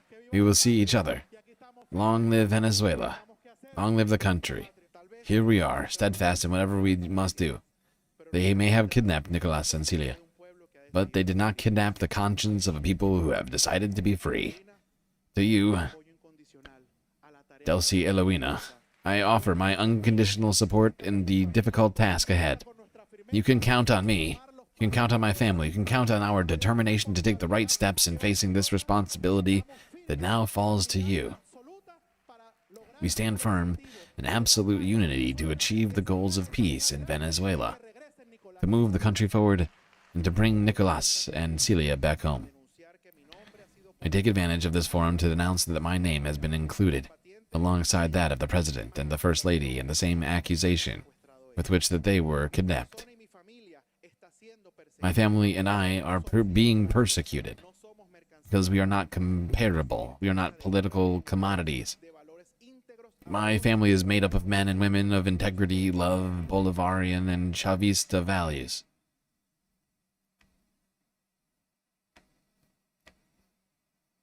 There you go. That was the son of Nicolas Maduro speaking on behalf of his persecuted family. And pronouncing his support, his family's support for the vice president, now acting president of Venezuela.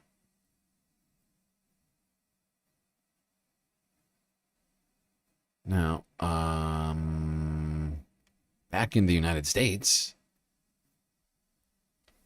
Nicolas Maduro and Celia Flores were being brought to court.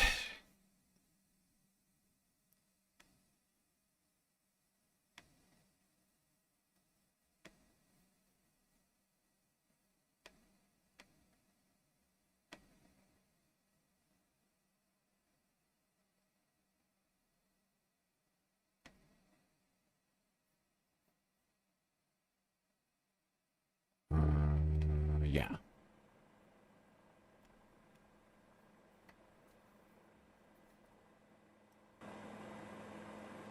Crazy or what? As you can see, there's Nicolas Maduro in a tan jumpsuit being escorted by multiple armed, what appear to be DEA agents, Celia Flores as well. You can see her on the other side of the vehicle.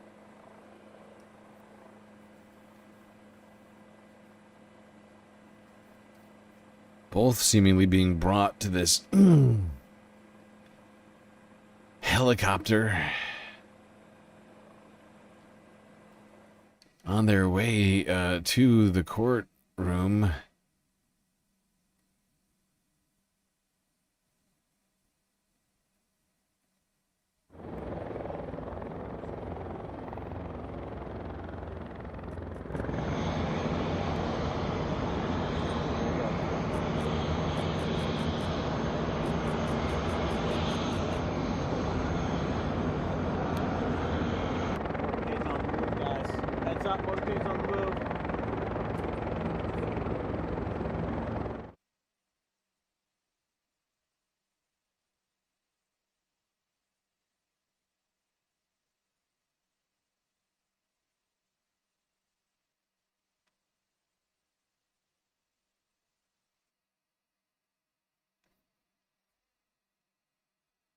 This is a wild moment in history right now. I'm still trying to grapple with what we're witnessing.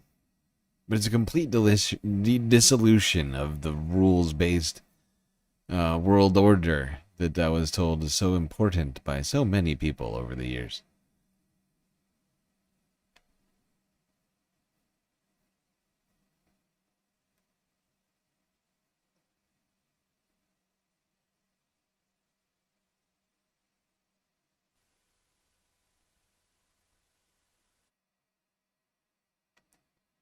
The fact is, this is all an extension of the illegal international crimes that the United States has been committing in the Caribbean. The act of seizing a foreign leader like this, also an international crime. You know, the murdering of civilians in the process, also a crime. It's just a litany of fucking crimes the United States committed just to seize oil. And literally, that's the reason we're doing it. Not even pretending it's about democracy. It's a real shift in U.S. foreign policy. At least in the past, we pretended to care about democracy for for a little bit. They really, veil lifted on this one. All right, let's go to the courtroom.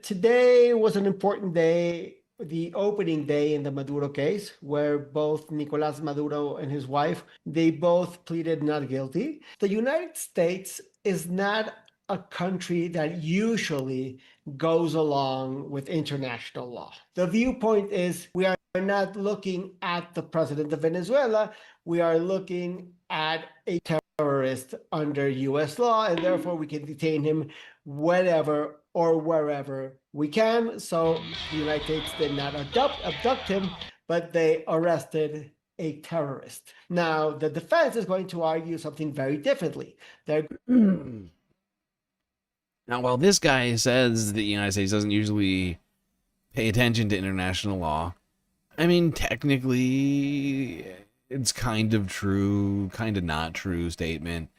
I guess it depends on how you want to view it, because like overall, are we paying attention to international law? No, not really, especially when it comes to our own conduct and the conduct of our allies.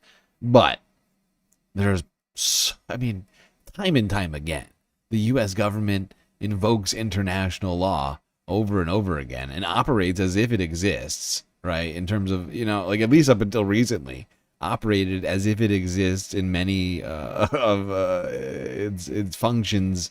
Not in all of them. I'm not even pretending that. Not even kind of. But like, for instance, when it comes to Russia, how many times has the United States invoked international law when talking about Vladimir Putin and the actions of Russia since 2014? Right? Like, I mean, over and over again, it's been invoked.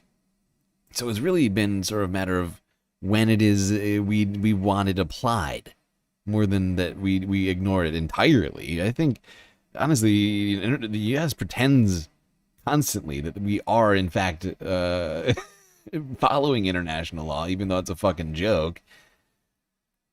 But yeah, we live in a very paradoxical time. Because of course we're violating international law all the time. I mean, every single weapons transfer to Israel, that's against the law. A lot of stuff we're doing and have done in the past.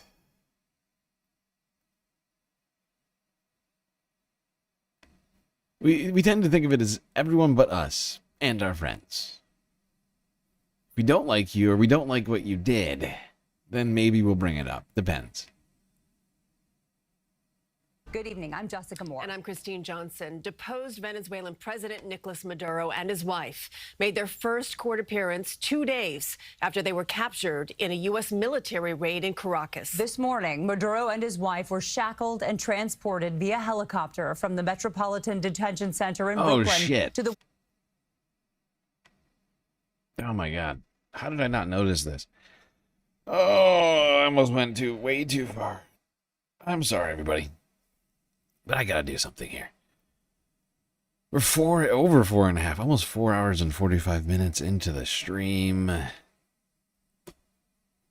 Blown through the third break.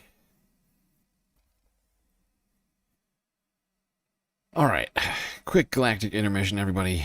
We'll be right back, of course. Still got a hell of a lot to talk about. Right after these brief messages.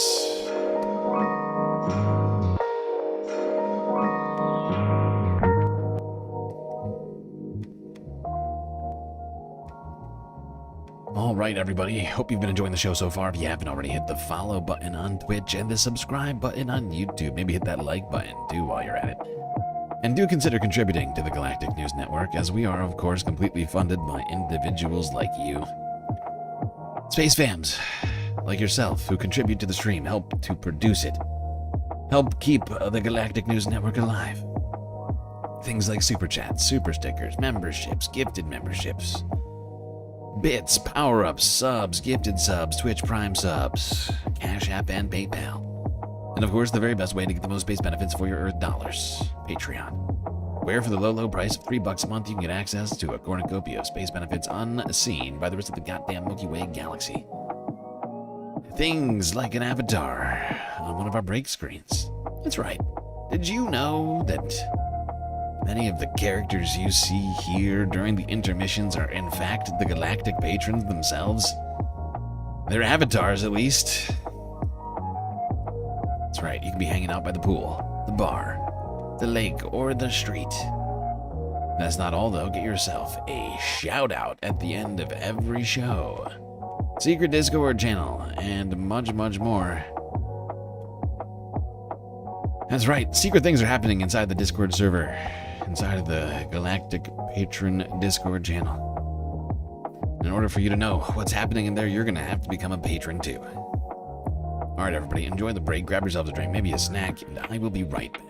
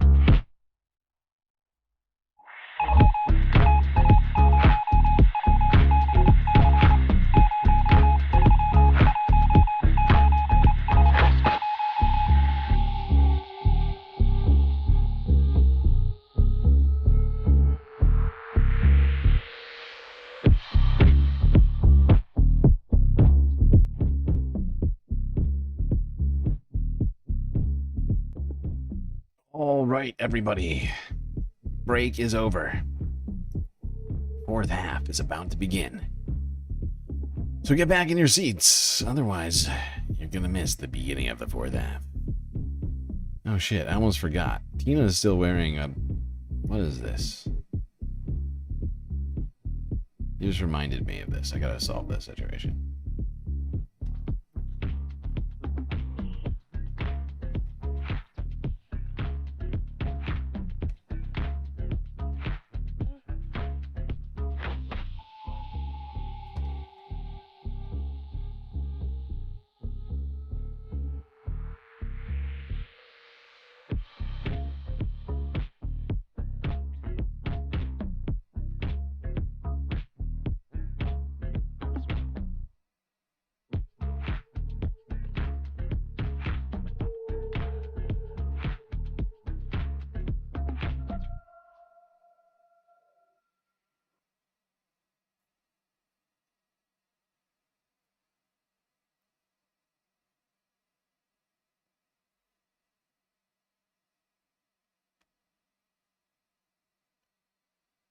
Shit.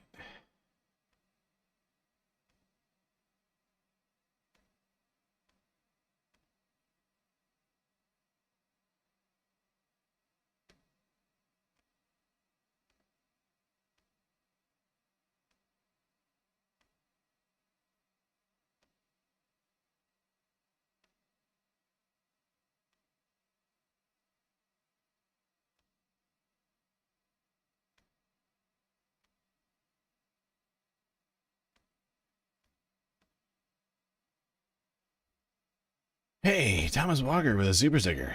Thank you very much. I appreciate it. Sorry, I had to solve the situation. B-Cat was still wearing her... Or Tina, sorry. B-Cat's avatar was still wearing Christmas decorations. I'm taking down all the Christmas decorations. Bah humbug. Bah humbug. It's over. The war on Christmas. It's won. We've won.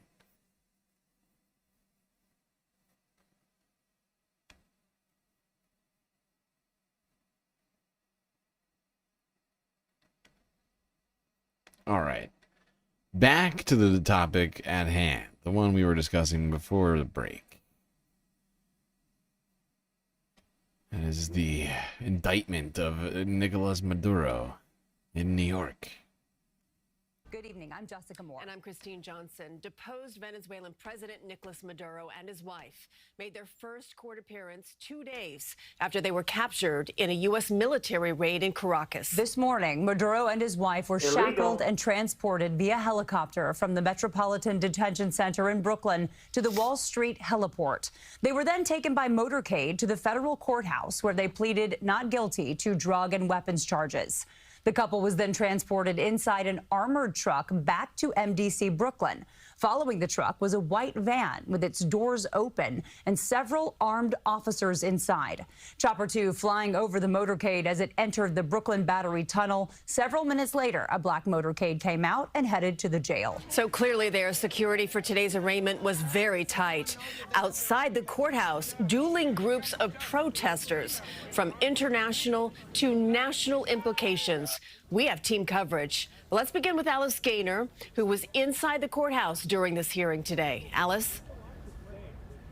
The entire proceeding lasted about 30 minutes, and throughout his time in the courtroom, Nicolas Maduro was taking notes. He was protective of his notes. He even asked afterward if they would be respected, and prosecutors said they would work with marshals to make sure his notes were contained appropriately. Both defendants have retained private U.S. attorneys that work here in the United States, and several times the judge had to cut off both defendants when they tried to say so much more than what had been asked of them. Exactly, E-Rock. You get it. Christmas is over. We've won. Time to declare victory. Look, I think that's less preemptive than Donald Trump declaring peace in the Middle East, so I feel like we're doing pretty good when you think about it. Ousted Venezuelan President Nicolas Maduro stood and told the judge, Quote, I'm innocent. I'm not guilty. I'm a decent man. I am still president of my country. Wearing orange sneakers, tan pants, an orange shirt with a dark top over that, and headphones to hear the interpreter, Maduro also went on a rant, saying he was captured at his home. The judge had to cut him off. His wife, Celia Flores, also told the court she was not guilty, completely innocent. Her attorney told the judge Flores suffered injuries during her capture. Her forehead and an eyelid were bandaged, and he says she may have fractured or severe bruising on her ribs. The judge said both will get full medical attention. Yeah, oh great, full medical attention. I wonder what the United States would say if Canada or Mexico did this to the First Lady. What if Canada brutalized Melania Trump?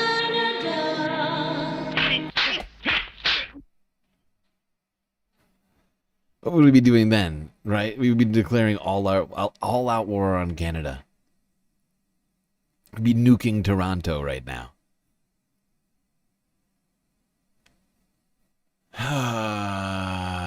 Lawless psychos run this fucking U.S. country. forces took the two into custody in Caracas early Saturday and brought them to the U.S.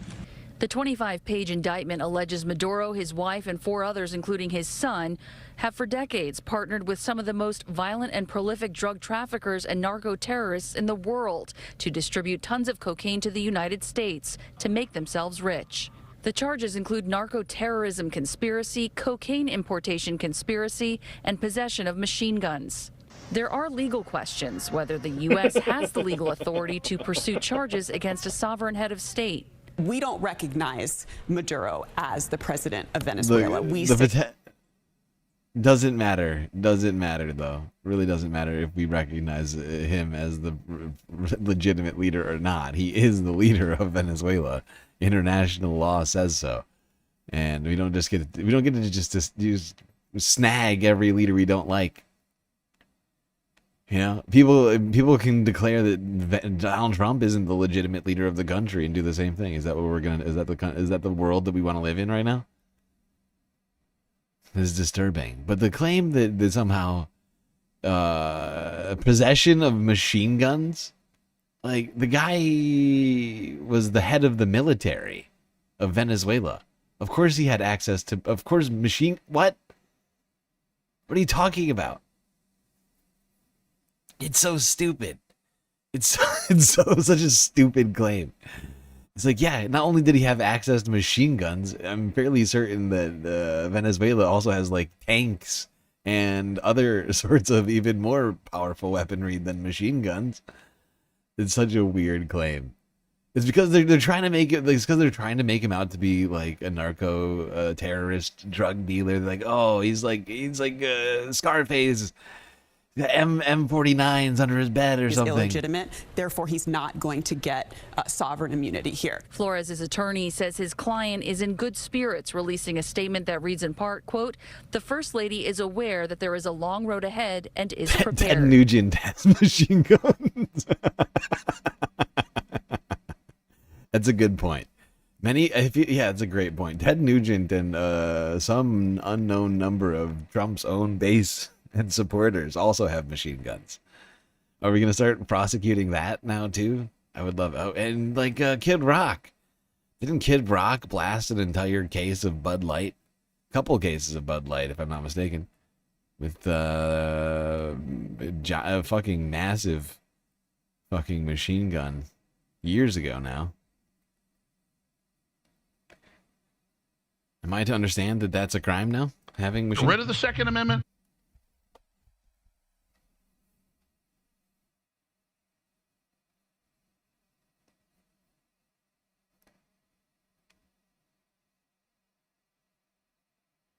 Now, outside of the courtroom in New York here, protesters were gathered.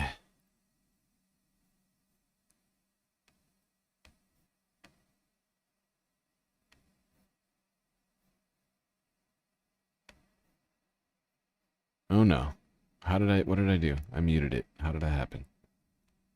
Whoopsies. Go back. They Court appearance for his arraignment on charges of drugs and weapons trafficking here at 500 Pearl Street on Monday. He pleaded not guilty to all of the charges brought against him.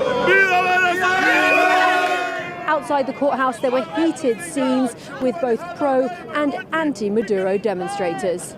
Yankees, go home! Hands off Venezuela! It's a cover story for the real political agenda, which is regime change in Venezuela. They want a government that does not, want to protect its own sovereignty. They want a government that will open its doors to extraction of resources and oil. America! I love Donald Trump. He's the only president that could have done this. Viva Venezuela! Viva Venezuela! Y hoy, hoy Venezuela está libre. Our people has been oppressed for so many years. It's been almost 27 years, and we have been fighting against this dictatorship. Our only hope was. Well, some unhinged people, as well as protesters, gathering outside of the courthouse. People who are pro international crimes, apparently.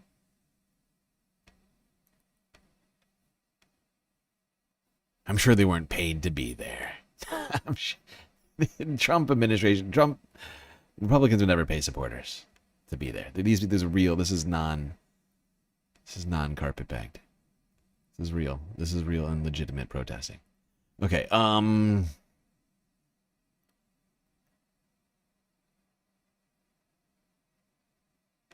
Now, Venezuela's Maduro had some things to say in court. Al Jazeera's got that for us here from yesterday. It was a dramatic entrance for the detained president of Venezuela, transported by helicopter in handcuffs and then driven by armed guards to the federal courthouse in Manhattan. There, he told Judge Alvin Hellerstein, "I am innocent. I am a decent man," after formally entering a not guilty plea to narco-terrorism and drug trafficking charges. Nicolas Maduro appeared in a prison uniform alongside his wife, Celia Flores, who is also facing charges, and he declared himself the president of his country. It's traditional that heads of state cannot be prosecuted in foreign lands. And Mr. Trump, however, has said he's not a legitimate head of state, that he wasn't properly elected. This former Justice Department official thinks the president committed an impeachable offense. Because this wasn't in isolation. Not only did he invade in violation of the... What's interesting about this is, there's plenty of claims around the world of leaders who are maybe improperly elected, or rumblings of, voter fraud or whatever else, right? Election suppression, in India or in Russia or in a number of other countries, right? But we just had the leaders of both countries that I just mentioned here in the United States visiting and shaking hands with Donald Trump. But in the case of Maduro, somehow fully illegitimate, no questions asked. Their war clause. So He's strange. killed over 120 civilians, alleged drug traffickers, without any congressional authority. But also that it's not likely to affect Maduro's court case. The courts are very deferential to the president's authority to decide which heads of state to recognize and which not. There's an intense security presence outside of the federal courthouse where international media are packing the sidewalks. So are demonstrators, some of them celebrating Maduro's arrest, others calling for his release. That is not expected anytime soon, as politicians and the public debate the legality of his arrest, and the case makes its way through the court. He will remain behind bars until his next appearance in March. Kristen Salumi, Al Jazeera, New York. Don't miss out, get the full picture. Subscribe to Al Jazeera for reliable news and expert... Why do you think they're waiting 2 months for the next hearing?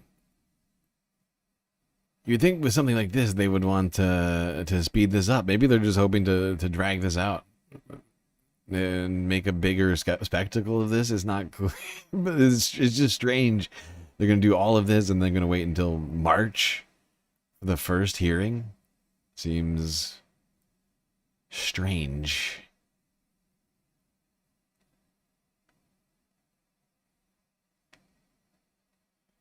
Now, in the wake of this, a number of United Nations Security Council members called for a emergency hearing or meeting of UNSC members. A couple of people here I think we should probably hear from on this. So it was 4.5 hours long. So there's no way we're going to watch the whole thing. I'm going to try and hit the most important spots here as best as I can. I believe the delegate of Somalia gave up some of their time for this gentleman here. As Jeffrey Sachs. Mr. President. I thank Mr. Carlo for her briefings. I now give the floor to Mr. Jeffrey Sachs. Mr. President, distinguished members of the Security Council, the issue before the Council today is not the character of the government of Venezuela. The issue is whether any member state, by force, coercion, or economic strangulation, has the right to determine Venezuela's political future or to exercise control over its affairs. This question goes directly to Article 2, Section 4 of the United Nations Charter, which prohibits the threat or use of force against the territorial integrity or political independence of any state. The Council must decide whether that prohibition is to be upheld or abandoned. Abandoning it would carry consequences of the gravest kind. Let me offer some background. Since 1947, the United States foreign policy has repeatedly employed force, covert action, and political manipulation to bring about regime change in other countries. This is a matter of carefully documented historical record.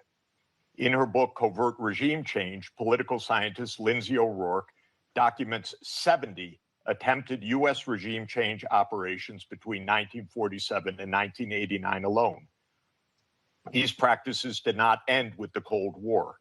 Since 1989, major United States regime change operations undertaken without authorization by the Security Council have included, among the most consequential, Iraq 2003, Libya 2011, Syria beginning in 2011, Whoa. Honduras 2009. Whoa. Whoa, whoa, whoa, whoa, whoa. Whoa, whoa, whoa, whoa, whoa. What happened? We lost the Twitch stream. The Twitch stream went down. Oh, it's back up. It's back up, but it's unstable. Not sure what the problem is there. Did the YouTube stream go down too? We're good? Are we good? I think we're good.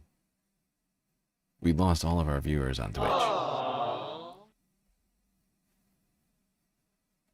Oh, they're back. Okay, that's Ukraine 2014 and Venezuela from 2002 onward. The methods employed are well established and well documented.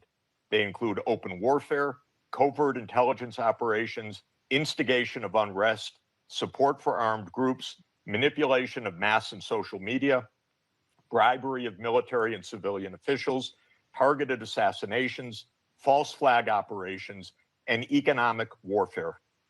These measures are illegal under the UN Charter, and they typically result in ongoing violence, lethal conflict, political instability, and deep suffering of the civilian population. The recent U.S. record with respect to Venezuela is also clear.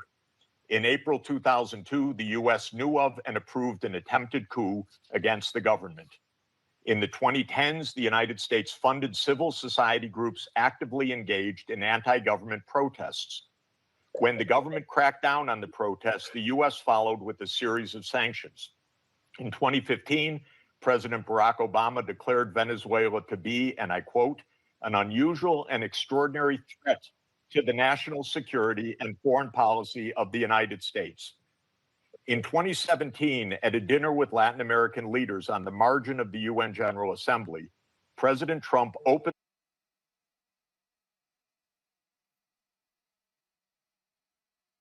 Okay, if anybody's audio is skipping out, I think you should probably refresh your app.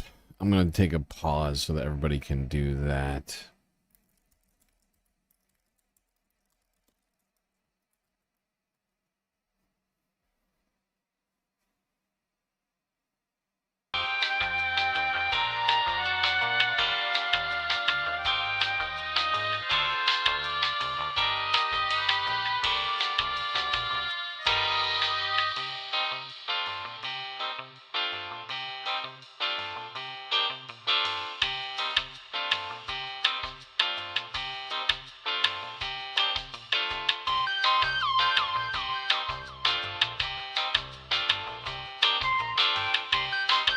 Okay.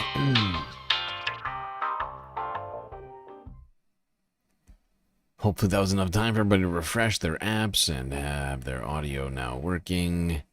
Let's go back to the United Nations. Discuss the option of the U.S. invading Venezuela to overthrow the government. During 2017 to 2020, the United States imposed sweeping sanctions on the state oil company PDVSA. Oil production fell by 75% from 2016 to 2020, and the real GDP per capita declined by 62%. The UN General Assembly has repeatedly voted overwhelmingly against such unilateral coercive measures. Under international law, only the Security Council has the authority to impose such measures. On the 23rd of January 2019, the United States unilaterally recognized Mr. Juan Guaido as interim president, and a few days later froze approximately $7 billion of Venezuelan sovereign assets held abroad and gave the designated authority over certain of these assets. These actions form part of a continuous U.S. regime change effort spanning more than 2 decades. In the past year, the United States has carried out bombing operations in 7 countries, none of which were authorized by the UN Security Council, and none of which were undertaken in lawful self-defense under the Charter. The targeted countries include Iran, Iraq, Nigeria, Somalia, Syria, Yemen, and now Venezuela.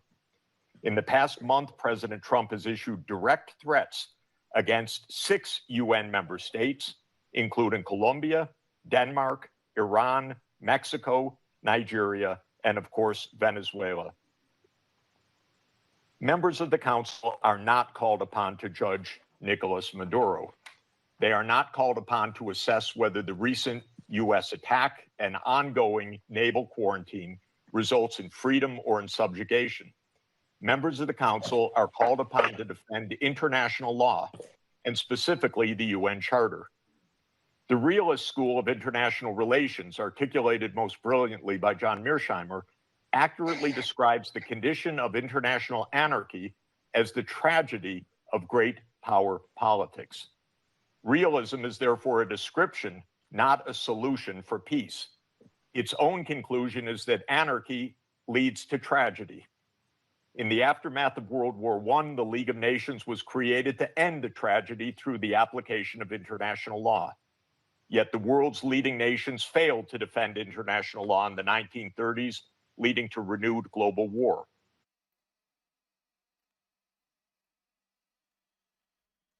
Okay. There we go. That was Jeffrey Sachs.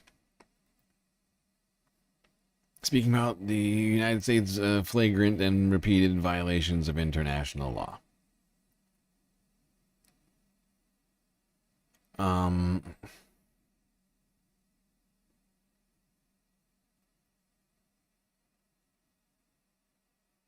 going to skip ahead.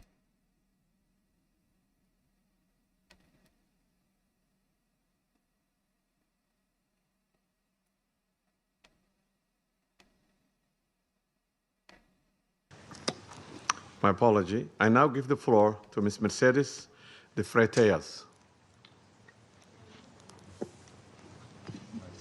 Good morning. I speak in Spanish.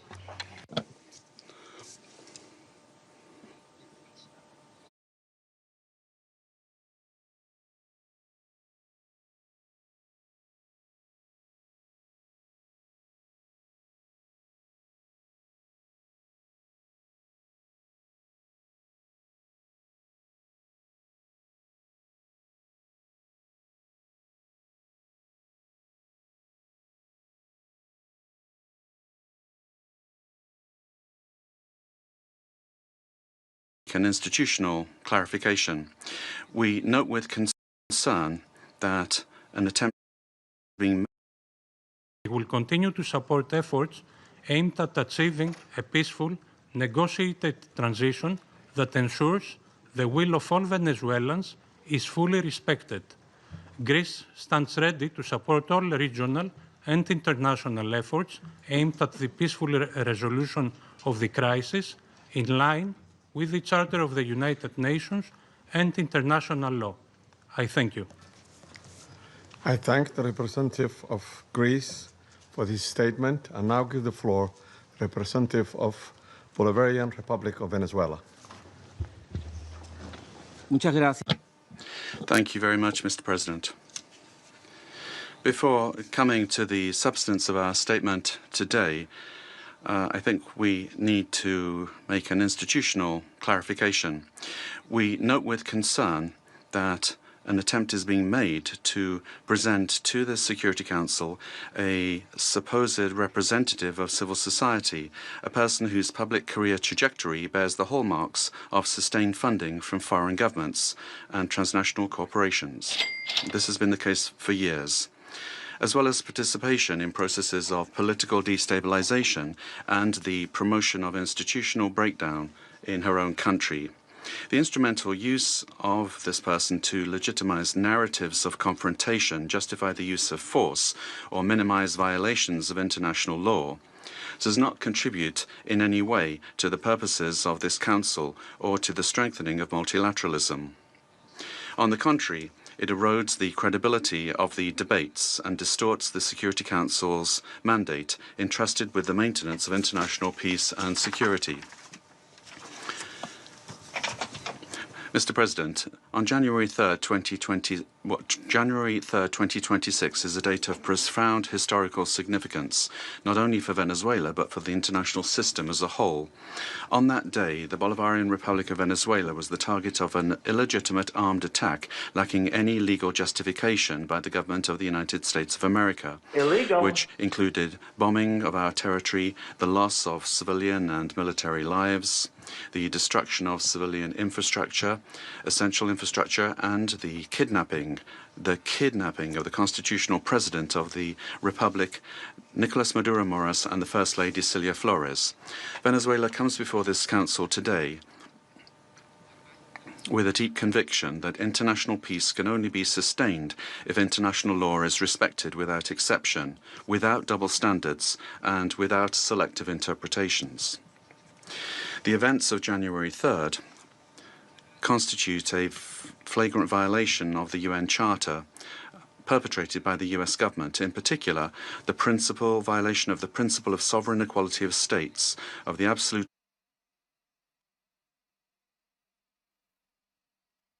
There we go. There was the representative from Venezuela at the UNSC emergency meeting, discussing all of the illegal things the United States just did. He went on for like a good 10 minutes, so we're not going to watch the whole thing. But I think that first couple minutes really sort of just spells it out. Claiming the United States illegally kidnapped their leader, which is, I think, a very fair claim.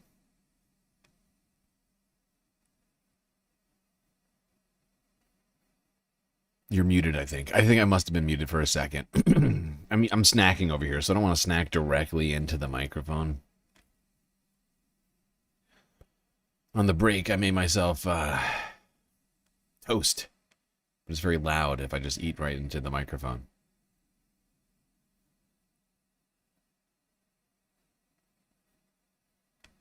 All right, let's go on. Let's move on from the United Nations Security. Actually, wait. There's one other. Hold on. Yeah. I forgot about this.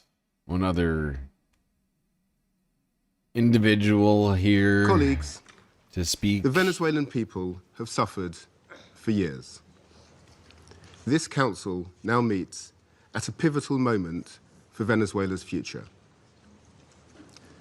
Maduro's actions created extreme levels of poverty, violent repression, and failing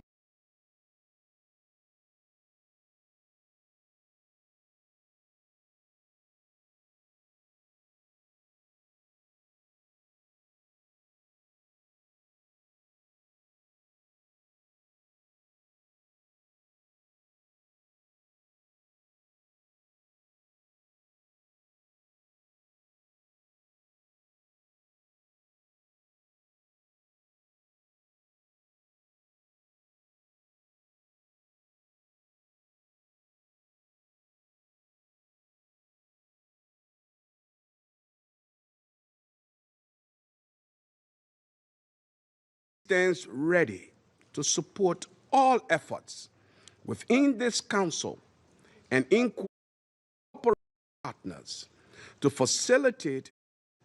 Regime, thank you for your courage and thank you for shedding a light on the true atrocities of the illegitimate Maduro regime. This past weekend, colleagues, the United States successfully carried out a surgical law enforcement operation facilitated by the U.S. military against two indicted fugitives of American justice, narco-terrorist Nicolas Maduro. Fugitives and of Celia American Flores. justice. Colleagues, Nicolas Maduro is responsible for attacks on the people of the United States, for destabilizing the Western Hemisphere, and illegitimately repressing the people of Venezuela. As Secretary Rubio has said, there is no war against Venezuela. This is ridiculous. There's National Security Advisor Mike Waltz saying a bunch of very untrue and stupid things. Oh, Mike Waltz. Listen to this guy. Oh, yeah, the United States is not a war. They're just fugitives from justice in a different country where the U.S. has no jurisdiction whatsoever. Yeah, no war, according to Mike Waltz.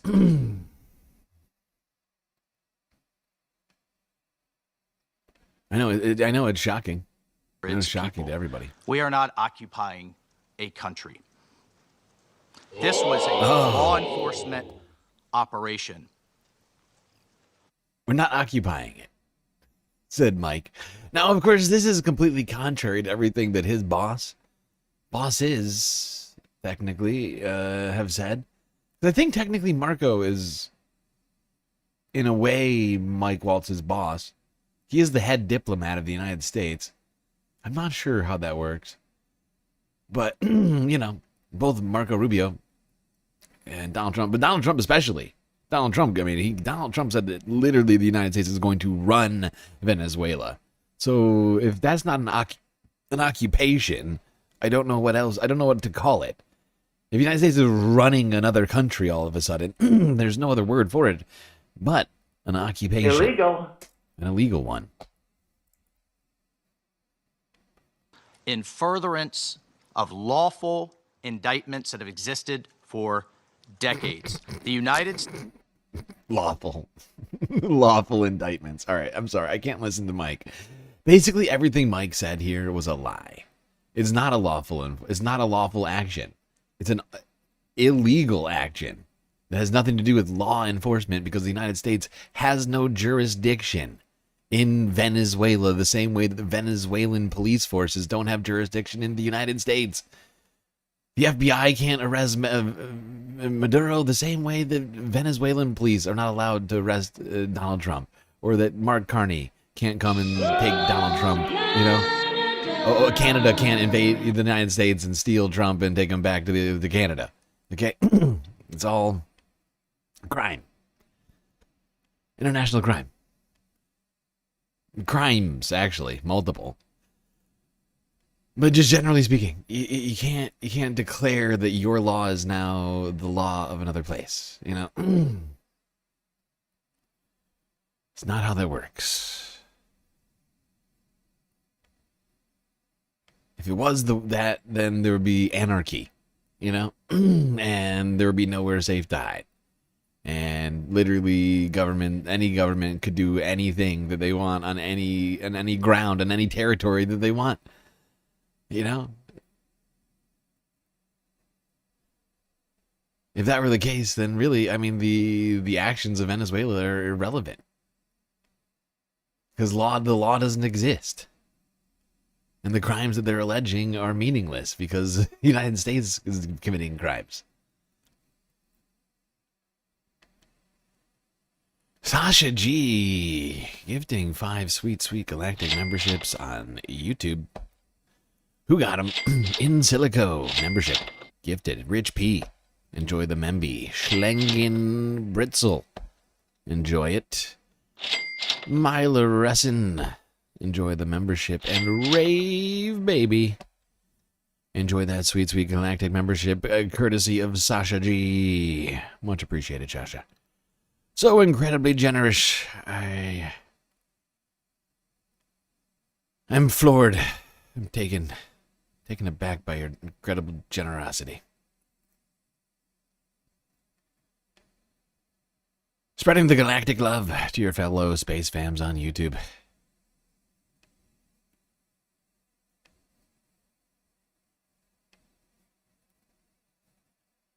Okay, let's keep this moving. Leave the United Nations Security Council back to the United States, where in Congress, well, not in Congress, but the Congress people. Actually, this one might have been in Congress. I'm trying to remember what this clip was from. Sorry, I've got so many clips I'm going through here. Is this the one? No. Let's go to the congressional reactions, if you will. Starting with House Minority Leader Hakeem Jeffries. I'm sure he'll have a very strong reaction to all of this. Prepare yourselves. Prepare yourselves, everyone. It's about to get serious. Hakeem Jeffries. Oh! Look at him. He's already look how ready he looks right now. You used the term unauthorized and unprecedented, but do you believe the administration's actions in Venezuela were illegal? And if so, what actions are Democrats prepared to take? We're going to have a conversation with the administration within the hour when the leaders of the House and Senate on a bipartisan basis are going to be briefed. There you go. Get us started off in Congress with some strong condemnations from House Minority Leader Hakeem Jeffries when asked whether or not what Donald Trump and the military just did were illegal. By a reporter, Hakeem Jeffries said, "We're going to have a conversation. We're going to have a conversation, and we're going to do it real soon. We're staying in the race. We will not rest."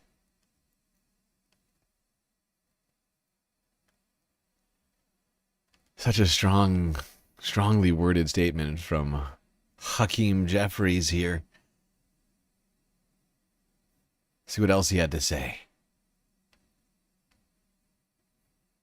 House Democrats are going to continue to fight to lower the high cost of living, fix our broken healthcare system, and make life better for everyday Americans. While Donald Trump and the administration is off starting wars. Most recently connected to the unauthorized military action in Venezuela. This wasn't a law enforcement action. They're lying to the American people when they say that. It was an unprecedented military action. And yes, in fact, it is the case that Maduro is a bad guy. A dictator. Someone who was not the legitimate head of government or head of state in Venezuela. Oh my God. There you go. House Minority Leader Hakeem Jeffries literally coming out to wag his finger while simultaneously giving credence to to at least half of the argument being made by the Trump administration. Oh, what a brave, valorous man Hakeem Jeffries is to come out and tell us all, actually, he is the illegitimate leader of Venezuela. So maybe this is okay. Oh, thank you, Hakeem. Oh, so wise. Maybe it's not a crime. Not authorized by Congress, but is it a crime? I don't know. Who's to say? This guy is pathetic and weak. People like Hakeem Jeffries, Chuck Schumer, they're the reason why Democrats are a complete failure and at their lowest popularity rating of all time. It's because of garbage like that. Because they can't come out. They talk out of both sides of their mouths at all times, and it's so incomprehensible to most people. It's just, what's the point? Oh, thanks. So did he do something wrong or not? Because they're saying that that's the reason why they did the thing. And you're saying that reason is legitimate. So what's the problem, Hakeem? Oh, they didn't ask. They didn't ask. That's what it is. They didn't ask ahead of time. And who else better to tell us about about problems with stuff like that? Chuck Schumer, of course. Okay. Well, this briefing, while very extensive and long, posed far more questions than it ever answered. Their plan for the U.S. running Venezuela is vague, based on wishful thinking, and unsatisfying. I asked for... I would have liked to... I did not receive any assurances that we would not try to do the same thing in other countries. And in conclusion, when the United States engages in this kind of regime change and so-called nation building, it always ends up hurting the United States. I left the briefing feeling that it would again.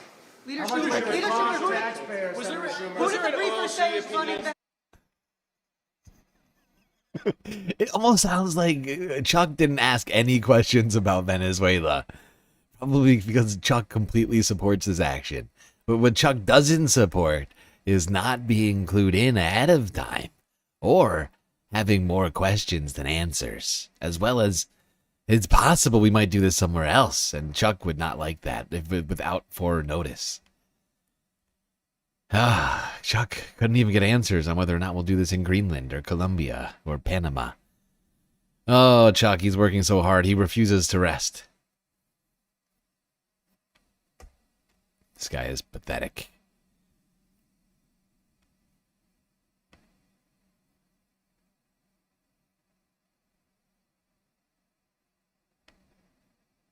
This guy is fucking pathetic.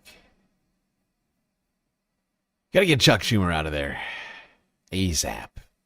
I know he's still got like 2 years left on his... this goddamn ticket right now. I would love to punch that early. Guy's the worst.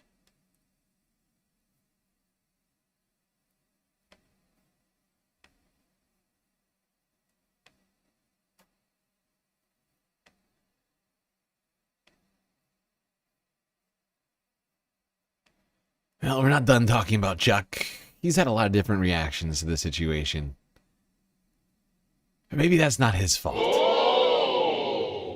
We should check in with Chuck Schumer, who is the opposition leader. Can I tell a quick story about it? Because I saw him at the inauguration, and it was amazing. I was using my phone to zoom in on his face to see how he was reacting.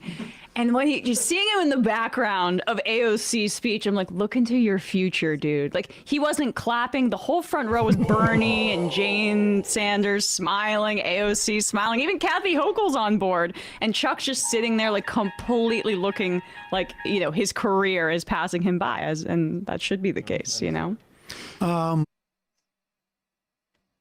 Although I gotta say, Kathy didn't look 100% on board. I would say she was more like 30 or 40%. Like, some of the most unenthusiastic clapping I've seen in the last year coming out of Kathy. I mean, really lazy clapping coming from her. She did not seem all that enthusiastic, that's all I'm saying. She was, you know, giving some effort, but certainly not the most enthusiastic in the crowd. And here he is. Of course, we have now... He was not Senate leader. By the way, thank you, Apache Aldo, for the for deciding to take the galactic plunge of YouTube membership. Appreciate that. Enjoy. Whole bunch of sweet, sweet space benefits. Now yours. Also, thank you to the clown face emojis for the follow on Twitch. Of course, we have now... He was not Senate leader during Iraq, but he certainly was in the Senate during that time.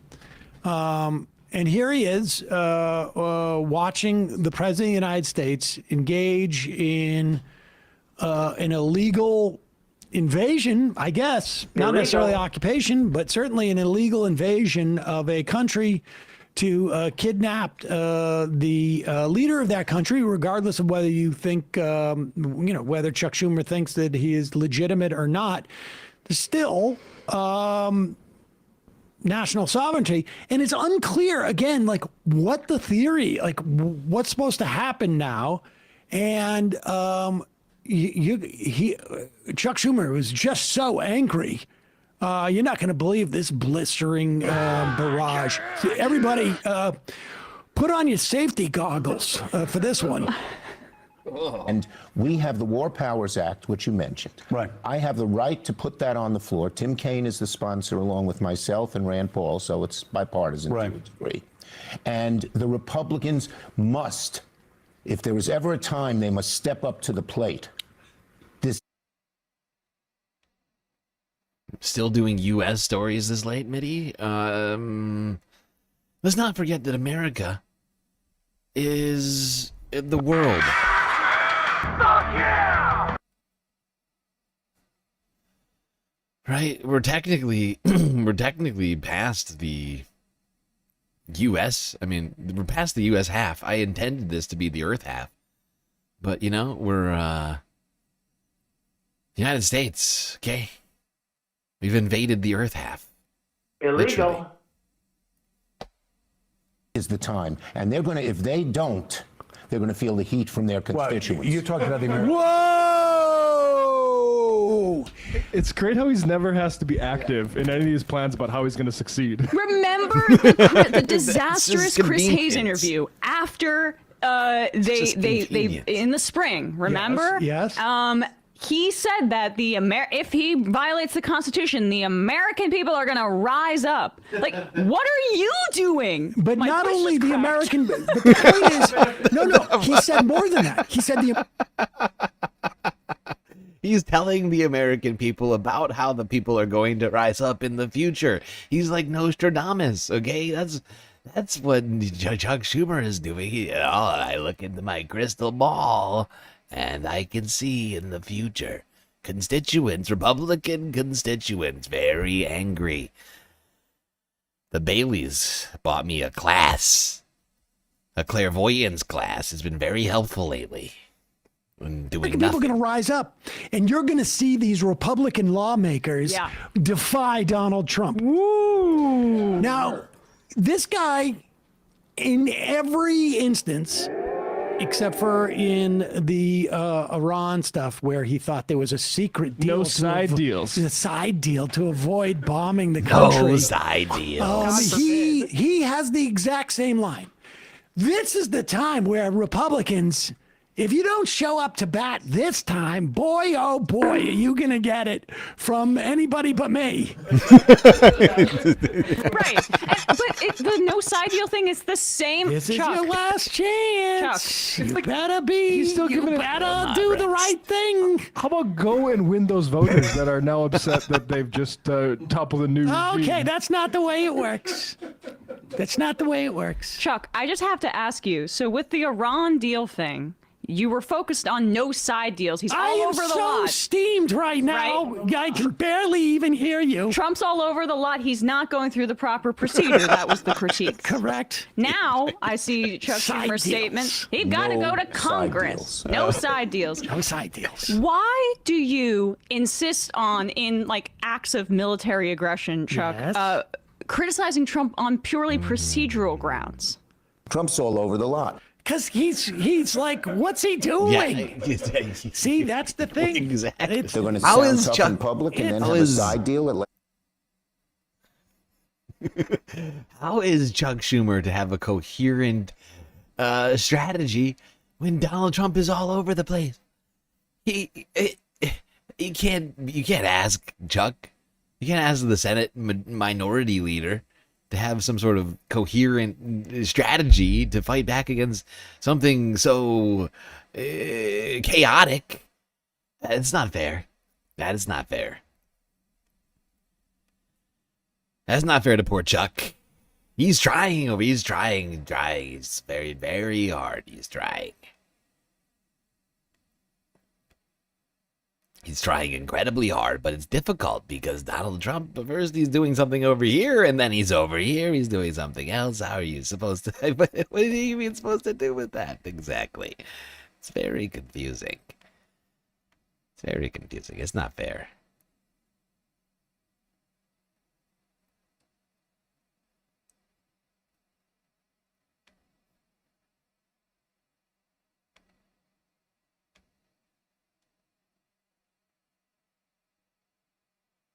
Now, let's go to the other side of the aisle, if you will, down in the House of Representatives. Speaker Mike Johnson.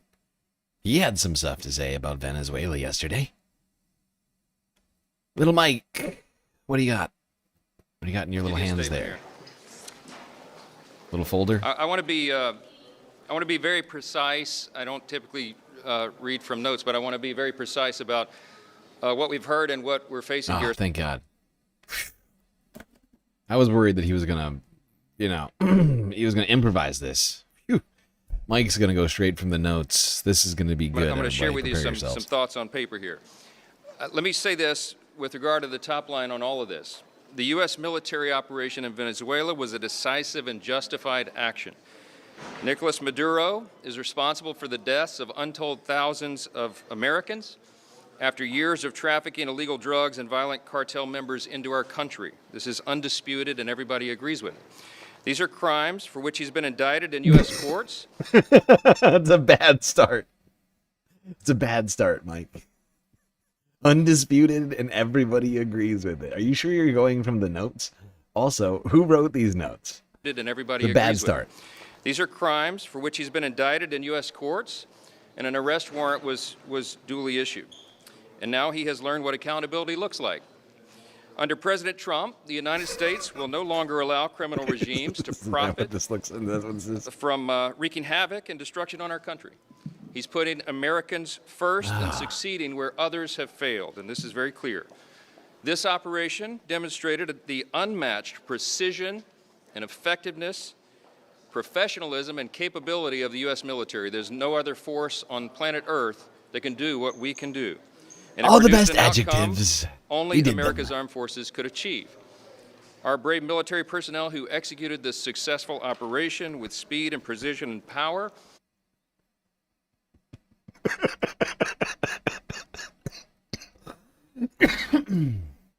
This is from the notes, Mike.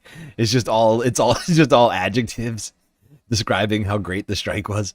It was a perfect, glorious, majestic, precise, and incredible strike of greatness and strength and amazing fortitude.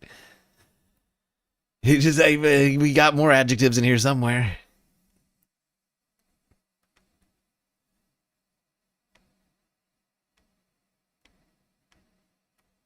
The very best strike anyone's ever seen.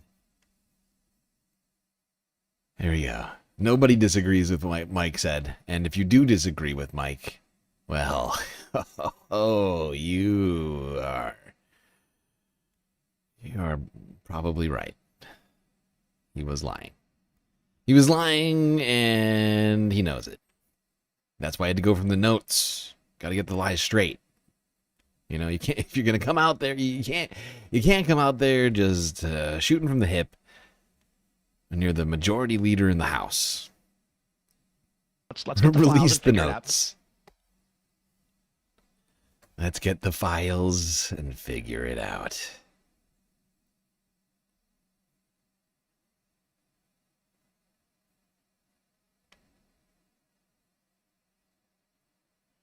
All right, let's God damn, I gotta keep this moving. There's so much to discuss on this.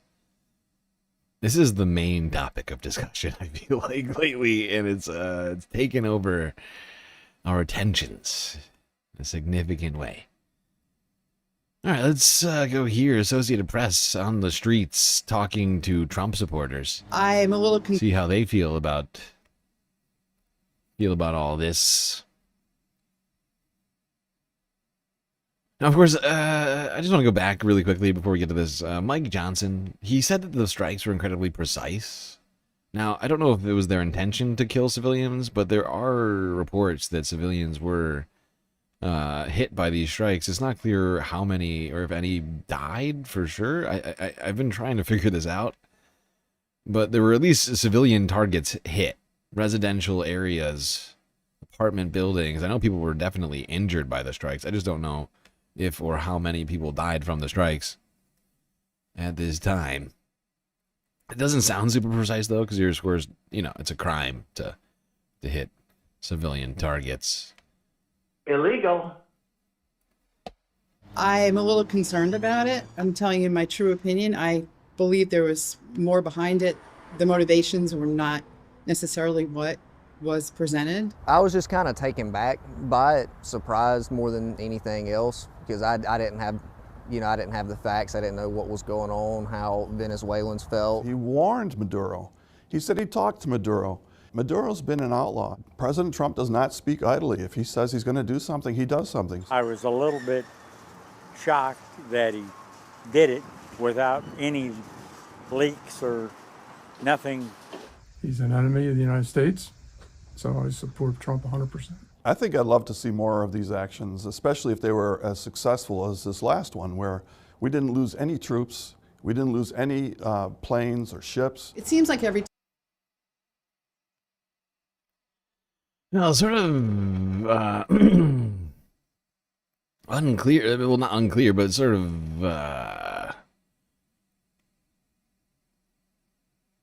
mixed opinions here amongst Trump supporters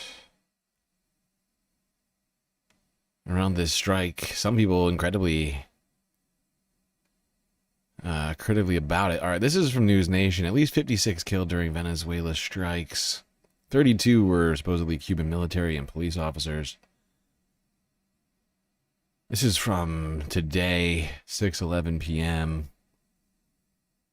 Hold on. Why is it? This is frozen now all of a sudden. What the hell? Whenever I put it on that thing, that's mine.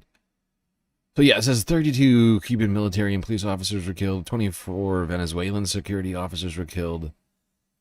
And there is a report I've seen that at least 1 or 2 civilians were killed as well.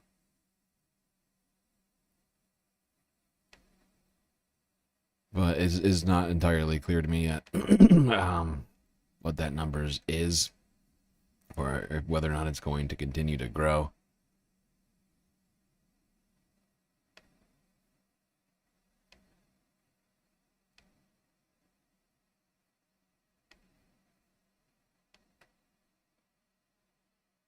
All right, well, let's go to one man who's certainly involved in this situation.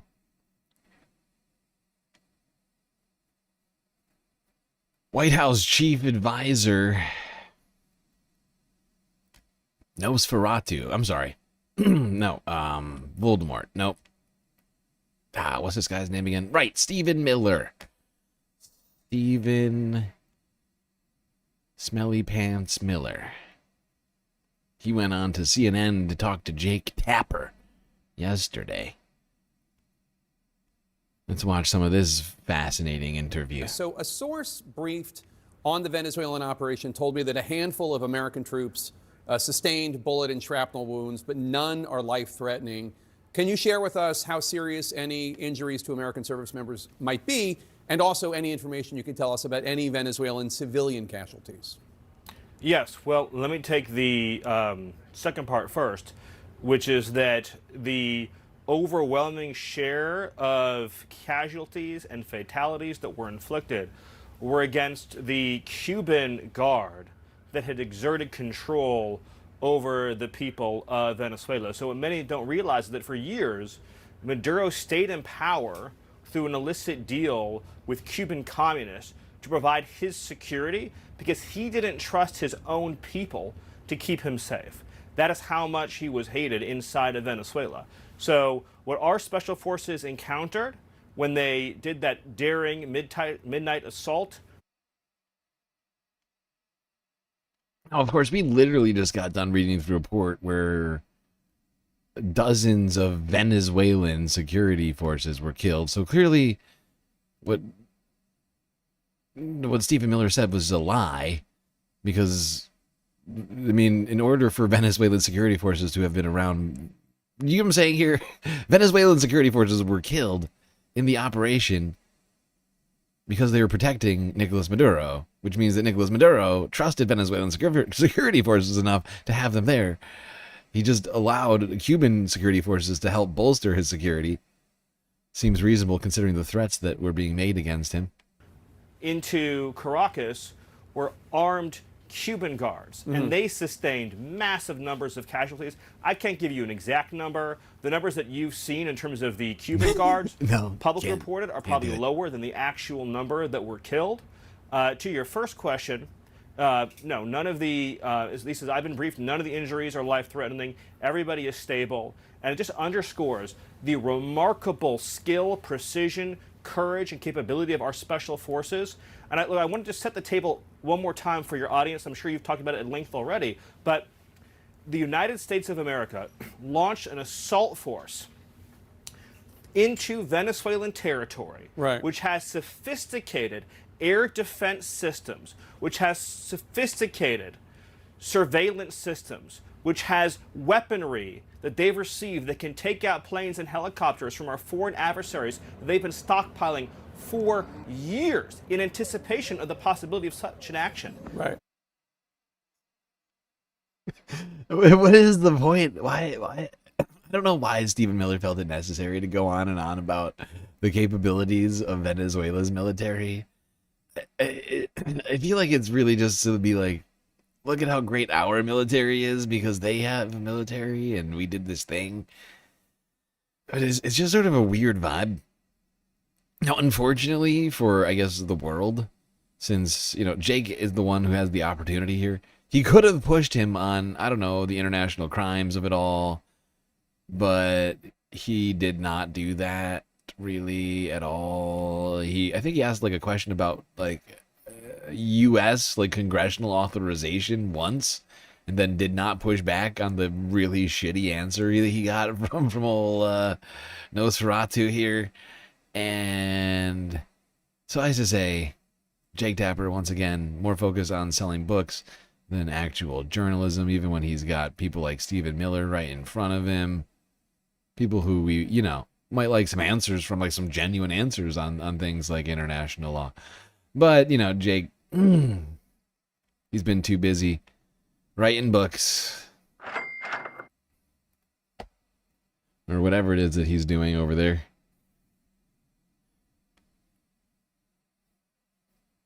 Miller is seriously broken. Yeah, he's a problem human being, undoubtedly.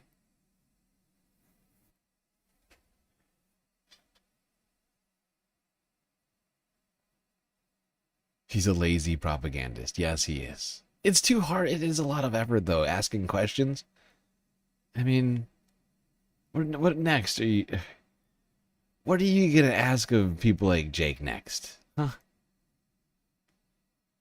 You wanted to have like a backbone, like an ideology or something, or at least like journalistic curiosity? Come on! Come on. Yeah, I gotta head aside soon. So. That's too much.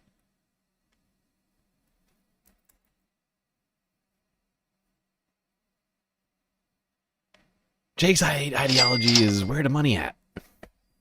All right. Now let's go to unfiltered Stephen Miller. No Jake. I gotta head aside soon. So just real brief. Just quickly, who's running Venezuela right now? The United States. Next question. Stephen, you were part of that group, the select group of the president. United States. Next question.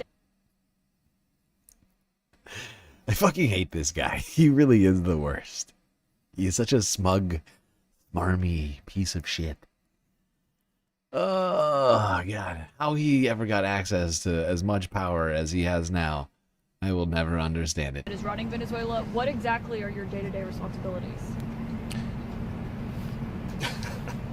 The President of the United States has asked Secretary Rubio, who also happens to be his national security advisor, to directly, of course, under the president's close guidance and direction, to be the lead Under the on president's this close process. But obviously, guidance there's and many other direction. elements involved. You have energy policy, treasury policy, financial policy, military policy. So it's a big team, a group of people. Everybody's working great and closely together, again, under President But Trump's what are leadership. you specifically doing? What are you specifically doing? I make a habit of trying to talk to myself. I'm just happy to. Yo, Catlin is crushing it over here. But what are you doing though? I love that from her. Well played, Catlin. But what are you doing, Steven? Steven, next question, please. Next question. Whispering in the president's ear, like reciting the Monroe Doctrine, like like in Donald Trump's ear. I don't know. Just saying other, like, you know, like just sort of repeating racist and terrible ideas to the president. I'm sure that's his main job.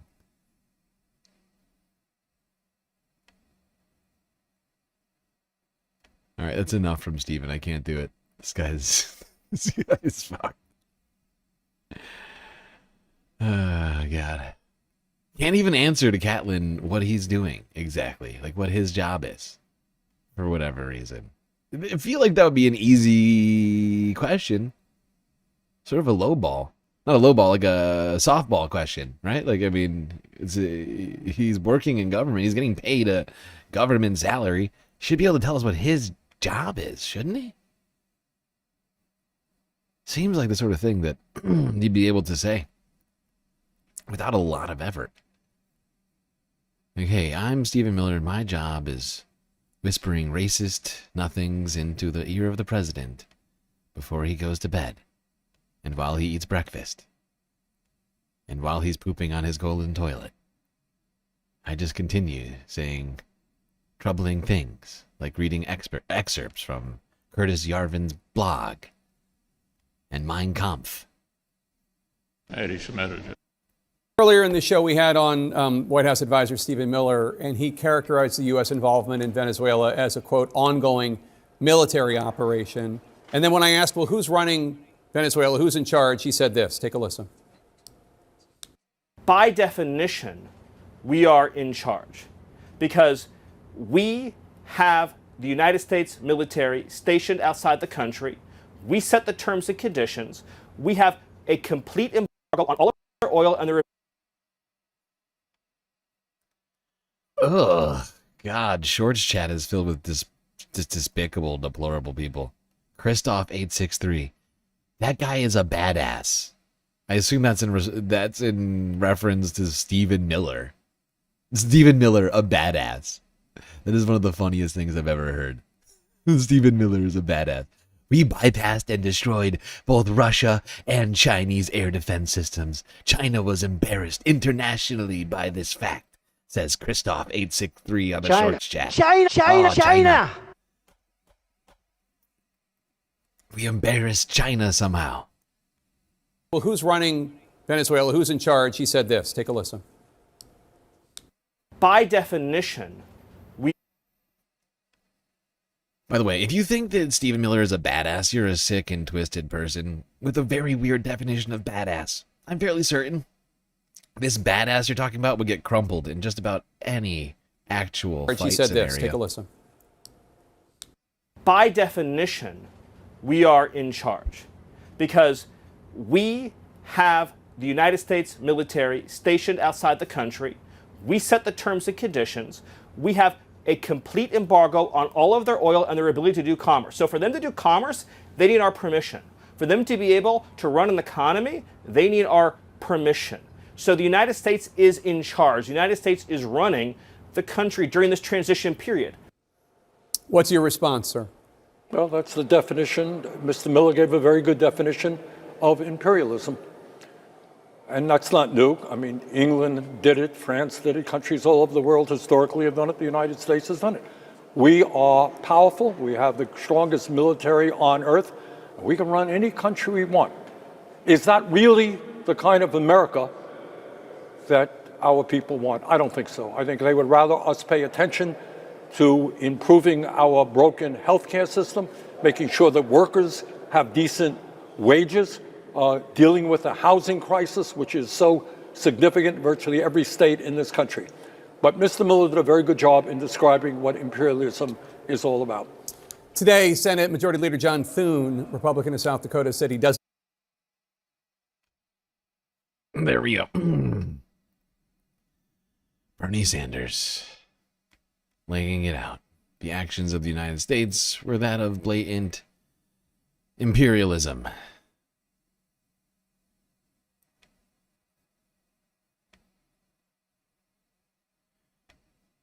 Yeah, that's the correct reaction to all of this. Thank you, Bernie.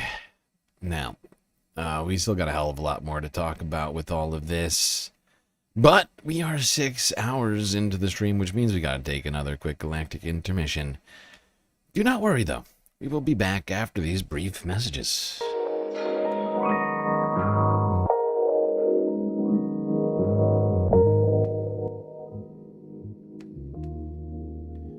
Okay, I hope everybody's been enjoying the show so far. If you haven't already, hit the follow button on Twitch and the subscribe and like buttons on YouTube. While you're at it, do consider contributing to the Galactic News Network, as we are, of course, completely funded by individuals like you. A lot of great ways out there for you to show your support. YouTube, Super Chats, Super Stickers, memberships, gifted memberships, Twitch with the bits, the power-ups, the subs, the gifted subs, Twitch Prime subs. Did you know that you get a free Twitch subscription with every Amazon Prime membership? That's right, you could be using that Amazon Prime membership to subscribe to yours truly. You're taking money directly from Amazon. Give it to the Galactic News Network. Very easy. Just go onto your Amazon app and it's like 2 clicks.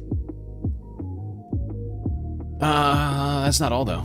We got other places to contribute, of course. We got Cash App and PayPal if you prefer your money go directly to funding the stream rather than the bottom line of Google and or Amazon. But of course, the very best way to get the most space benefits for your Earth dollars is to go onto Patreon and become a Galactic Patron, where for the low price of $3 a month, you can get access to a myriad space benefits unseen by the rest of the goddamn Milky Way galaxy.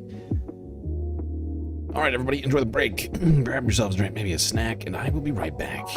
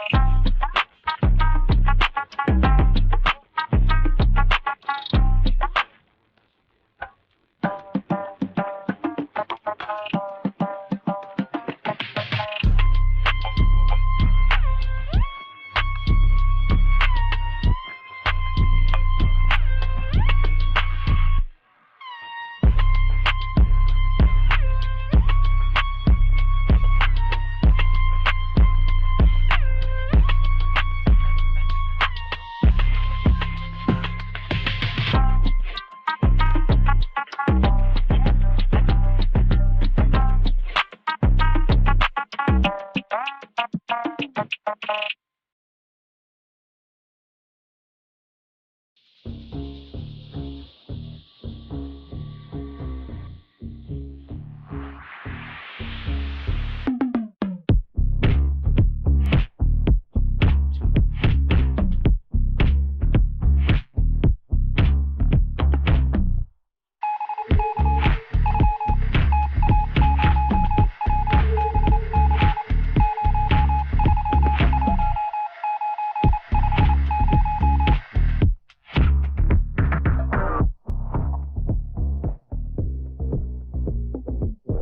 right, everybody. You know what that sound means. It means it's time for us to start the show once again. So, get back in those seats, otherwise you're gonna miss it.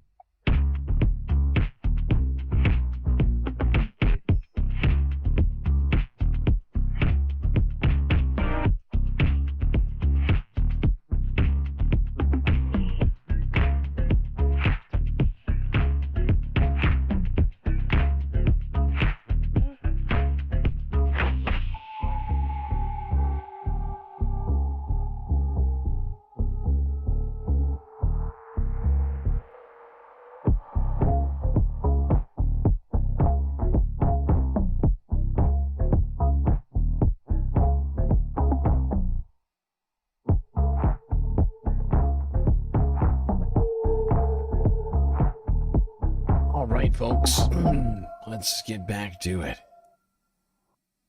We left off the last half with the reaction of Bernie Sanders to the illegal imperialist actions of the United States. Now let's go to Cuba. See how people there feel about all of this. This is the AP from yesterday.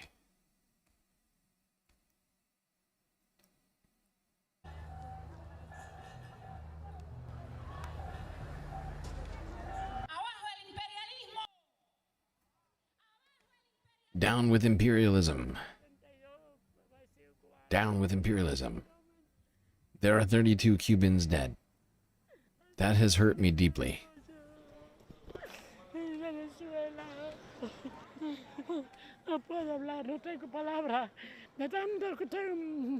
I can't speak. I have no words. We have to stand strong. I'm an older person, but if you give me a rifle, I'll go fight against those people. I mean, this woman is dangerous, ladies and gentlemen. There is no doubt that there is danger for Cuba, and that it's a permanent threat not to have the support of Venezuela. Okay. There's the reaction of a number of people in Cuba. Courtesy of the Associated Press, people sound distraught over this latest development in Latin America. Now, let's go down to Venezuela and see what's going on near the Venezuelan border inside the country. Well, Donna, this busy border crossing stretches more than 2,200 kilometers and now has reinforcements. Colombia deploying its military and declaring a state of emergency after Saturday's U.S. strike, as everyone across this region anxiously waits to see what comes next. After an extraordinary weekend in Caracas, Monday morning in Venezuela's capital appeared to be business as usual. Not long ago, Venezuela was South America's wealthiest country, rich in oil and precious minerals. But more than 90% of Venezuelans now live in poverty after Nicolas Maduro's economic meltdown. Venezuelans who must... Yeah, is that the only reason, Global News? Is it all because of Nicolas Maduro? It has nothing to do with the 20 years of sanctions the United States has put on on the country or any of that. None of that's an important part to talk about. No, it's all Maduro's fault, according to old Globe and News here. Oh, it's all Maduro. Oh, God. The United States has never done anything wrong or anything to cause any economic problems for Venezuela. Not one time. One guy, one time.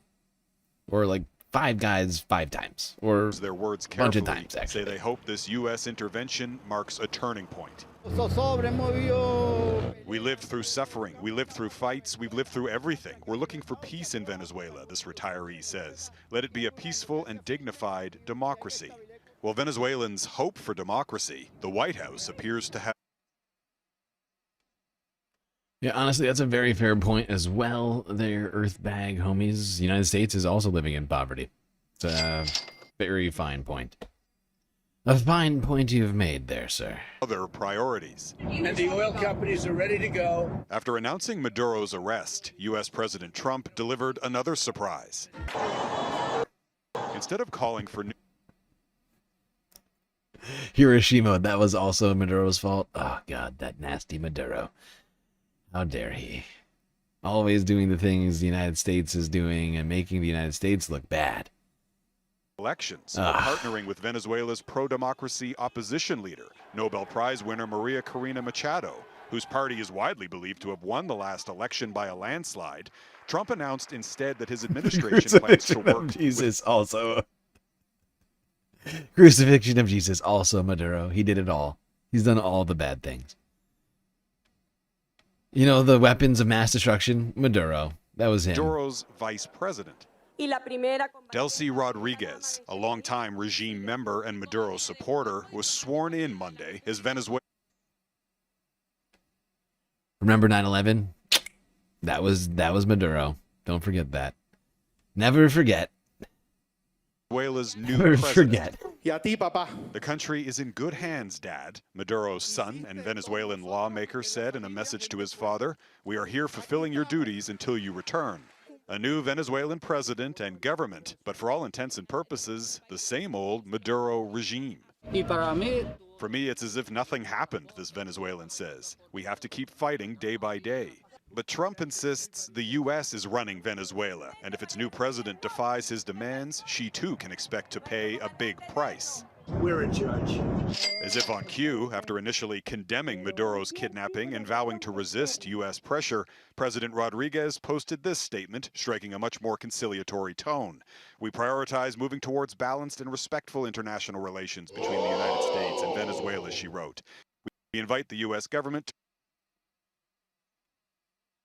Balanced and respectful. I feel like it's hard to get to balanced and respectful from where we're at right now, but hey, that's a fascinating, that'll be fascinating to see if we ever get there.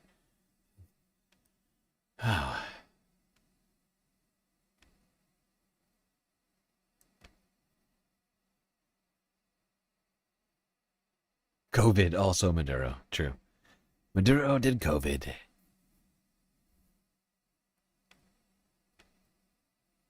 Maduro, 2020 election, Maduro.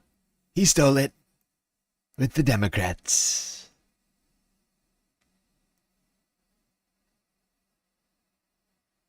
Mike Lindell, he's got the evidence. It's hidden in the pillows.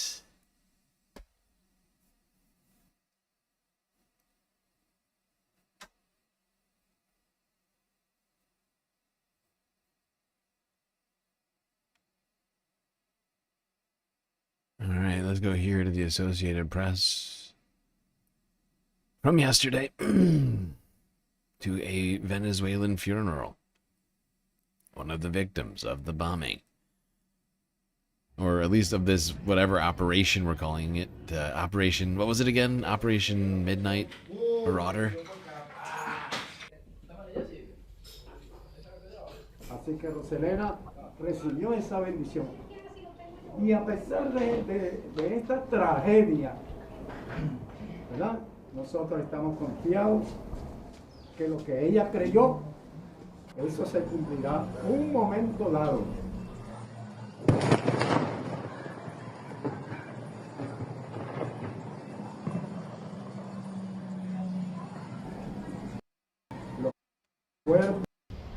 Roselena, una persona sana. Una persona que nunca se había enfermado. Rosa Elena was a healthy person, someone who never got sick. Even at her advanced age, she still walked and expressed clearly. Se expresaba claramente, pero le tocó este momento que nos señala. But she had to go through this, and this indicates that one day it will also be our turn.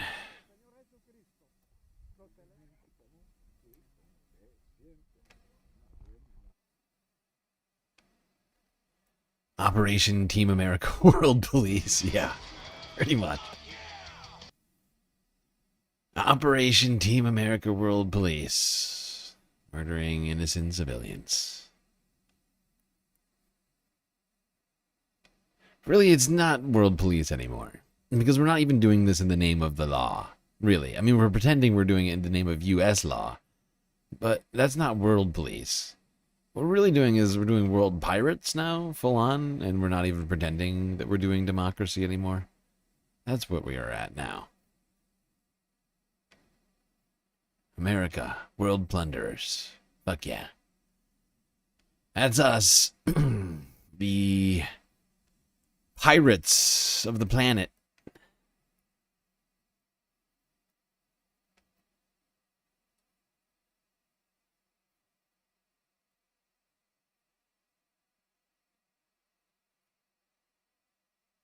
Murder, kidnapping, followed by armed robbery. Exactly. We're just committing a bunch of crimes. It's not a list of we're not solving any crimes. We're committing them. We're committing more crimes than we're solving. I know that. I know that much is 100% for sure.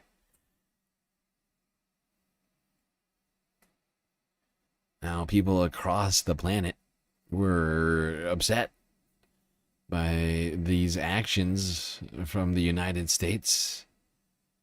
Let's go here to Portugal. Actually, and the United Kingdom. Portugal and the United Kingdom. Here with the Associated Press once again from yesterday. People in the street protesting. A lot of them.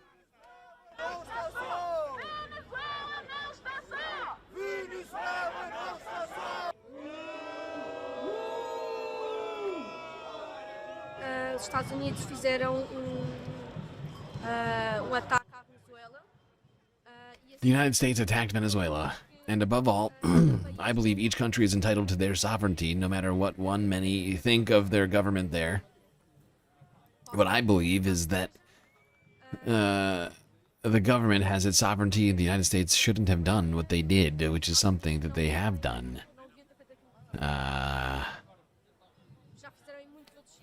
In several places. Yeah. No matter what the regime may be or may have done wrong in Venezuela, this is an act of piracy that is not acceptable anywhere in the world.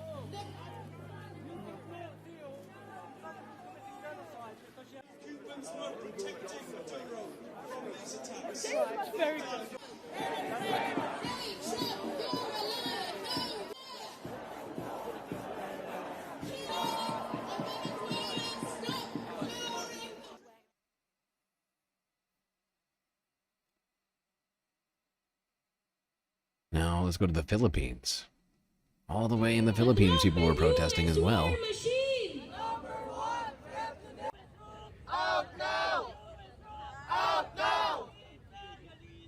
Ibagsak! Ibabalik daw po ang pera at kayamanan sa mamamayan nito. Panawagan at palakasin ang ating mga sigaw! Feedback din sa presidente nitong nasa Maduro. Itong tono sa ginawang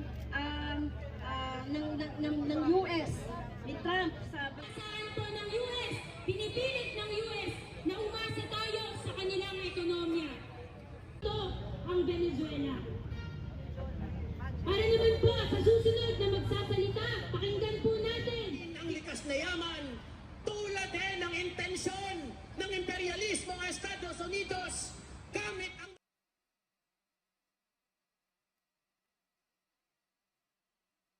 There you can see all across the planet, people seem pretty upset over what the United States has done here in Venezuela.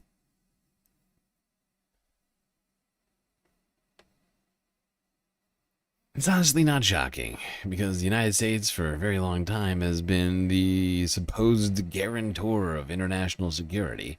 And now, under Donald Trump, it's never been more clear that that is probably bad. With things like this happening, the international's feeling a lot less secure than ever, than ever thought possible. All right, maybe not that, but very much spot. Law and order wise,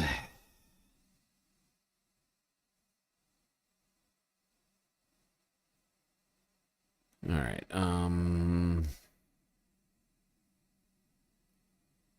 Now let's go here to one Bernard Sanders once again, who's apparently got some good and bad news for us.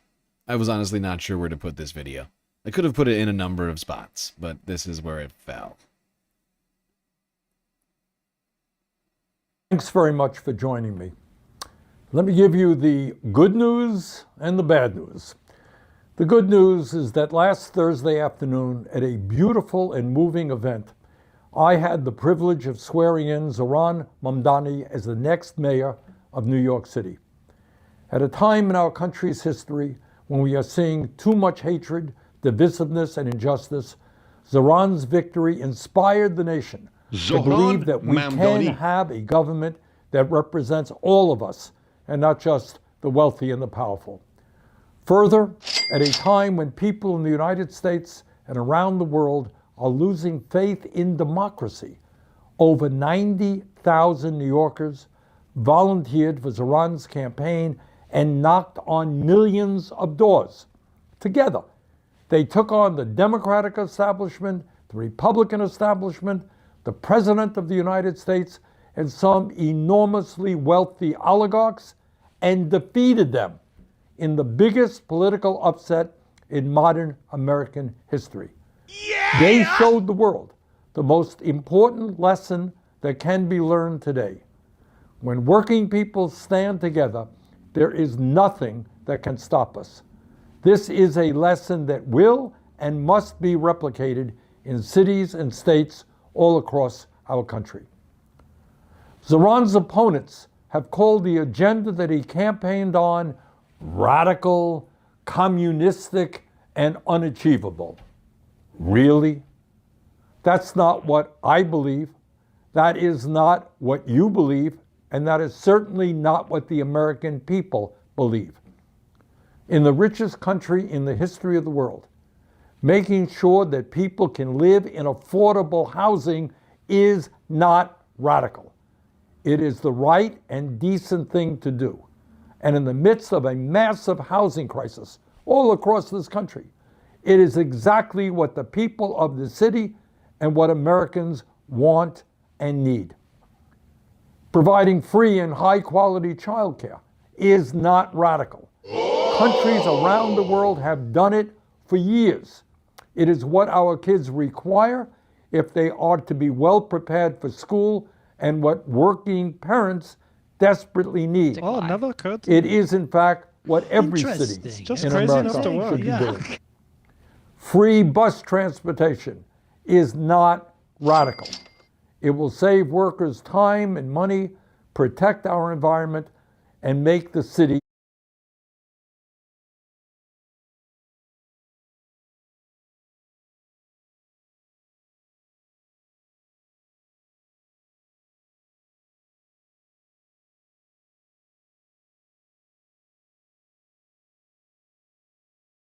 There are billionaires out there and large corporations that pay almost nothing in taxes. That has got to end, and that's what Zohran intends to do. That is the good news. And for those of us who believe in democracy and economic, social, and racial justice, it is very good news. But here is the bad news. On Saturday, just 2 days after Zohran's inauguration, Donald Trump once again showed his contempt for the Constitution and the rule of law with his attack on Venezuela. Let's be clear. The President of the United States does not have the right to unilaterally take this country to war, even against a corrupt and brutal dictator like Maduro. The United States does not have the right, as Trump stated, to run Venezuela. Congress must immediately pass a war powers resolution to end this illegal military operation and reassert its constitutional responsibilities. Trump's attack on Venezuela will not make the United States and the world safer. Quite the contrary.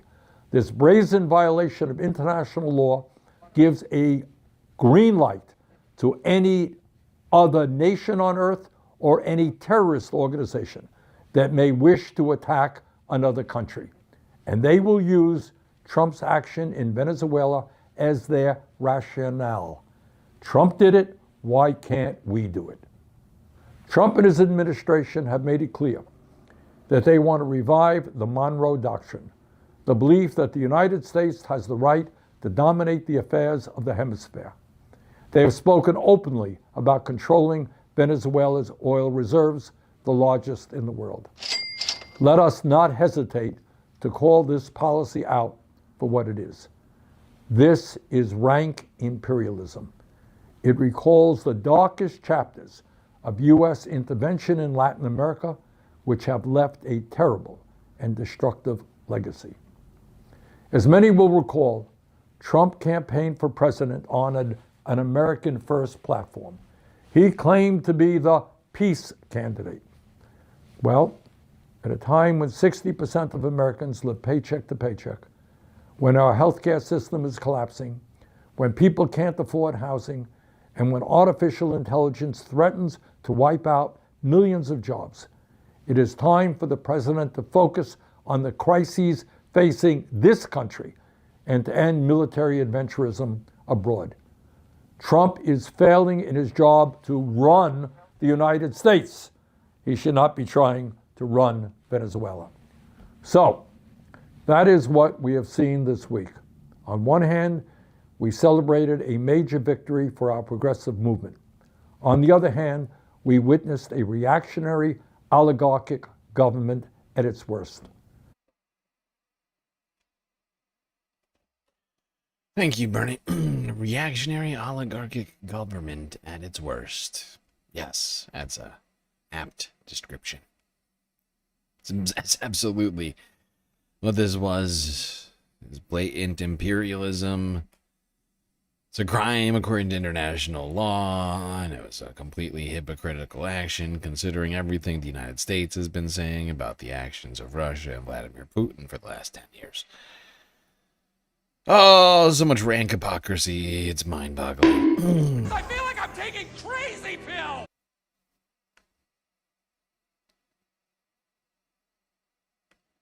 Now, one group of people who Donald Trump did speak with ahead of all of this, according to Trump officials, I'm not just, pulling this out of my ass. I can't remember who it was that said it. And we skipped past it at this point, I think, in one of the discussions, but I think it might have been actually Stephen Miller who said it. But I can't be for sure. Fact is that there's been a lot of talk about, Donald Trump usurping the power of Congress and, engaging in war activities without getting their approval. But, there is one group. They told us the reason that they didn't, I'm getting ahead of myself. Before that, now, we have been hearing in justification of this from some people, I think like Marco Rubio mentioned this at one point. But one of the justifications they've used in for not telling Congress about this was that Congress would have leaked. The nasty, nasty Congress would have leaked the information. And they couldn't have that with an important and delicate operation such as this. However, there is one group of people who did get the heads up And no, not Congress. And no, not people in Venezuela. It was oil companies. Oil companies.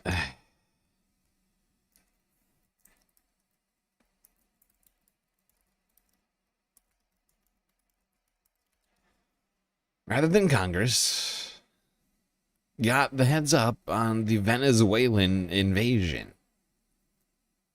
Because why would you want Congress to know about it when you could just tell oil companies? Actually, it was Donald Trump himself. Oh my God, it was Donald Trump himself. Jesus Christ. Also, a megastar, thank you for the super chat over on Vertical Stream. I don't have Vertical Stream set up right now to highlight the super chats over there. I only have it set up for regular, for horizontal stream. Suffice to say, everybody, Omega Star just did a super chat over on the vertical stream. Desert Storm 2.0. Not gonna do it. Wouldn't be prudent at this juncture. Don't believe me about what I was saying before this? Here's the Hill from yesterday. Well, Monday. President Trump said Sunday that he spoke to oil companies ahead of the operation in Venezuela and claimed they're eager to revitalize the industry in the South American nation. Reporters on Air Force One asked the president if he spoke to American oil companies. Whoopsies. Well, American oil companies ahead of the operation in Venezuela and claimed they're eager to revitalize the industry. I just read that. Reporters, oh my God, what the fuck? This is pissing me the fuck off. What? The Hill website is so trash. Good God. Reporters on Air Force One asked the president if he spoke to American oil companies to tip them off before the U.S. forces captured Venezuelan President Nicolas Maduro on Saturday. Trump nodded and said he spoke to the companies before and after the operation. And they want to go in, and they're going to do a great job for the people of Venezuela, and they're going to represent us well, Trump continued. Trump signaled Saturday that his desire to take over the Venezuelan oil industry played a role in his decision to greenlight the operation to capture Maduro. Well, there you go. It's a pretty even split between the two chats. Yeah, honestly, at a couple of points, Shorts chat has had more chatters than YouTube chat today. I think we hit across platforms, we were at over 100 viewers at one point. I think we hit 110. Been crushing it since we got back. Crushing it. Smashing it, smoshing it. What you can see here is the entrance to the Panama Canal, one of the largest maritime checkpoints and trade routes in the world. It connects the Atlantic and Pacific Oceans. It's controlled by Panama, but this country has been under increased U.S. I'm sorry, I meant to finish my thought. I got distracted trying to think about how I could add in the super chats from Vertical Stream right now while I'm doing this. It's just too much work, I think. Yeah, there's no way for me to just... Yeah, no, it's going to be too much effort. I'm sorry. I am sorry. I don't think I can easily do that without a bunch of work. Either way, I appreciate the chat. And the 10 bones, a megastar. You're beautiful, and I appreciate you. But what I was going to say is I found it fascinating that the oil companies got the heads up, and Congress was just twiddling their thumbs. It's fascinating who gets the respect of this administration and who gets completely ignored. To control traffic, especially of oil tankers who have been sanctioned by the United States. In recent months, U.S. forces have engaged with at least 3 vessels carrying Venezuelan oil. 2 have been seized. Over a dozen oil tankers loaded with Venezuelan crude have left the country's waters in spite of the U.S. government blockade. 4 of them are moving together in an attempt to evade it. Reuters reports all the vessels are under sanctions, and most are now sailing without a recognized flag or valid safety documentation. Venezuela relies on what is known as a shadow fleet to move its oil and evade sanctions. Much of it goes to China, and it passes through here, the Panama Canal. The United States says that many of those ships go into what is known as a dark mode. This means that they turn off the location, change names, and use deceptive measures to try to prevent being tracked. It's not clear whether the tankers currently on the high seas left Venezuela. The only reason that those tankers can't travel unimpeded is because the United States has put sanctions on Venezuela for the last 2 decades, essentially crippling their economy. So yeah, they've done things to try and circumvent U.S. U.S. sanctions. Shock of shocks.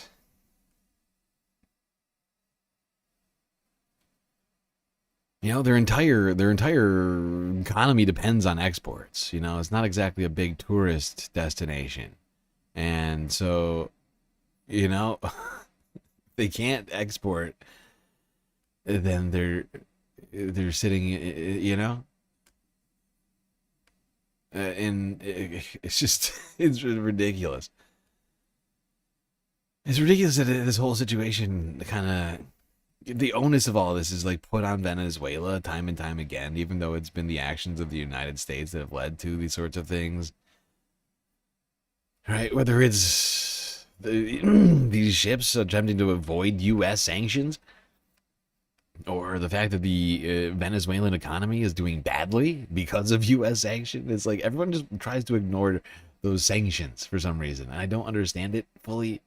It's like, this is clearly a pretty important element of all this. It's almost like you're trying to craft a disingenuous narrative, lacking the proper context or something. But who would want to do that? Why would anybody do that?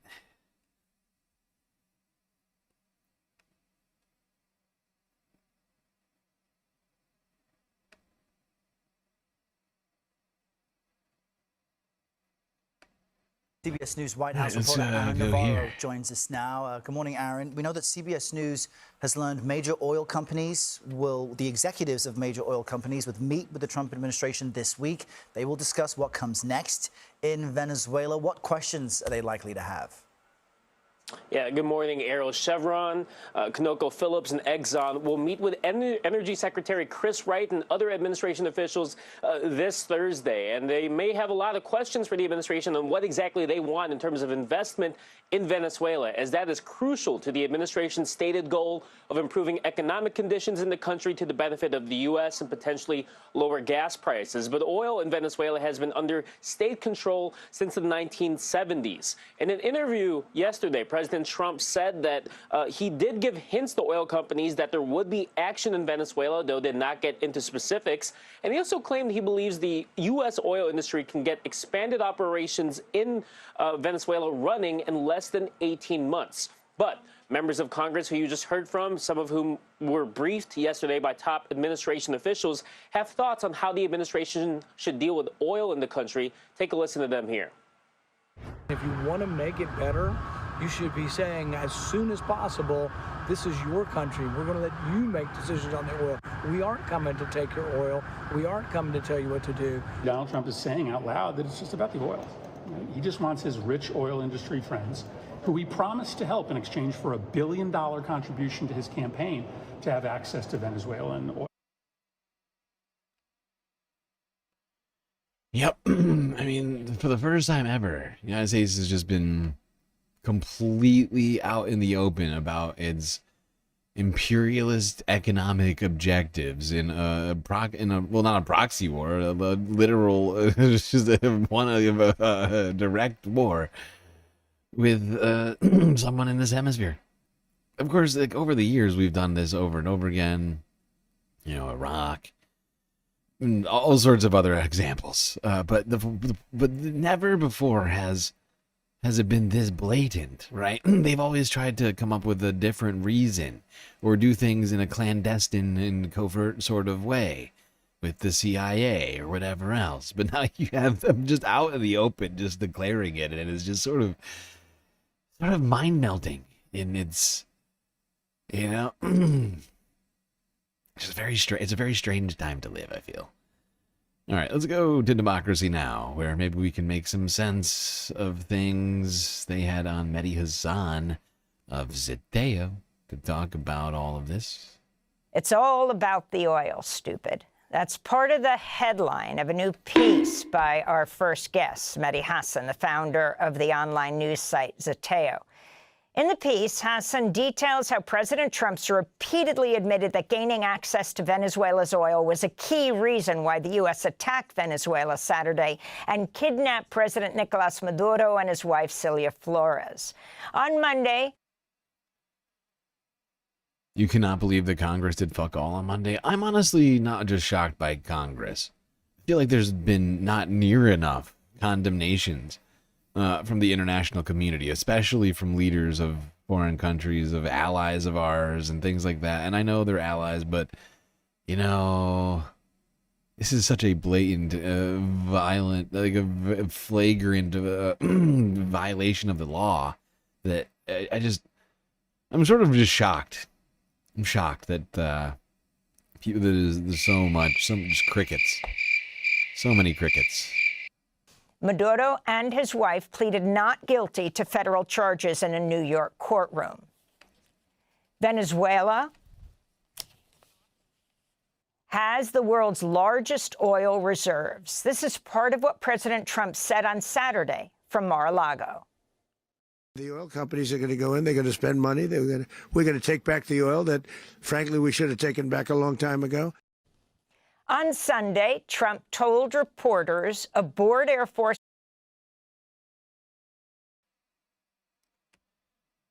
The only person who said impeachment is Donald Trump himself. Wait, he said impeachment? I didn't even hear it. I never heard that. But I mean, that's fascinating.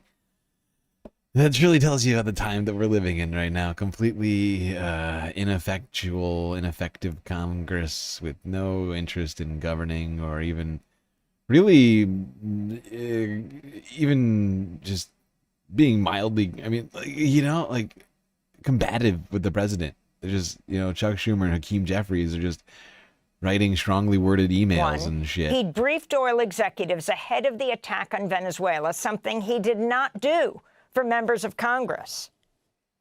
Spoken with the oil companies about going into Venezuela? I have. Which ones? Have you received any commitments? All of them, basically. Any commitments from the oil companies? We want to go in so badly. Did you speak with them before the operation took place about, did you maybe tip them off about what was coming? Before and after. And they want to go in, and they're going to do a great job for the people of Venezuela. And they're going to represent us well. On Monday, oil company stocks surged in value. Paul Singer, a billionaire who's a top donor to President Trump, is set to profit immensely since his investment firm purchased Citgo, the U.S.-based subsidiary Venezuela state-owned oil company, for $5.9 billion. The Venezuelan government estimates Citgo's value at $18 billion. On Monday, the United Nations Security Council held an emergency meeting on the U.S. attack. Venezuela's ambassador to the UN, Samuel Moncado, said Venezuela's targeted due to oil and energy resources.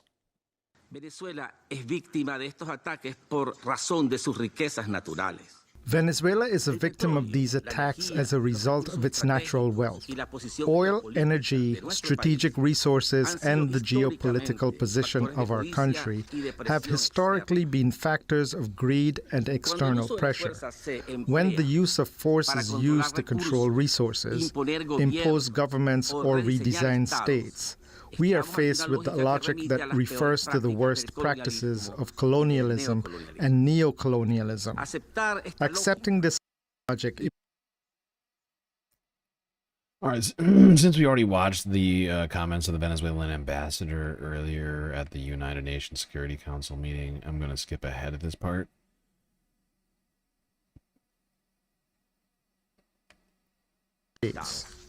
Joining us now is Mehdi Hassan, editor-in-chief and CEO of Zeteo.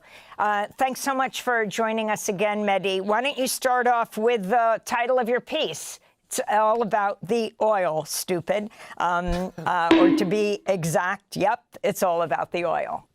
Talk about what happened, your response to the abduction of the Venezuelan president and his wife, the charging yesterday, what the Trump administration has said he is guilty of doing, actually didn't jive exactly with what he was charged with. But then what all this means as Trump talks about narco trafficking, but also what? Mentioned 25 times in his press conference afterwards, talked about the word oil.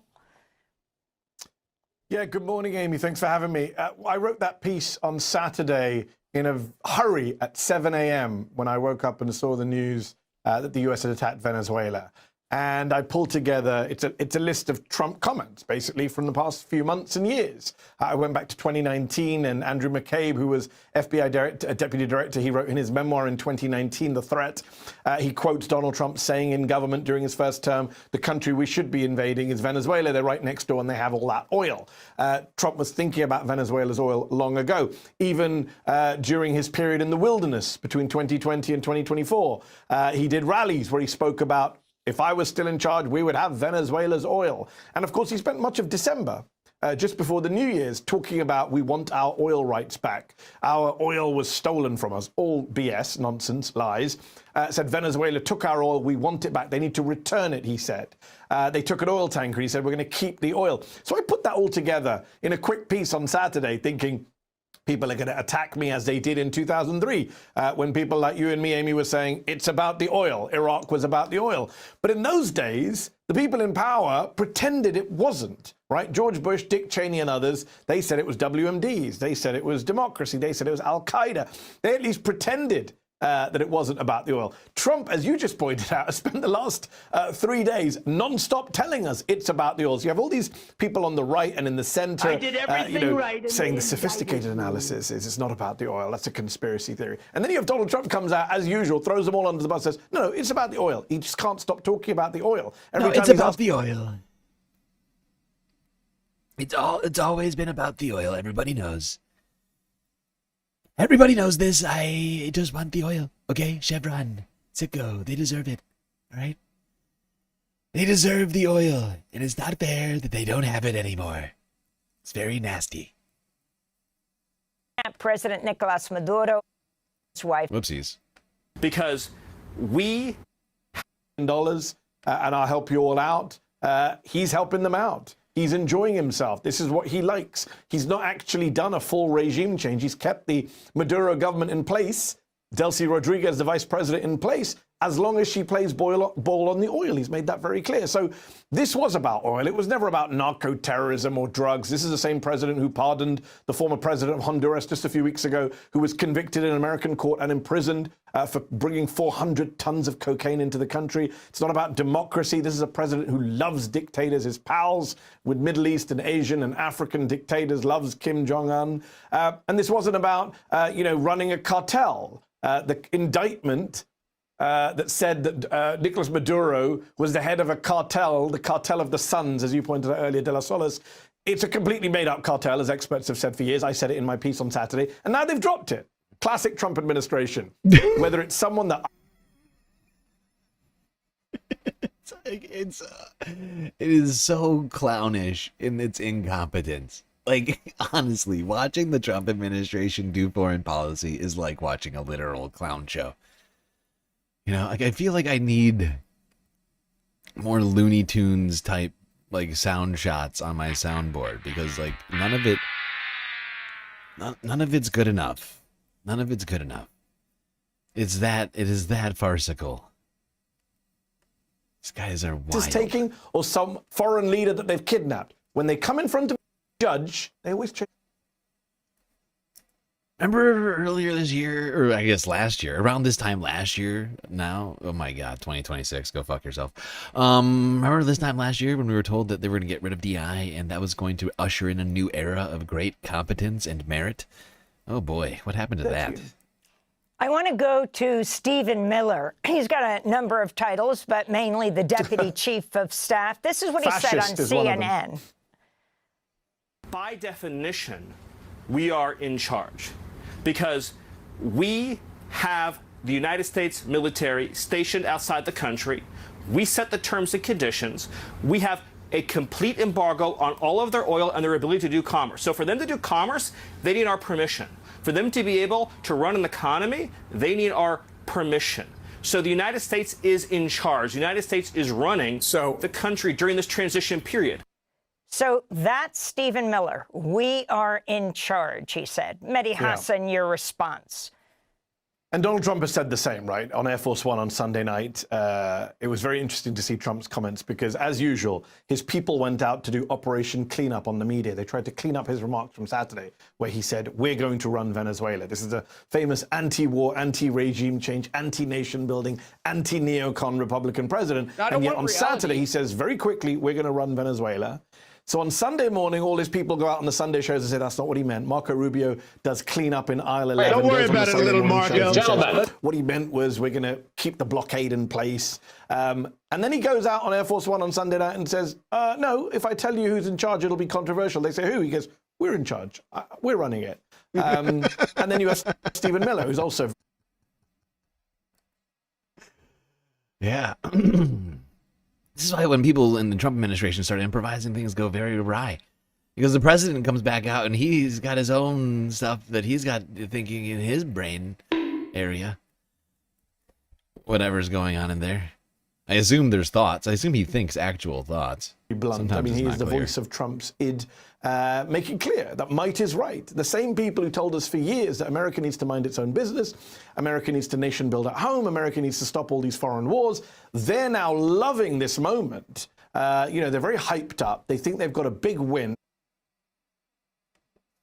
Congress has to get off their ass and do something about this. It's unacceptable. Yeah, that's fair, Omega Star. I mean, right now, though, Chuck Schumer, he's working very hard. He's working very hard over there. Chuck is, he's not resting. He's fighting. He's fighting very hard. Fighting to stay alive. This kind of smooth elite special forces moment where they pulled Maduro out without any American losses. It has shades of post-war Iraq, mission accomplished, the hubris of the George Bush administration and the neocons in the spring of 2003. It all looks fine in the short term. It's the long term and the medium term that's the problem. And they don't really have a plan for Venezuela. They don't really have a plan for any of these countries they're now threatening. Trump is threatening Cuba. He's threatening Colombia. He's threatening Iran. And, of course, he's threatening Denmark by threatening to take Greenland. And new Stephen Miller is now pushing this new line that might is right. We're not going to pretend that we care about international law or UN resolutions or national sovereignty. We're going to take what we want. And you're seeing that in the MAGA media universe too, Amy. You're seeing people like Matt Walsh, the far-right podcaster at the Daily Wire, who used to say, I'm a non-interventionist. We shouldn't go abroad. We should focus on America. Now he's saying, well, we should do whatever we want. We're a superpower. Sure. And third... Or Tim Pool, who you claimed on a podcast interview with Emma Vigeland that he was to the left of her on foreign policy. You should be ashamed of yourself for having that thought. Countries just have to get on board. So that's an interesting development here in the MAGA movement, which claimed to be anti-war. And some of us, I'm sorry, Amy, just have to say this, some of us spent much of 2024 warning people on the left that Donald Trump is not anti-war, will not be a dove. He will actually be a belligerent hawk who starts new wars. He bombed 7 countries in 2024, 7 countries in the space of his first 12 months. And now he's threatening to bomb 4 more, one of whom is a European ally. Can you talk about Trump's national security strategy, which was released last month, which states the U.S. will, quote, assert and enforce a Trump corollary to the Monroe Doctrine. And, of course, Trump himself now is referring to the Donroe Doctrine. Well, Donald Trump has the brain and comprehension and attention span of a toddler. And I say that in a very generous perfect brain. No one has ever, doctors tell me every day, your brain is example of great intelligence. fashion. So when he hears new words, new terms, something that makes him sound good, he jumps on it. So of course, when right-wing media came up with this idea of the Donroe Doctrine, borrowing from the Monroe Doctrine, of course, Donald Trump couldn't tell you what the Monroe Doctrine was if his life depended on it. He loves this idea that he's now doing something new in American history. He's a president who's breaking new ground. And this new ground being, we're going to run the hemisphere. You saw the post that the State Department put out yesterday saying it's our hemisphere, which people pointed out is both, performatively strong, like being the neighborhood bully, but also weak because you're basically saying, well, the rest of the world isn't ours, which is what previous American presidents suggested, that they were leader of the free world. Trump's basically saying, well, this is ours, and China, Russia can have their spheres of influence, and it is very 19... Free world, that's maybe too much, okay? Just free hemisphere, okay? That seems like enough. Century-esque. Let's divide up the world between the powers. But on the national security strategy, obviously Europe... Lori B. Skating, thank you for the follow over on Twitch. Much appreciated. Glad you're enjoying the show. Governments were... By the way, if you're watching on Twitch, you should follow as well, just like Lori B. Or subscribe on YouTube. Hit that like button, too. What are you doing? It's not that hard. Just click it with your finger or thumb. You might even be able to get it done with your nose if you try hard enough. Just saying. Not low. It's a low effort activity. Helps me out a lot. When they saw this national security strategy, it is. It's very hard to describe. It's nuts in many ways. It's, if you read it, it's written, it feels like it's parts of it are written by the Groypers, by the neo-Nazis around the Nick Fuentes times. It talks about the decline of Western civilization. It says Europe is being destroyed. It's committing suicide by allowing in non-white immigrants. It talks about, it treats the West and Europe as America's main enemy because we know how much Donald Trump actually likes Vladimir Putin. So it's a very bizarre document that is both hawkish and belligerent and isolationist and withdrawalist at the same time. It's classic Trump. He has no consistent views or principles. When people say, what is Trumpism? We need to find out this guiding ideology. Donald Trump is a collection of impulses. And that's why we're now seeing in the space of 72 hours, the same people who spent years telling us that regime change is bad, this is a different Republican Party, this is not the George W. Bush neocon party, suddenly they sound even more hawkish than Dick Cheney. Dick Cheney, as I said in my piece, There's an old saying in Tennessee, I know it's in Texas, probably in Tennessee, that says, fool me once, shame on you. If fool me, we can't get fooled again. Fool me, you can't get fooled again. Can't get fooled again. You fool me once, you can't get fooled again. Opposite of rolling in your grave is he's doing it right now because I don't remember George Bush and Dick Cheney threatening 4 countries at a single press conference, one of them being in a European country. Trump is doing that. So this isn't about ideology. This isn't about some new doctrine. This is about might being right. This is about Trump's nativist impulses meeting his belligerent impulses. There was a cartoon that Pete Hegseth retweeted from the Trump War Room account over the weekend, which has Donald Trump standing astride Latin America with a stick in his hand. That is their approach to the world right now. Let's see how long it lasts. And Iran, you have on Monday the... Seriously, Mehdi? Seriously. Mehdi, with the incredibly prescient tweet. And, I mean, 100%, I would go so far as to say 200% accurate. 200% accurate take. Perfect take. Everyone's saying it. Mehdi Hassan's making a lot of sense out there. That Mehdi, he says a lot of smart stuff.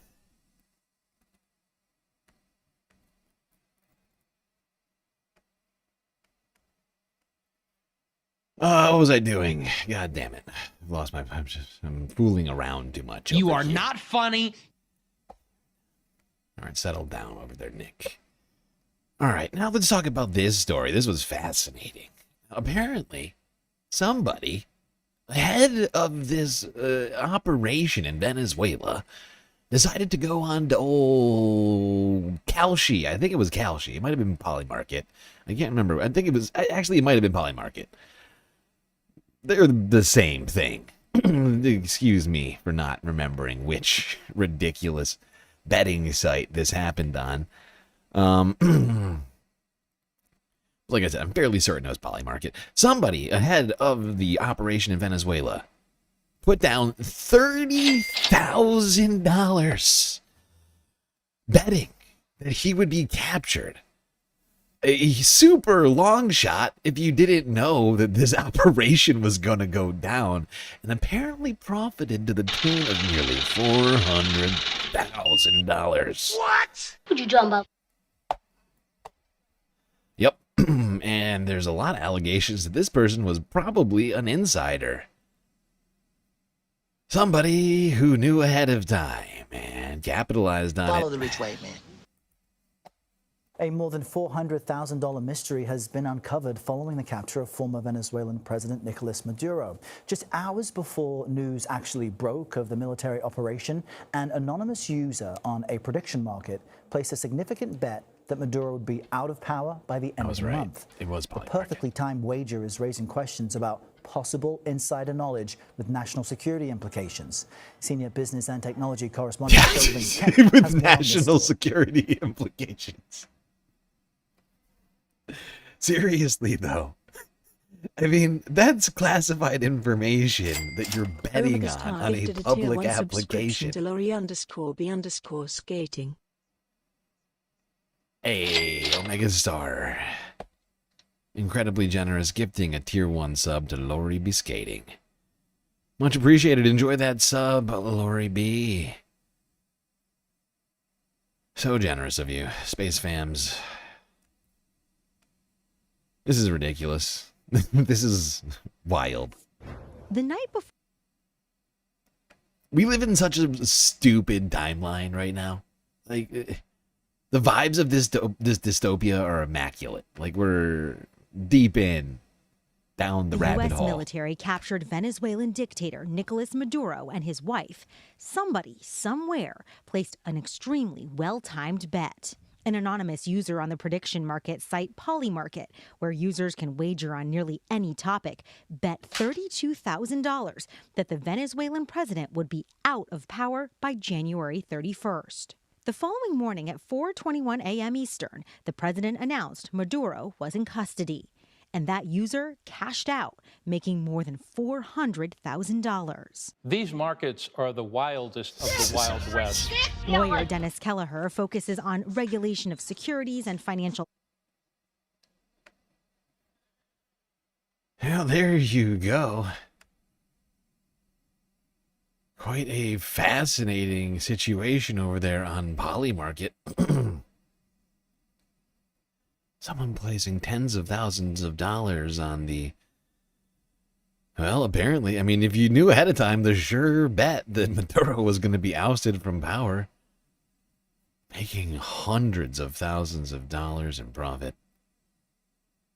Activity is basically encouraged on Polymarket. I mean,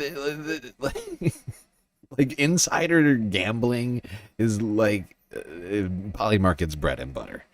Let's be real. Polymarket, the place you can go to do things where literally anywhere else it would be illegal.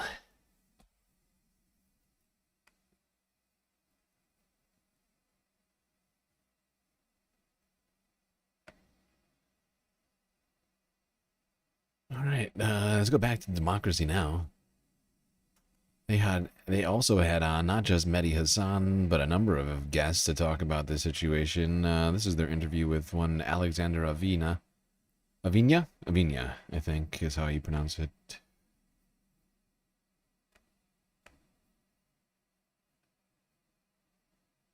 This is Democracy Now!, democracynow.org, the War and Peace Report. I'm Amy Goodman. They found the username? Trump's military attack on Venezuela. Shut up. Shut up. They found the username and they're saying it's Mike Waltz, the National Security Advisor. Are you shitting me right now? That Mike Waltz? Wasn't he the same Mike Waltz who failed to keep that group chat on Signal secure earlier in 2025? That Mike Waltz? Really? We're going to have to look into this. We already have too much to talk about tonight, but we're going to have to talk about that tomorrow. Because that's wild. That's fucking wild if that's true. I'm going to have to do some digging, but that's insane. If you're breaking news over here. This is Yeah, Democracy that's Now!, insane. democracynow.org, the War and Peace Report. I'm Amy Goodman. As we look now at how Trump's military attack on Venezuela will impact Latin America, where the U.S.-led coup on Venezuelan President Nicolas Maduro has resurfaced the historical echoes of decades of U.S. intervention in the region. The U.S. State Department posting a message online saying, quote, "This is our hemisphere, and President Trump will not allow our security to be threatened," unquote. The comment followed remarks by President Trump, who referenced the Monroe Doctrine, a credo enacted by U.S. President James Monroe in 1823 that's been repeatedly invoked by U.S. presidents in order to justify U.S. political and military interventions in Latin America and the Caribbean through much of the 20th and 21st centuries. This is President Trump speaking Saturday. And the Monroe Doctrine is a big deal, but we've superseded it by a lot, by a real lot. They now call it the Donroe Document. I don't know. It's Monroe Doctrine. We sort of forgot about it. It was very important, but we forgot about it. We don't forget about it anymore. Under our new national security strategy, American dominance in the Western Hemisphere will never be questioned again. Leftist governments across Latin America have swiftly condemned the U.S. military attack on Venezuela and Maduro's abduction. Colombian President Gustavo Petro said Monday he would, quote, "take up arms for his country if necessary," in response to Trump's threats against Colombia. Petro also said in a statement, quote, "come get me, I'm waiting for you here," unquote, as Trump specifically targeted Petro, claiming without evidence Petro's involvement. All right, just for a follow-up on that last thing we were talking about, I just looked it up. I have not been able to find anything to corroborate that claim regarding Mike Waltz yet, but that would be fascinating. I'm already fascinated, even though I can't find. I still am like curious. Like I really do want to know who the hell this person is, and it would be incredible if it was Mike Waltz. Leaking like. It would be, I mean, if that were the case, it would be the second in a year, in less than a year's time, the second event in which Mike Waltz, the national security advisor, would have been directly involved in the leaking of highly classified military operations on a social media platform. It's so specific. It's so specific, and so it happening twice just seems insane. In cocaine trafficking. Trump has also threatened military action against Cuba and Mexico. This is Mexican President Claudia Sheinbaum. You're finding it now? All right, well, if you do find it, you have to get in the Discord, because we don't allow links in any of the chats on Twitch or on YouTube, so you got to be in the Discord to send links. One of the mods can hopefully help with that. Mexico's position against any form of intervention is firm, clear, and historic. Following recent events in Venezuela, where the United States government carried out a direct intervention that resulted in the capture of President Nicolas Maduro and his wife, as well as the loss of human lives, Mexico reaffirms a principle that is not new and admits no ambiguities. We categorically reject intervention in the internal affairs of other countries. Latin America's history is clear and compelling. Intervention has never brought democracy, never generated well-being or lasting stability. Only the people themselves can build their own future, decide their path, exercise sovereignty over their natural resources, and freely define their form of government.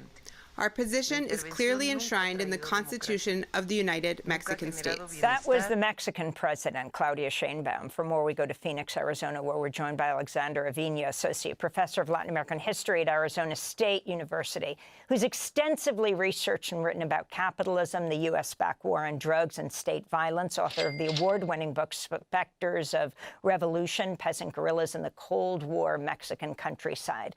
So if you can talk, Professor Avina, about what this attack on Venezuela means for Latin America, what some are calling the re-hemisphering of Latin America.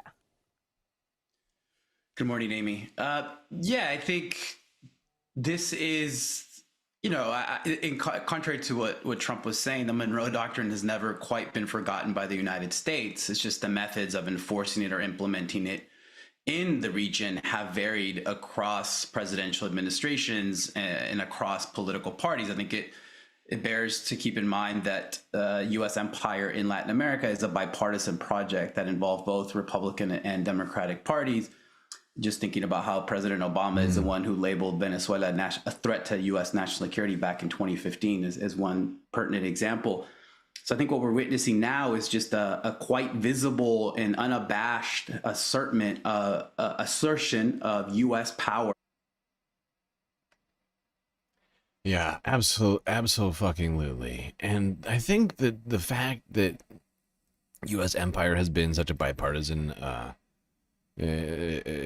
undertaking, if you will, over the years, I think that is exactly why we see such limp and useless responses from people like Chuck Schumer and Hakeem Jeffries. You know, the people who are supposed to be the opposition to Donald Trump, just broadly speaking. When you got an opportunity like this, you'd think they'd jump on it, but instead these just crickets from these guys. Over Latin America. Now, that's one way to read it. The other way to read this move, and particularly in light of the national security strategy, it's a moment to read it is a moment of U.S. weakness, right? They're basically conceding other parts of the world to peer rivals. They've more or less accepted that they cannot compete frontally with China, for example, in Asia. So as has happened in the past, when the U.S. has forced resistance or defeat elsewhere in the world, they come back. It wasn't Walt. It was Witkoff's. It was Witkoff's son, Steve Witkoff, one of Barron's buddies. Oh, that makes perfect sense, though. That actually makes perfect sense. It's one of the. It's Uday, or is it Kusei? I can't remember. It's one of them. Oh, Uday and Kusei Lutnick. Oh, those boys are always getting into shenanigans. You know, like leaking classified military intelligence on a betting application. Those kids. And by kids, I mean fully adult men in their late 30s, I think. Early 40s, actually, possibly. How old are the Witkoff boys?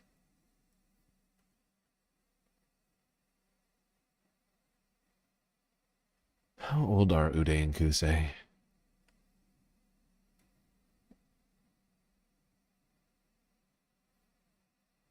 I appreciate you looking that up, though, the Jam. Thank you. I was deadly curious over here. You've helped scratch an itch for me. And hopefully for others in chat. There's a hell of a lot of people in chat right now. At least 100. We had like 200 people a second ago. If you count all three platforms, which I am counting.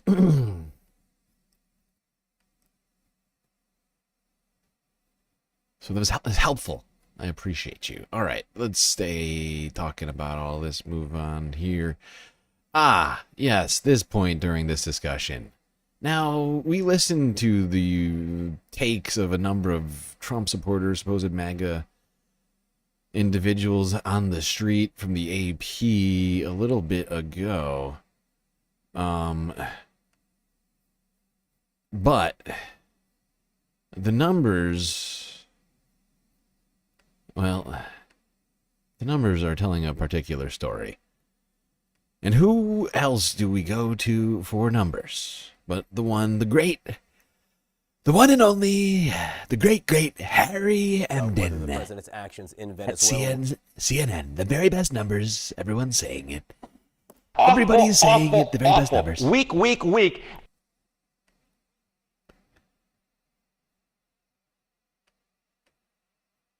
There has been some talk about whether the president's actions in Venezuela would create a rift among his supporters, whether it goes against his long-held, quote, America First ideology. So what are we seeing in the polling? With us now, CNN chief data analyst Harry Enton. So Republicans divided about what the president's done in Venezuela? Let me be very clear. There is no rift in the Republican Party. Yes, there are some folks like Marjorie Taylor Greene and Thomas Massie who are quite skeptical of this. They are very much in the minority. What are we talking about here? Well, why don't we just talk the GOP on the U.S. military ousting Maduro? Ipsos, 65% support, 6% opposed. How about the Washington Post poll? 74% support, just 10% opposed. If you look among 2024 Trump supporters, we're talking about 80% support.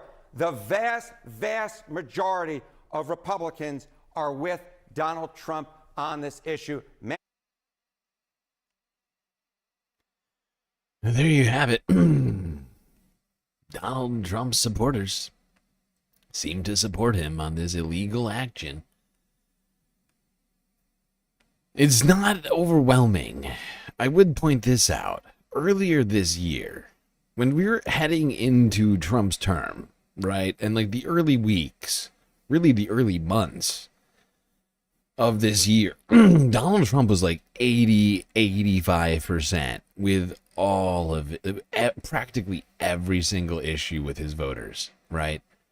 It was near unanimity that we saw earlier this year.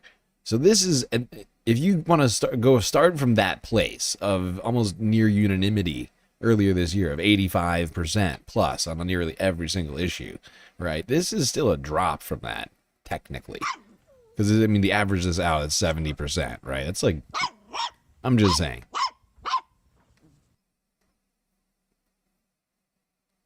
Dark Sparkle. Dark Sparkle trying to feed the galactic puppy. Yep, I'll make sure Leica gets a treat here. Okay, now, let's see.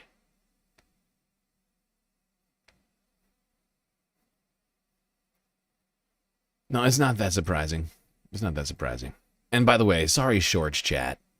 You all can't see the puppy. I haven't added the puppy into the Shorts chat yet. I'm going to do it at some point. We just got back to doing vertical streams, so I had to, like, remake all of our sets.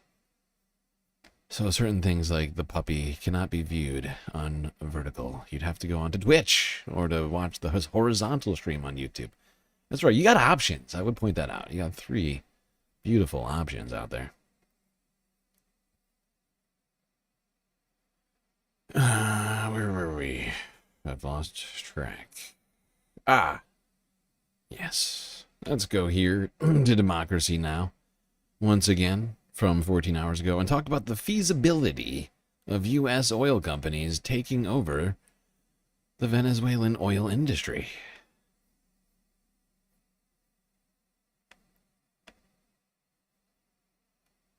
This is Democracy Now!, democracynow.org. I'm Amy Goodman. We turn now to look at how the U.S. attack on Venezuela has impacted Wall Street.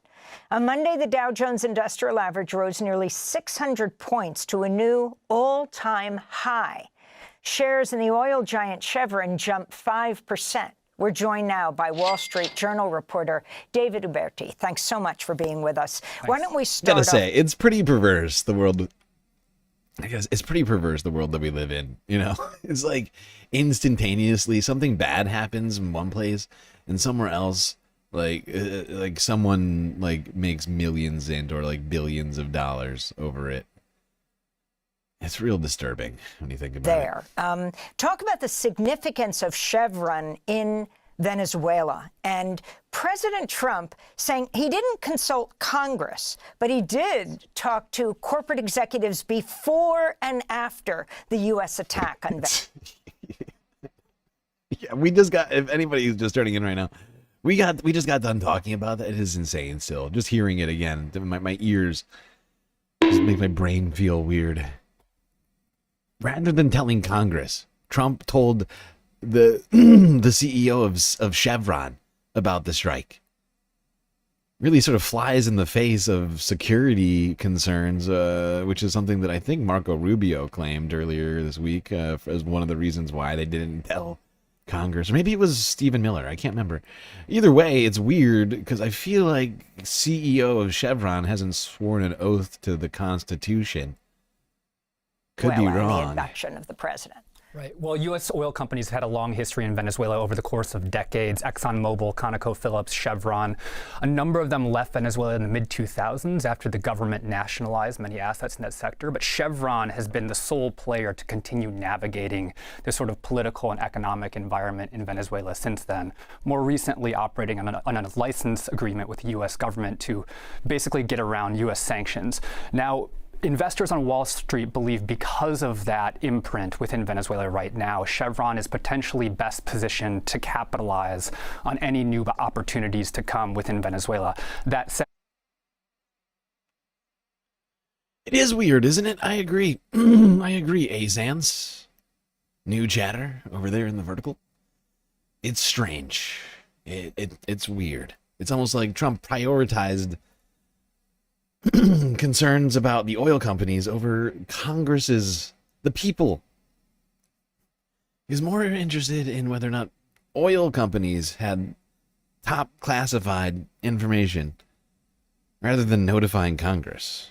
It's very strange. Let alone asking Congress, for, like constitutional, congressional approval. That would be all. I mean, that's too much. It's an extremely long road to any of that happening. In addition to the geology that's at question with Venezuela, they have very large oil reserves. There's also the question of decrepit infrastructure in the country, which will take billions of dollars of investment in years of time, as well as the other above ground factors at play, which mean political and legal institutions in the country that have withered over the course of time, and that the Trump administration has really called into question going forward too. And can you talk about Paul Singer, the billionaire supporter of President Trump, who bought Citgo, I think, at $5.9 billion. Now it's worth $18 billion. Well, there's been investors across the map who have invested in various Venezuelan assets over the course of time, essentially playing the long game in the hope that something like this might happen and provide an opening for them to cash out those assets. Singer's invested in Citgo, which is the PDVSA, the state-run oil company in Venezuela. They own a downstream refining business and marketing business as well. It's been in forced sale proceedings for some time, and that might move forward in the months and years ahead. The world.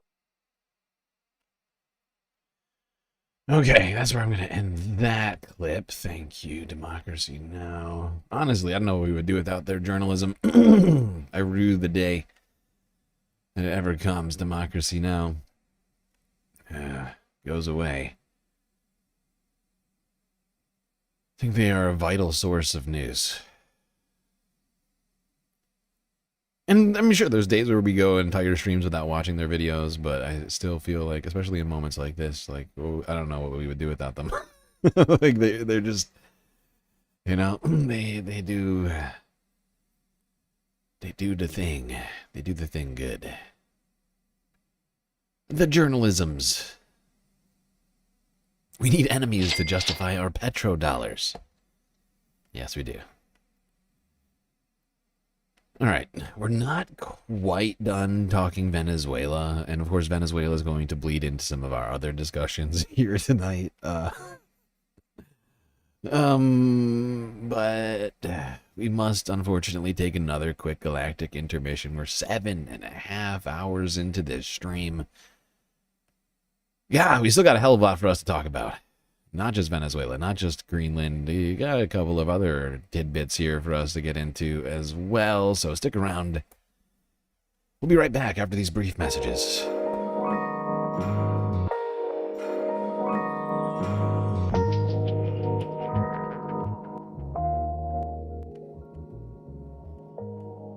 Alrighty, I hope everybody's been enjoying the show so far. If you haven't already, hit the follow button on Twitch and the subscribe and like buttons over there on YouTube. While you're at it, do consider contributing to the Galactic News Network, as we are, of course, completely funded by individuals like you. A lot of great ways out there for you to show your support. Things like YouTube Super Chats, Super Stickers, memberships, gifted memberships, Twitch with the bits and the power-ups, the subs, the gifted subs, Prime subs, Cash App and PayPal if you prefer your money go directly to funding the stream rather than the bottom line of Amazon and or Google. But of course, the very best way to get the most base benefits for your earned dollars is to go on to Patreon and become a Galactic Patron, where for the low price of $3 a month you get access to a myriad space benefits unseen by the rest of the goddamn Milky Way galaxy. Things like an avatar on one of the Galactic intermission screens, and much, much more. Anyway, everybody, enjoy the break, grab yourselves a drink, maybe a snack, and I will be right back.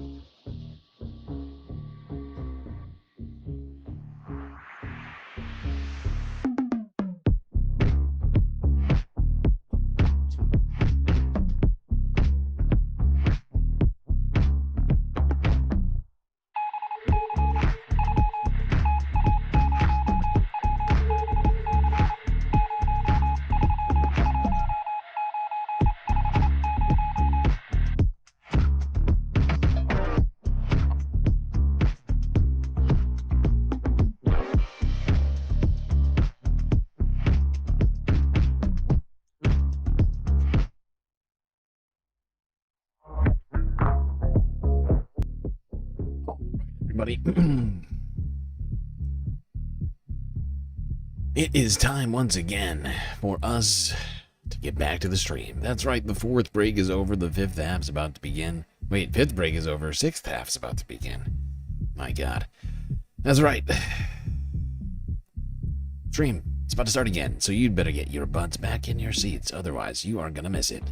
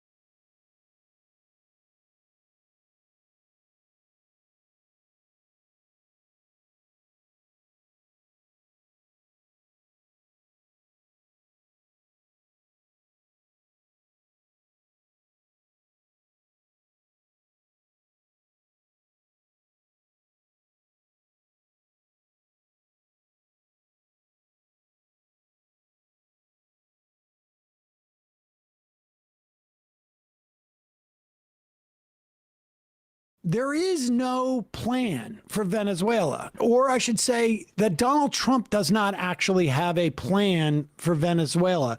It seems like there's a bunch of other people who... Oh no, I was muted. God damn it.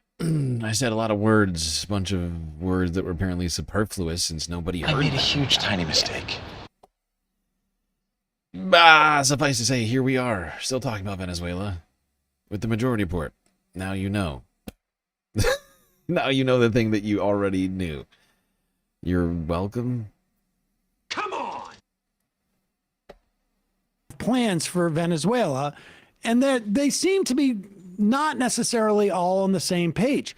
There's been reporting, and we talked about at least testimony that was delivered in 2019, and then ostensibly some reporting from what's been on, videos that have been on Russian Telegram channels, that Putin had encouraged Trump to adopt a modern-day Monroe Doctrine, or the Donroe Doctrine, as Trump has been talking about. And the idea being that, look, or as we've been calling it around here, the Donroe Mocktrine. You are not funny.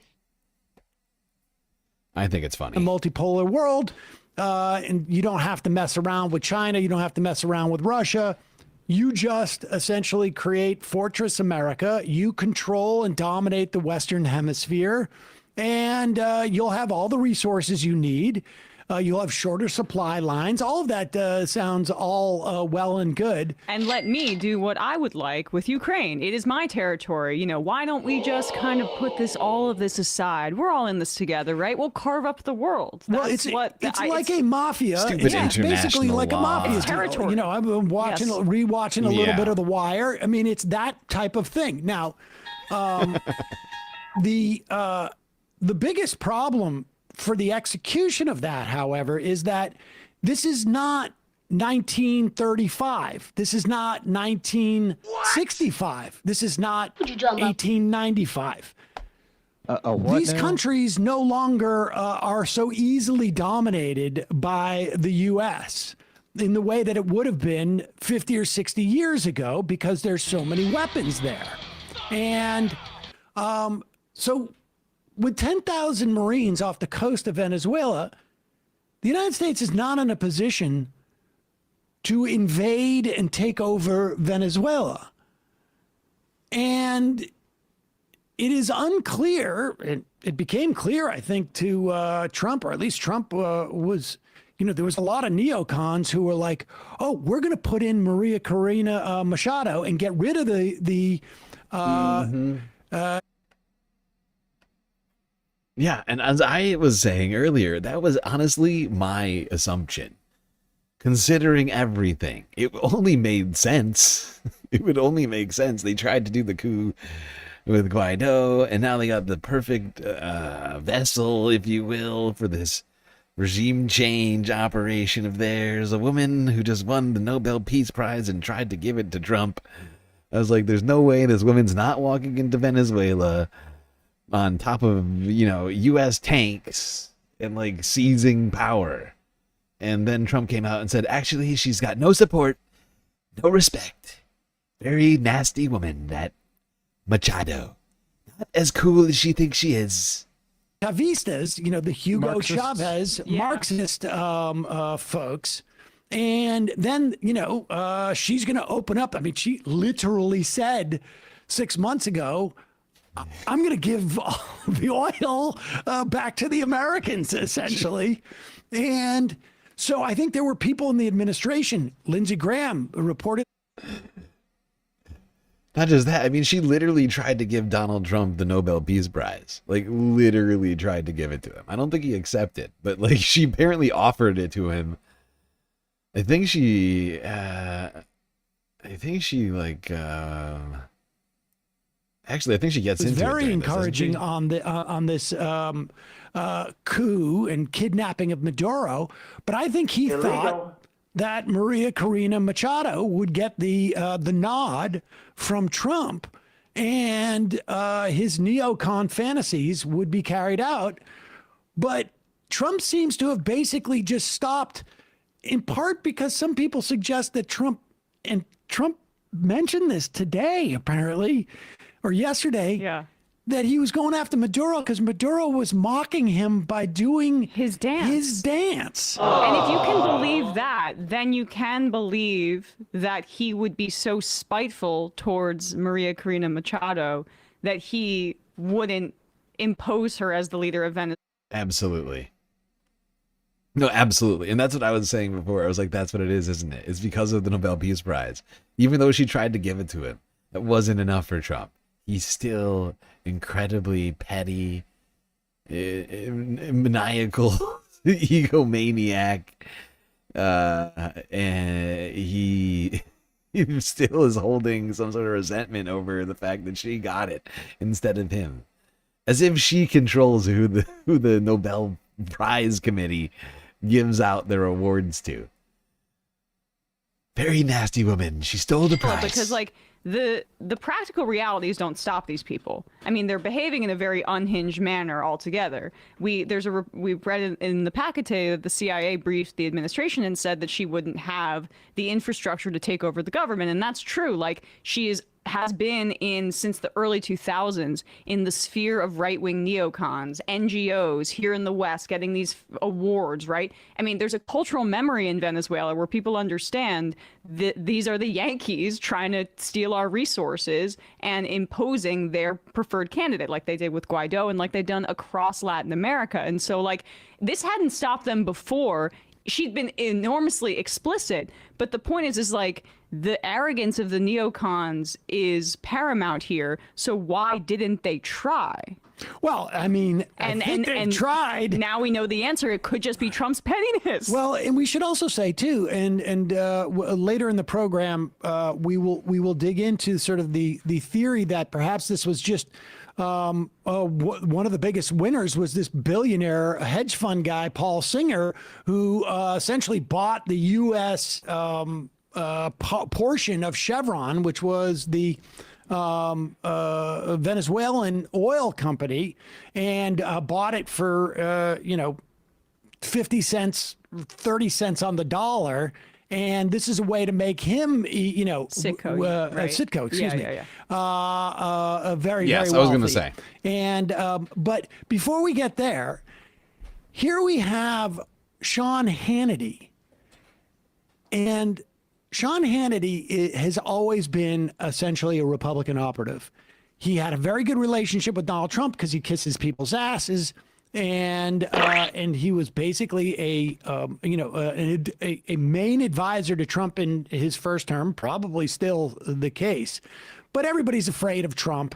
They don't want they want to convince him the way that where Trump comes to it himself, and it's quite clear that all these neocons, I'm talking like Lindsey Graham and, whoever, other neocons who are sort of interested in the notion of getting rid of the Marxists in this area and maintaining our hegemony insofar as we have an open policy for U.S. corporations there, got into Hannity's ear and we're like, dude, you're the only one who can save this now. We need Maria Corina Machado to get the nod from Trump. You got to do your magic. And watch how desperate Hannity is in there to Not the only desperate person in this clip. I mean, this is humiliating on so many different levels. Watch this.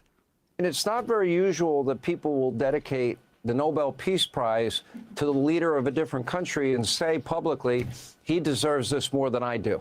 But you did that.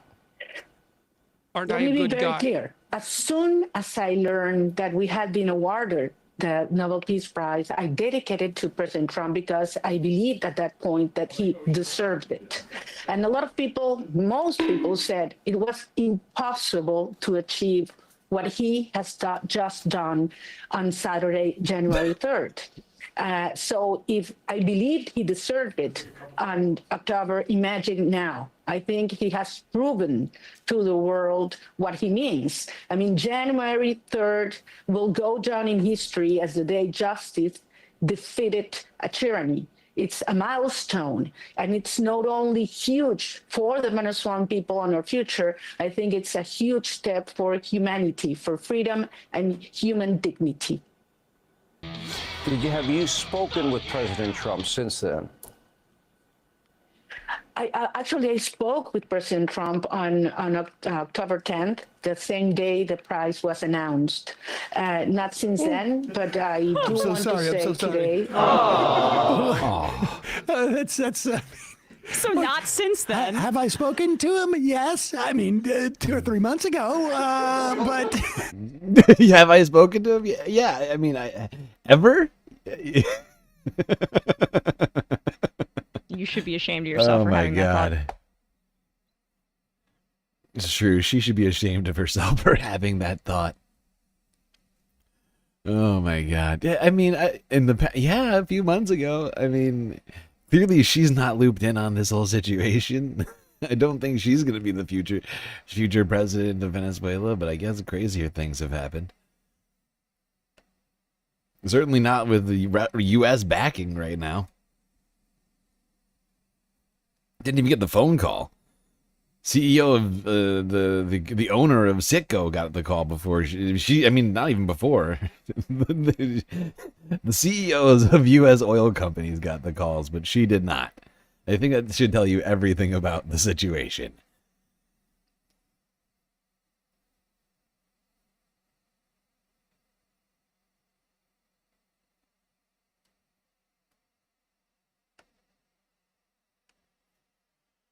All right, now, with all this going on, as I've been saying, since the beginning of all of this nonsense, other countries are now going to have to start worrying about their own security, especially especially countries who have... Sorry, I need a drink. I need hydration. Oh, God, that was necessary. Okay. Take 2. So, like I was saying, other countries who have been in the sights of and/or rhetoric of Donald Trump since taking office have probably higher concerns than other countries, but really everybody should be worried. But really, places like Greenland, Canada, Panama, Mexico, Colombia, Cuba, I mean, any of these places. I mean, I would not be shocked at this point. Like, if later this week we hear about some other, or like next week we hear about some other invasion in another place. I know that sounds ridiculous, but at this point, what can we really get any more ridiculous than we're currently at? That's my question to you. Would that really be more ridiculous than what just happened? Maybe in quantity, but that's it.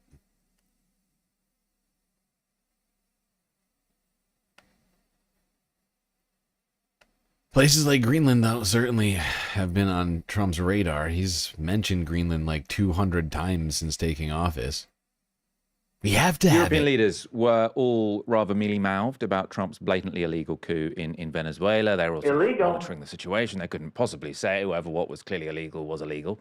Now, though, it looks like Europe could be Trump's next victim. In the immediate hours after the Venezuelan coup, Katie Miller, who is wife of Trump's head of policy, Stephen Miller, tweeted a mock-up image of Greenland covered with the United States flag, or coloured in with the United States flag. She captioned it by saying simply, soon. Donald Trump then weighed in on Sunday night.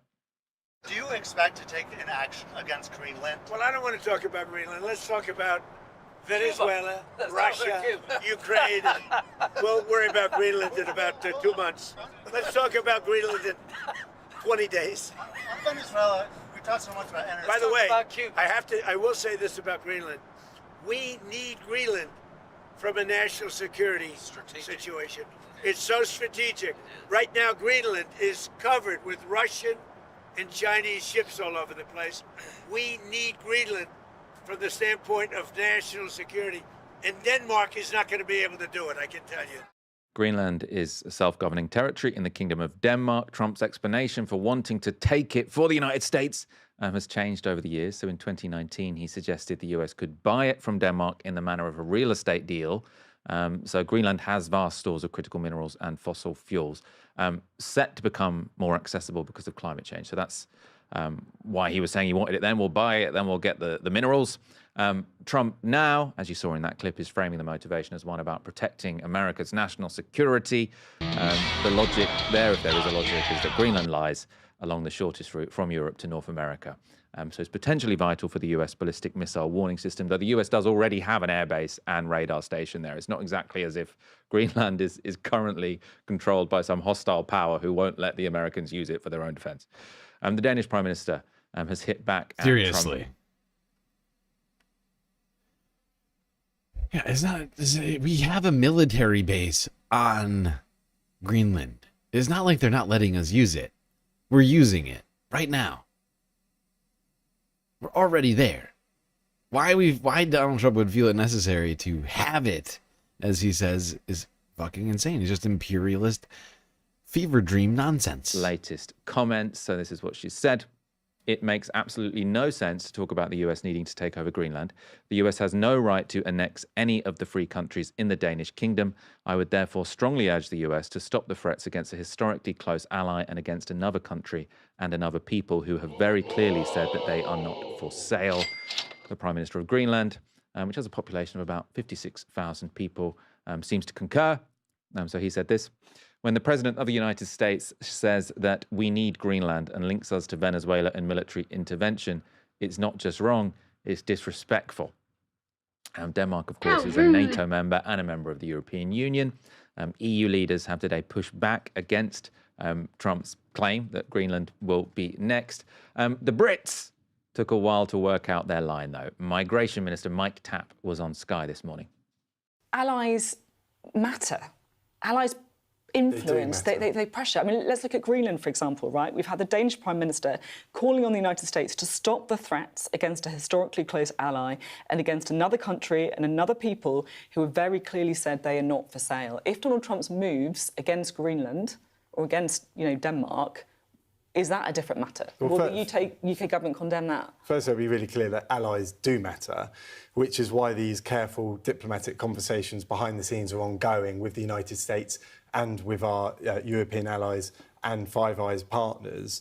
And we're not going to give a running commentary. But what about Greenland? When it comes to Greenland, Denmark and the United States, these are both NATO members. And I'm really proud that NATO has used discussion over division to ensure that these problems Can you in just the past can don't you at grow. least just And I say can't Donald see- Trump should not, do the can't- same in Greenland? What I Come can on. say really clearly is I can't see this being any different to any previous conversations that need to be had between NATO members. And I find it think- extraordinary and I that you think- can't just say flat out that Donald Trump needs to. And I think the not Venezuelan issue, intervene on Greenland. the Venezuelan issue, I find that is extraordinary. obviously different to the Greenland Extraordinary. issue.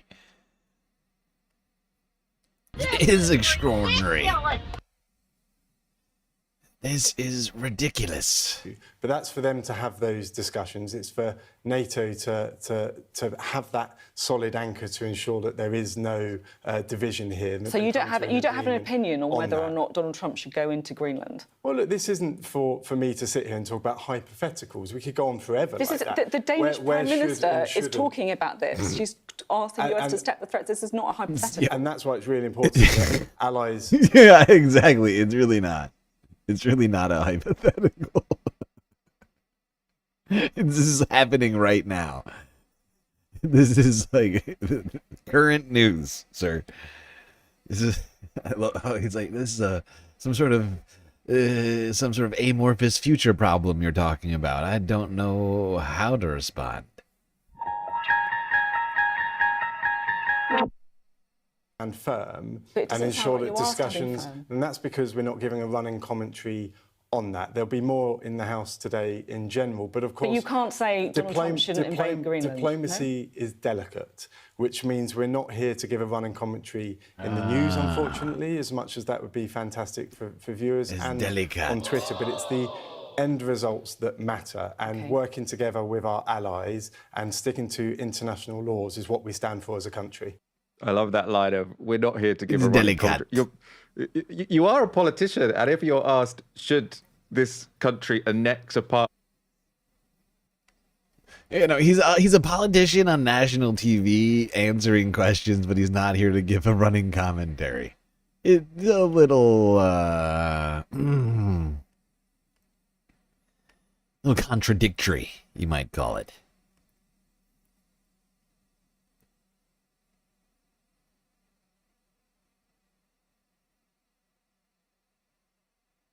Thank you, Navarra Media.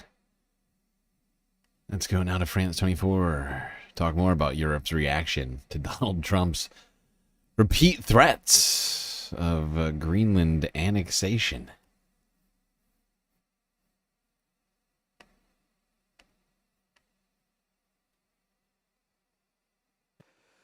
Let's get more on this and bring in our Europe correspondent, Dave Keating. Dave, joining us now for more on this situation. Good evening to you, sir. It's always great to have you on board, and I'm wondering what your thoughts are about where the EU stands on this. I mean, clearly, if Trump is saying that the US will take Greenland, there is an issue with Denmark, of course, being, well, Greenland is part of Denmark at this present moment in time. Well, the thing is, obviously, the threats aren't new. As we just heard in that package, Trump has been threatening to annex Greenland, quote, one way or another for a year now. But the threat has taken on sudden urgency, and Europeans are suddenly taking it much more seriously because of the invasion of Venezuela. And of course, as we heard in that package, because of the threats made by the wife of Trump's policy chief, Stephen Miller, where she had the map of Greenland with the US flag over it saying soon. Now, that was followed by comments by Donald Trump, I think three different occasions over the past 48 hours, reiterating his interest in taking Greenland. And in comments on Air Force One, he even said that the issue will be dealt with in 2 months. It's not really clear whether he was joking or whether he was serious, but European leaders are taking this very seriously. We had those comments. Yeah, and it's actually kind of fascinating how world events have followed what I said was probably going to happen. People taking very seriously now old Trump comments and new Trump comments, but, you know, like this is a moment where all of a sudden all of this sort of expansionist rhetoric from Donald Trump, whether it's about Greenland or Panama or Canada, the 51st state, as he's called it, dozens of times in the last year. All of these things suddenly take a new context after he invades another country and seizes a world leader and brings them back to the United States. It's a disturbing moment we're living through, people. The Danish Prime Minister, Mette Frederiksen, warning with a, quote, very clear message to the United States to back off. We have the regional Prime Minister of Greenland also saying enough is enough, to stop the fantasy of taking Greenland. But yep, the White House does not seem to be backing off on this. Now we have World War III was among your 2026 predictions. Hopefully you got that in on Kalshi or Polymarket or whatever. Great prediction. had statements of support from other European leaders, from Nordic prime ministers, from Keir Starmer saying he stands with the Danish prime minister, but none of them are really making it clear. What does that mean? What are they really willing to do to defend Denmark if the United States attacks? And in the more immediate term, what are they willing to do right now to dissuade the United States from taking Greenland by force? For instance, one thing that they could do is take up France's suggestion made a year ago that European troops should be based in Greenland. So French troops, German troops, British troops stationed there in order to... That would only be relevant if Donald Trump actually cared about security. And that this wasn't some sort of like, you know, like expansionist fever dream fueled by, you know, thoughts of rare earths and, you know, oil, right? Because there's like rare earths and oil up there. And Trump loves the rare earths. We need rare earths, okay? Honestly, Trump genuinely sees himself as a king. People around him have been bolstering this idea in his dumb freaking skull, his sundowning noggin, his decrepit mind.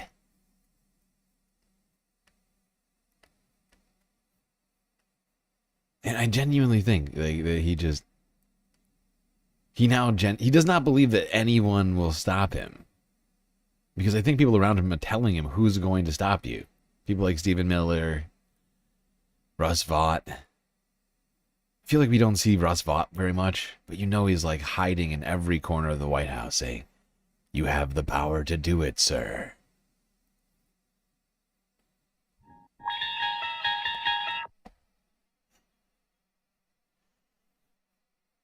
Now, let's go here. Guardian news from yesterday. See what Denmark, Greenlandic representatives had in response to say about all of this. Oh shit, I forgot. Shit. I made a huge tiny mistake. I've made a huge tiny mistake. I'm sorry, chat. Okay, let me take 2 on this. I got subtitles on this. Okay. Take 2. First of all, first of all, this guy is the prime minister, a newly elected prime minister, I think, Jens Frederik Nielsen of Greenland. Take 3.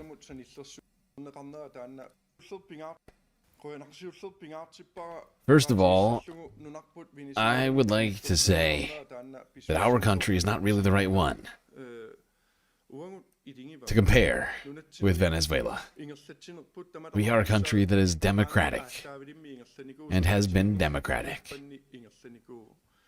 for many, many years. And if you look at the whole picture, I can understand that some people are concerned. But the cooperation that is being strengthened, the cooperation we are pursuing right now, means that we want to create or reestablish the cooperation we previously had with the United States. I love how he amended his statement in the middle of it. He's like, our cooperation with the United States is, or well, it's great. We would like to be cooperating with, we would like to have things like they used to be in terms of cooperation with the U.S.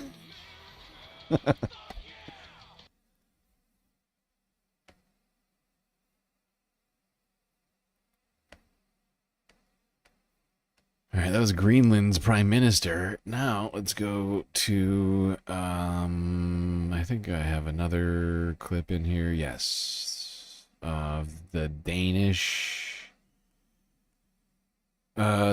PM. Den har jo sagt, det kunne sige nice. For det første, så mener jeg, at man skal tage den amerikanske præsident alvorligt. Firstly, I believe that the U.S. president should be taken seriously when he says that he wants Greenland. But I also want to make it clear that if the United States chooses to attack another NATO country militarily, then everything stops. That is, including our NATO and thus the security that has been provided since the end of the Second World War. I believe in democracy, and I believe in the international rules of the game. Of course, I also believe that you do not change borders by force, either in one way or another, and I agree that it is important that there is security and peace and security in the Arctic region. That is one of the reasons why we are in NATO. Greenland is also a member of NATO. It is a shared responsibility of our allies, including the kingdom, to ensure that there is security, peace, and freedom in the Arctic region. But Denmark has always been a good ally of the United States. We want to continue to be so. But I also have to address that some of what is being said from the American side, and of course, we will not accept a situation where we in Greenland are threatened in this way. There we go.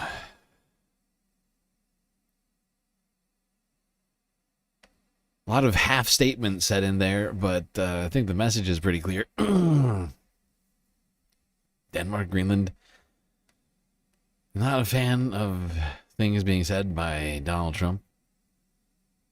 Concerned about what the future holds for U.S.-European relations. Yeah, so would NATO just explode into nothingness? Effectively, yes. I mean, if Donald Trump were to invade NATO, I mean, not NATO, well, a NATO country, any NATO country, like, that's sort of the end of it, isn't it? I mean, I guess NATO allies could try and go on without the U.S., but I don't know how you do that.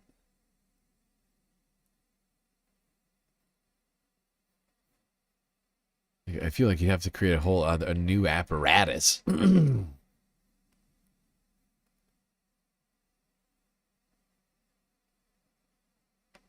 Because, I mean, for, I don't know, I can try to think of exactly how long, but it's been quite some time, decades, of U.S. Guarantees to security that have kept this whole thing together in the first place.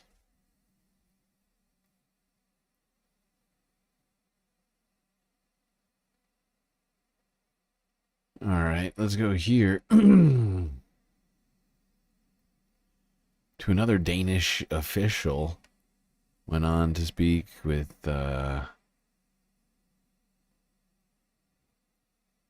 people at CNN.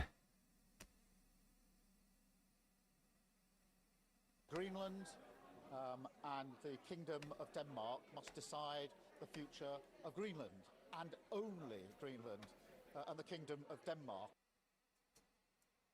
And Keir Starmer rules the UK, of course. Leaders in Lithuania, Latvia, Estonia, Finland, Iceland, Norway, and Sweden, all NATO countries as well, also supporting Denmark and Greenland. Out front now, the Danish member of European Parliament, Anders Vistisen. Famously, when all of this started, he told Trump to F off over his threats against Greenland, and maybe that had seemed flip at the time, but now here we are. It's deadly serious. So, Anders, Trump talking about Greenland again, and you heard what he said. He said, we need Greenland. It's so strategic. We need Greenland. And this comes, hours after, he sent 200 Americans into Venezuela, captured the leader, and brought him into New York to serve trial, and now says that Donald Trump, is the one ruling Venezuela. Do you think he's really serious now about Greenland in that context? Sorry, the volume was super low. It's fine. We don't need to hear what Keir Starmer had to say. We don't need to Keir right now. I think the two. Although I guess technically that's not true. We do need Keir, but we need Keir to not be Keir. You get what I'm saying? We need the UK in this particular moment, but Keir Starmer, not the guy everybody's asking for right now. Different from each other. When we're talking about Greenland, we're not talking about a drug-run dictatorship. We are talking about a NATO-allied country, a NATO territory that belongs to a friendly nation that is a very close ally to the USA and have been so for more than 70 years. So, of course, it is appalling, and it is very frankly stupid to continue to talk about capturing a NATO country, but we don't see it as very realistic that we have U.S. troops entering into the capital of Nuuk anytime soon, no. One of Trump's senior aides, though, just a few moments ago, Stephen Miller, spoke out. I don't know if you heard this, Anders, so given what you just said, I just want to play what Stephen Miller said for you. The real question is, by what right does Denmark assert control over Greenland? What is the basis of their territorial claim? What is their basis of having Greenland as a colony of Denmark? The United States is the power of NATO. For the United States to secure the Arctic region, to protect and defend NATO and NATO interests, obviously Greenland should be... This is such an incredible claim. It's like, since the United States is the guarantor of NATO, we should be able to seize whatever land we want for whatever reason. Today is Greenland, tomorrow it'll be Sweden, Finland, I don't know. Just all of Europe, I guess.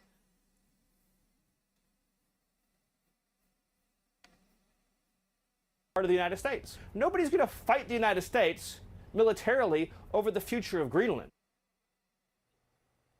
What's your response to that, Anders?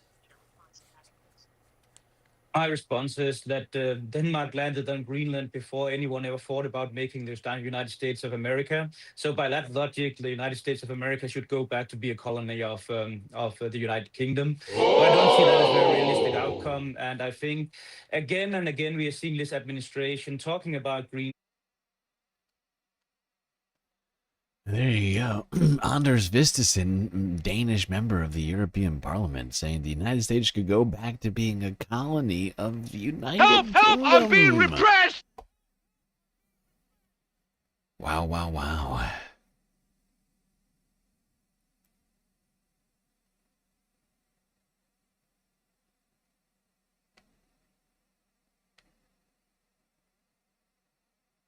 All right, now let's continue talking about Greenland a little bit more with Owen Jones from 15 hours ago.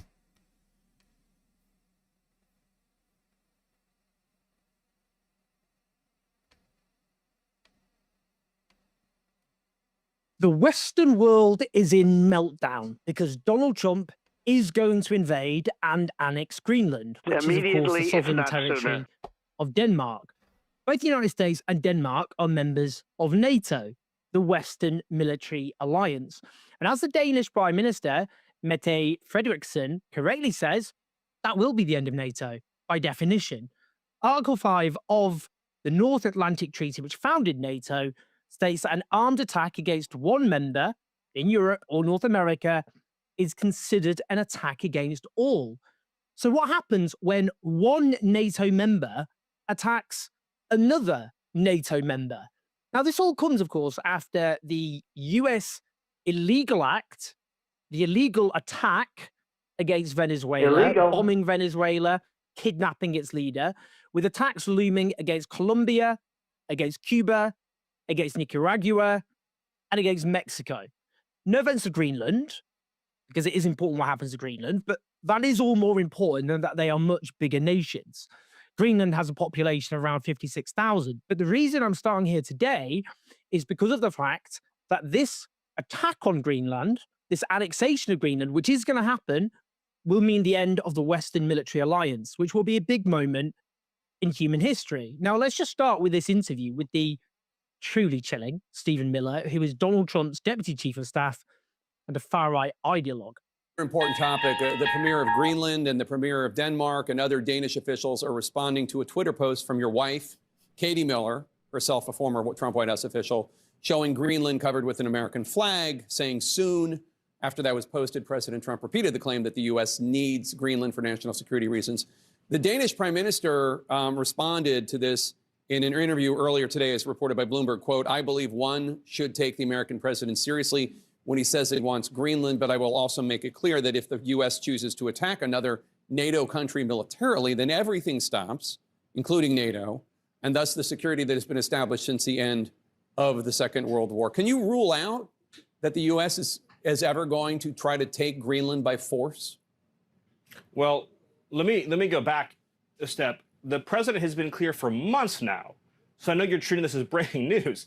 The president has been clear for months now that the United States should be the nation that has Greenland as part of our overall security apparatus. The United Right, but States, your wife posted that like hours after the Venezuela operation. That's why it's newly relevant.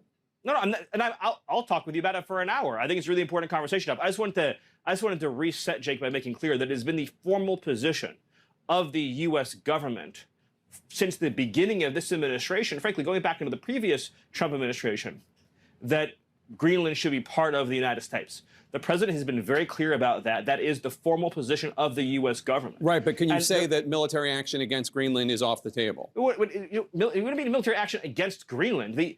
The Greenland has a population of 30,000 people, Jake. The real question is, by what right does Denmark assert control over Greenland?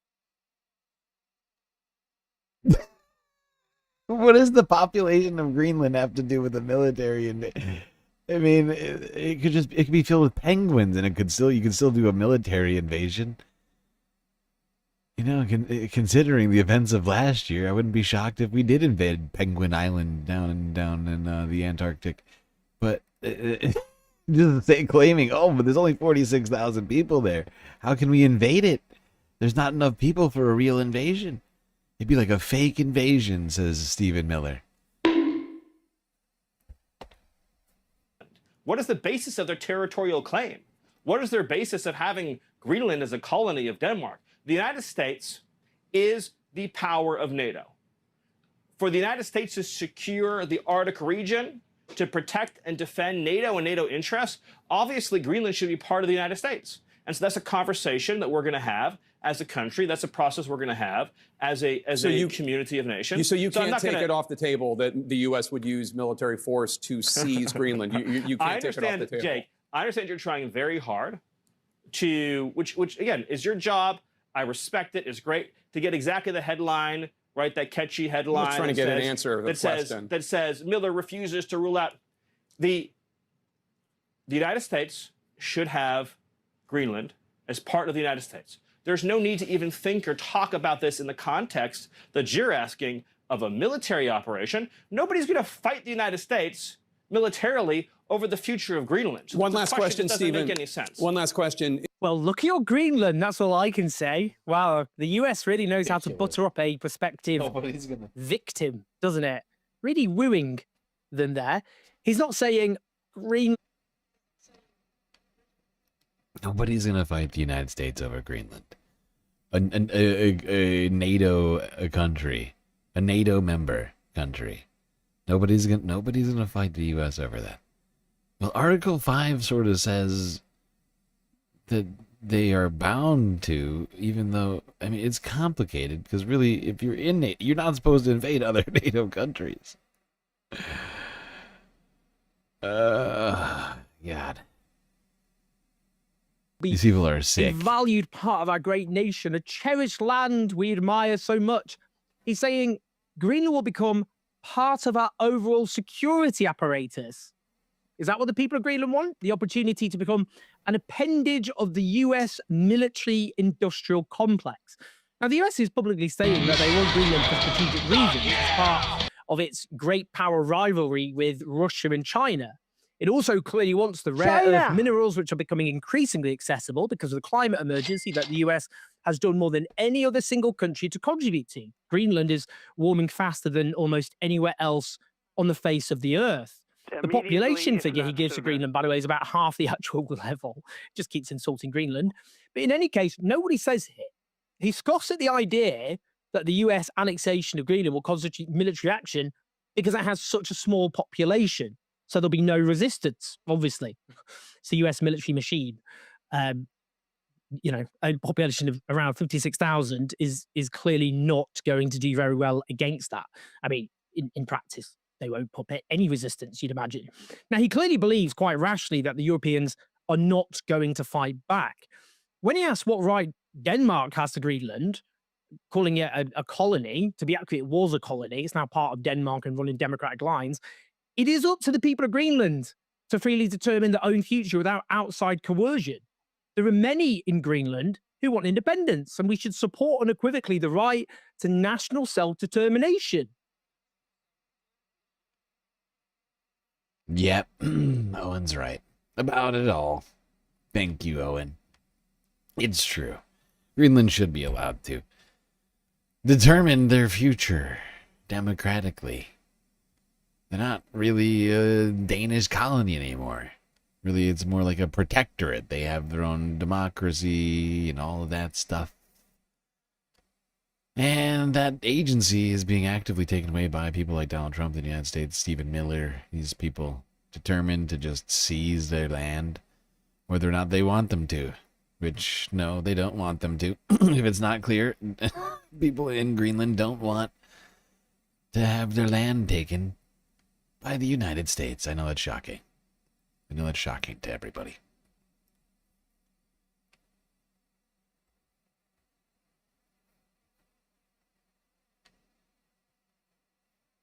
All right, now, this is the last we're going to talk about this situation tonight. We've got other shit to talk about, technically.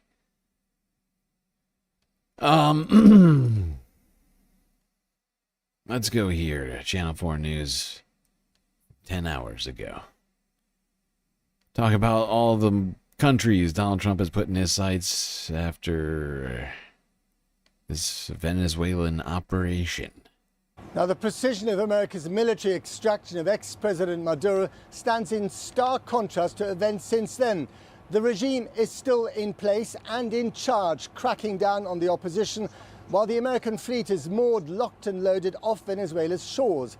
At home, Donald Trump's approval ratings continue to plummet over his performance on the economy, while abroad his taste for raw American power only appears to grow. In the last week alone, Mr. Trump has put a series of countries in his sights. At the press conference about the Maduro capture, he said he liked the sound of Operation Colombia and warned its president he should watch his ass. He said something is going to have to be done with Mexico. He described Cuba as ready to fail and going down. On Friday, after recent protests in Iran, he claimed the US was locked and loaded and ready to go. And on Sunday, he said he needed Greenland for defense. Our US editor, Anushka Astana, now reports. Mr. President, what's the group you mentioned that would run Venezuela? Well, it's largely going to be the people that are standing right behind me. And Cuba literally is ready to fall. We need Greenland. I think we're going to get it. One way or the other, we're going to get it. They may have laughed then, but no one is laughing now. 10 months after this address to Congress.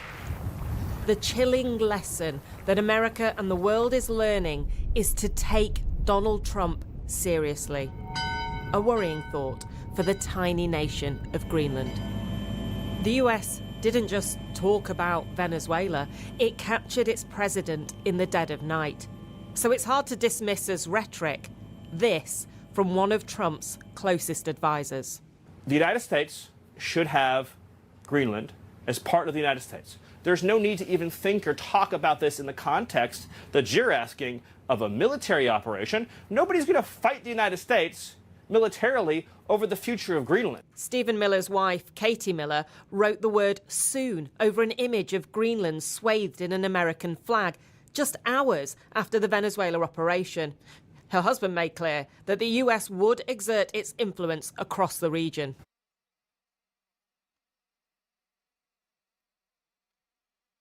It's fucking disturbing. This Donroe Mocktrine shit's got to go. I mean, can you imagine how much money this is all going to cost us if we go through with this, right? If we were to go through with this, turning Venezuela and Greenland into 51st and 52nd states, essentially. Like, we're going to run the country, we're not going to provide any services, right? Like, you're not going to spend any money on any of it, really? You don't think? How do you do that? How do you do that exactly? Be massive expenditures on on these projects, I guess. I don't know what to call them. Colonies. I mean, that's really the only thing I can think of. Look at her profile pic. Look at Katie Miller's profile pic. Why? What about Katie Miller's profile pic am I supposed to be picking up on right now? She looks like a totally normal, not insane person. Wait, is this Mike Tyson back here? Is that Mike Tyson? Is her profile pic background picture of her talking to Mike Tyson? Interesting. By the way, her podcast does terrible numbers. Like, really bad. Like, she gets decent views on X. But, I mean, who knows what that means? I mean, that had 29 million views, so it could have been anywhere between 29 views and 29 million views. There's no way to know. It's on X. But, her podcast does terrible numbers on YouTube. It's so bad. It's the worst. It's honestly, you can tell that there's like money being put into this podcast, but it is doing so bad. They only have 32,000 subs. Her latest post, 1.1 thousand views. Jenny McCarthy talks vaccines in Hollywood. 1.1 thousand. Almost every single video that they've done is just, I mean, low thousands of views. And it's completely, I mean, it's 100% like billionaire, like funded type shit. You know? Like, it's completely produced regardless of anybody actually, like, organically wanting to watch the show. All right. Now let's move on from the Donroe Mocktrine. Talk about this story. This story, I mean, it's not. How do I say it? All right, so this next story is in France. Big news. And for a second, I was listening to this earlier, and I thought that this was going to be one thing, and it's not. It's not quite what I thought it was going to be originally. When I first watched this, I first started listening to it, I thought, well, let's just get into it. BBC News from yesterday. To talk about a story we've talked about in the past. That is the cyberbullying of France's First Lady, Brigitte Macron. And yesterday, now we've got some breaking around news this time. Breaking news. 10 people convicted. Now we've got some breaking news to bring you from a court in Paris, and 10 people have been found guilty of cyberbullying France's First Lady, Brigitte Macron. with false transgender claims and malicious age gap remarks. Well, one of the defendants got a 6-month jail term, while the others were handed suspended prison sentences of up to 8 months. Well, let's go straight to Paris and join our correspondent there, Hugh Schofield. So, Hugh, first of all, just to bring us up to date on the background to this case and what this group of people were accused of. Well, people around the world, I think, know now that there is this ongoing issue about false claims about Brigitte Macron. That's the president's wife, a lot older than him. A lot of malicious dirt raking and fabrication has circulated online, and it's got, surprisingly, absurdly, got this huge traction. It is now the stuff of an awful lot. Did you see CO on Piers saying she pees standing up? Did I see Candace Owen on Piers say that she pees standing? No, I did not see. Did she actually say that she pees standing up? Oh my God. Wild. No, I did not see that. I did not see that. Interchanges on the internet. Most famously of all, there's of course the American influencer Candace Owens, who has made videos alleging that Brigitte Macron is a man, and claiming to have evidence to back this up, which she's never actually produced. The Macrons have gone on the offensive in all of this, and what's happened here in Paris is like a kind of foreshadower of the bigger court case, which is going to happen at some point in America when they sue Candace Owens for defamation. What's happened? Right, there you go. So this isn't involving Candace Owens, but it is involving Candace Owens. It involves the things Candace Owens has been doing, but she's not one of the listed in this case. But she will be in the very near future here in the United States. And it should be fascinating to see what happens with that. 10 people convicted, one person going to jail over bullying Brigitte Macron. One last clip on this France 24 English. Also here in France, a Paris court has found 10 people guilty of cyberbullying after they were accused of spreading false claims about French First Lady Brigitte Macron, propagating claims that she was born a man. For more on this story, we can cross live to that courthouse and speak with our reporter, Antonia Kerrigan, who's standing by. Antonia, tell us more about this verdict. Well, the judge was absolutely unequivocal. As you say, all 10 individuals were found guilty and received suspended sentences, prison sentences of different durations ranging from 4 to 8 months. Those are, of course, sentences that they will not serve unless they commit a further offence. Some have also been handed down a 6-month suspension on using their social media accounts due to the perceived gravity of the content they were sharing. The other thing that was handed down across the board is the requirement to follow a training on awareness raising on online behaviour, including the prevention of digital crimes such as cyber harassment. All right, that's all we're going to do on this story here today.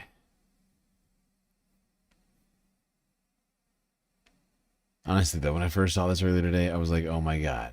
Don't tell me Candace Owens was just convicted of a French crime. Because that's genuinely what I thought when I first saw that story. I was like, oh my God. Right. Candace is right going away. to jail. Right to jail. Right away.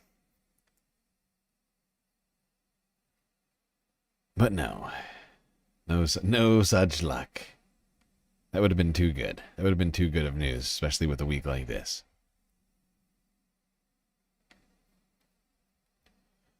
Well, we've crushed it.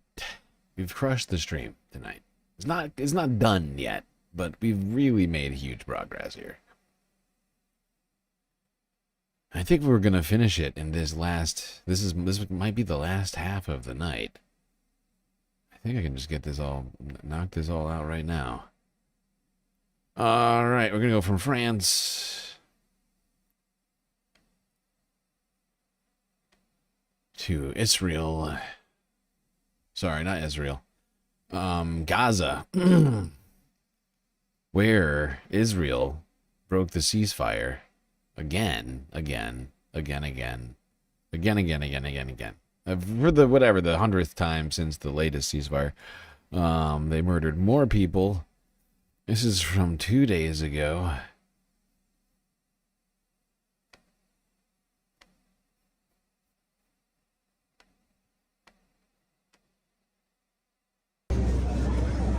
الله أكبر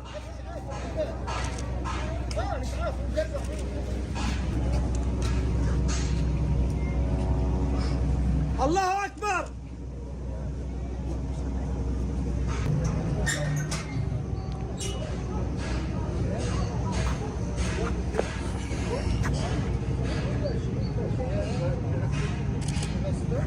الله السلام عليكم ورحمة الله الله أجركم الله يعوض عليكم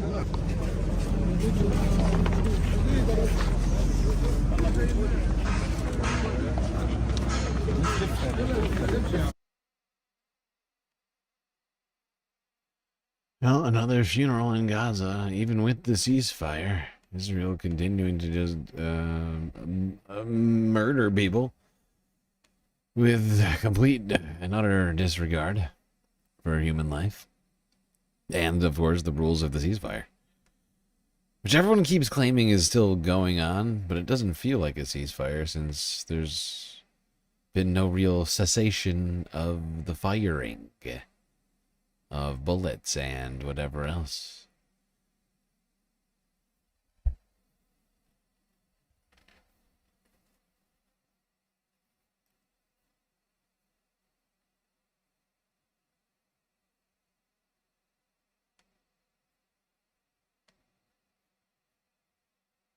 All right.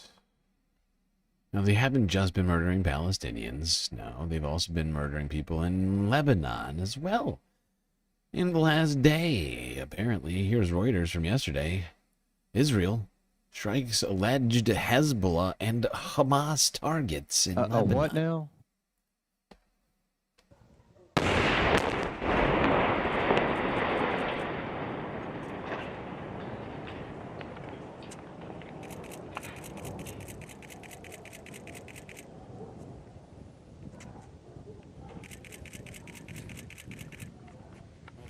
شوف في طلبة ثانية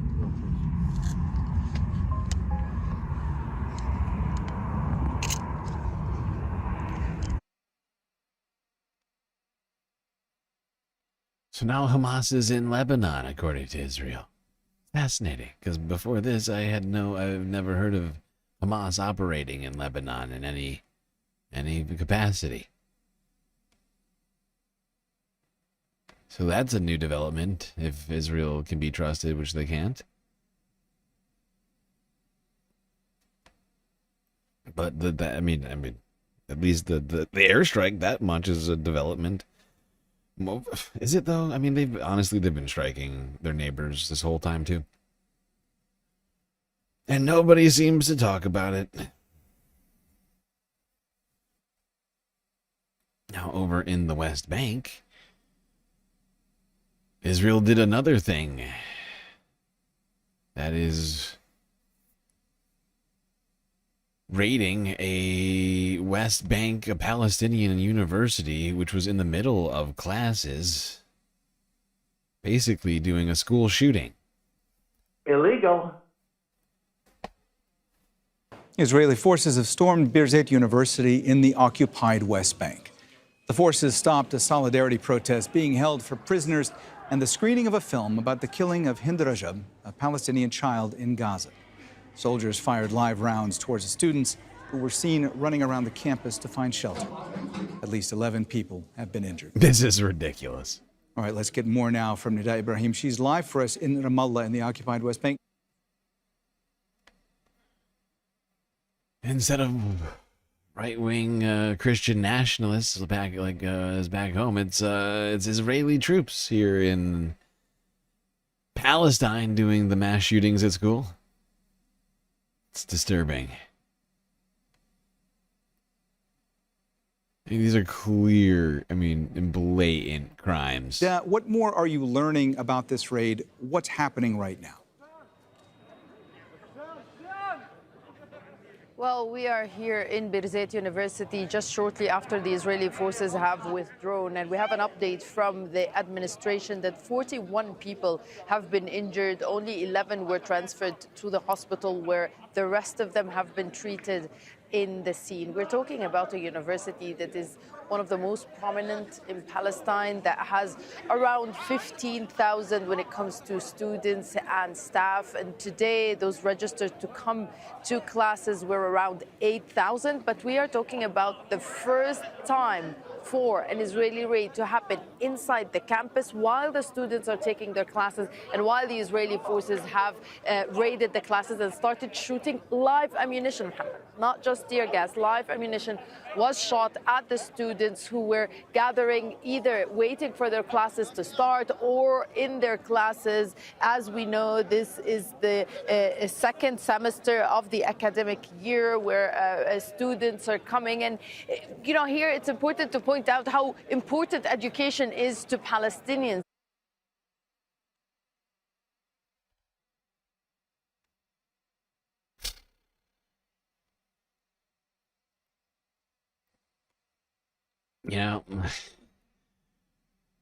When you think school shootings, you think lone gunman type stuff. Not military units just doing international crimes at during the during the spring semester. Just going in there, shooting up a school. IDF, funded by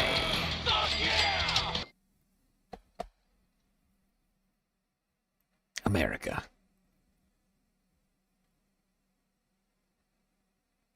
Apparently dozens of people were injured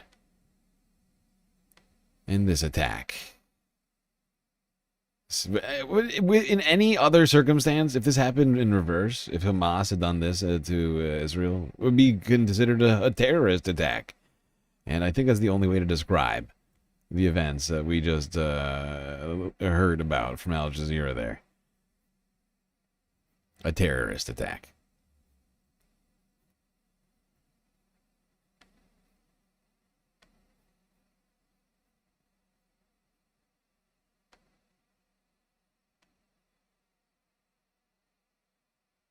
Speaking of terrorism, United Kingdom and France teamed up Sunday night to do a bunch of airstrikes on Islamic State weapons facility in Syria, supposedly. Here's Reuters. AP.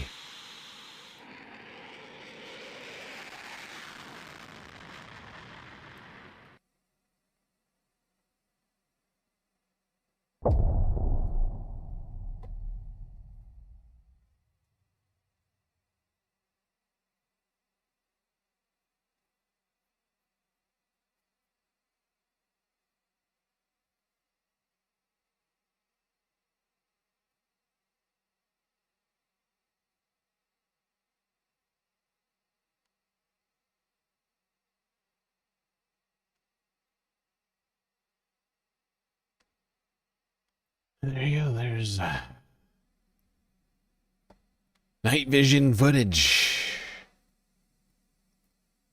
of the joint airstrike on ISIS facilities in Syria, supposedly, according to the Associated Press. Now, let's go to Iran, because things have been developing there recently. And we talked about this last stream. We're talking about a little bit more as things continue to develop on the ground. People made the point last stream that, this was brewing for a really long time, and I, to some degree I agreed with that, but also I think pushed back on the suggestion that this was inevitable. I'm not sure it was inevitable, but there's been a lot of protests, if you haven't heard, in Iran as of late. And I think one of the main things, there's a lot of things people have to complain about with Iran. It's a given. But fact is the number one thing I think that is most problematic for Iran in this moment is the fact that they are in a severe water crisis. And going into the new year, they were talking about potentially having to evacuate the entire city of Tehran, a city of over 10 million people, the capital of the country. It's that sort of thing that foments lack of stability, if you will. Now, I'm not saying it's the only reason, of course. Like I said, there's other things going on. I do think it's playing a big part in this.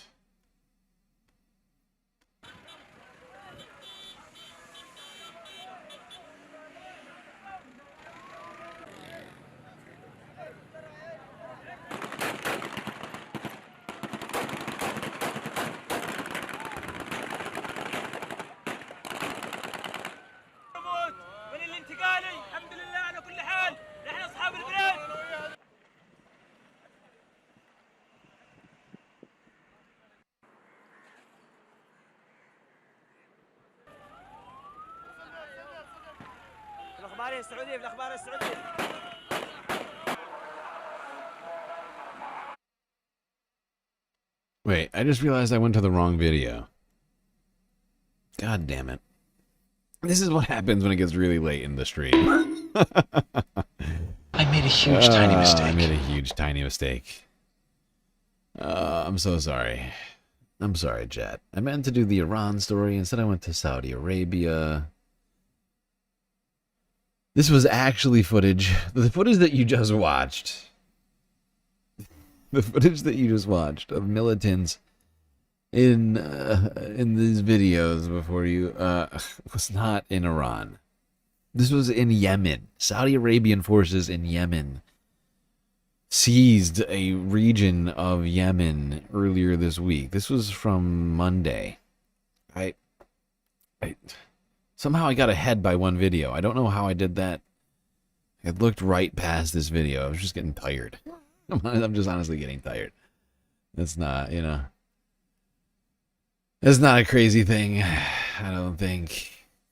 But point is this was Saudi forces in Yemen,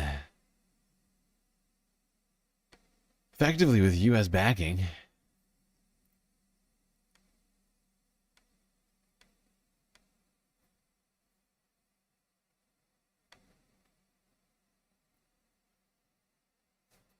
But this, the region they just took was apparently a port city, which is important to Yemen's economy, called Makalla.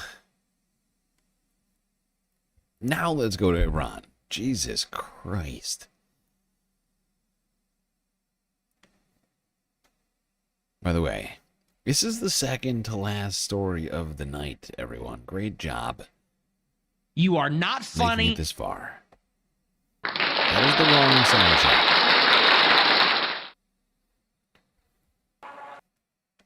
Great job. Great job. Round of applause for all of you. Your efforts sticking through it on this thing. Protests in Iran are intensifying, putting pressure on the country's ruling theocracy. Here's what to know. Demonstrations have spread to more than 220 locations in 26 of Iran's 31 provinces, with at least 20 people killed and over 990 arrests reported. The protests began with merchants in Tehran, sparked by the Islamic Republic's ailing economy, but soon protesters were chanting anti-government statements as well. Iran's currency, the rial, has fallen to historic lows against the US dollar, trading at some 1.4 million rial to $1, putting prices of basic sundries up. In December, Iran introduced a new pricing tier for its nationally subsidized gasoline, making that more expensive, with potential price hikes in the future as the government plans to review prices every 3 months. We got a chatter in vertical chat.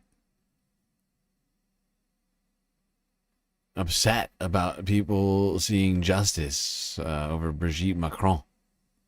Oh no, Christophe. Christophe is very upset again. Oh no, Christophe, this is very, very triste. Economic pressures were triggered in part by the 12-day war launched by Israel last June. The pressures have intensified since September, when the UN reimposed sanctions on the country over its atomic program. Understanding the scale of the protests has been difficult. Top every day. Thank you for the follow on Twitch. Iranian state media has provided little information about the demonstrations, and online video only offers brief, shaky glimpses of people in the streets or the sound of gunfire. But the protests do not appear to be stopping, even after Supreme Leader Ayatollah Ali Khamenei on Saturday said rioters must be put in their place. US President Donald Trump has warned that if Tehran violently kills peaceful protesters, the US will come to their rescue. Of course, Donald Trump has been going after peaceful protesters here in the United States. So it seems like he's more interested in sticking up for protesters in Iran than he is in the US, who, of course, he sent, National Guard against earlier last year. So still getting used to being in 2026. Do you know what we're here for? What is that? That is a raid from Sad Girl over on Twitch. Holy cow! Sad Girl, thank you for the raid. Much appreciated. Welcome in, Sad Girl viewers. Welcome to the Galactic News Network. Oh my god, a bunch of follows. Sad Girl Raid, JD Pondan. I know that name. I've seen that one up in here before. Michael R. Hassler, there's another Galactic viewer. I know you. Bunch of follows. Hello, everybody. Oh my god. Exxion, thank you for the follow. Poo Sama, thank you for the follow. Banksy Maid, thank you for the follow. Sauce 240, thank you. Albert Kiki Fan, Undying Machine, 3 Cat Dude, Winky, Super Cheetah, The Panda Gambit, Orca Yacht Party, I love that name. Will Cujo 5, Janet Snakehole, Just Vibin' 420, McSecular, RC Pinto, Ketamine Guillotine, that's also a great one. Lordly Canthrope, Camille Sapico, Classicer, and Dirt Tour Bust. Thank you, everybody, for the follows. Much appreciated, Sad Girl. This might be the most viewers we've seen, not just this year, but also last year. So much appreciation being felt over here. I've definitely seen your stream multiple occasions. I think I might have rated you as well a couple of times, but it's nice to be noticed. Thank you to everybody. Hype over there on Twitch right now. We're approaching 1,000 followers there. Starting to compete with our YouTube viewership right now. Well, actually, we've completely blasted our YouTube viewership out of the water. Holy shit, 411 people on Twitch right now. Crushing both the YouTube horizontal stream and the vertical stream. Good God. Well, I hope the stream went well, Sad Girl. What were you all talking about over there? World War III or something good, perhaps? These follows are just going through.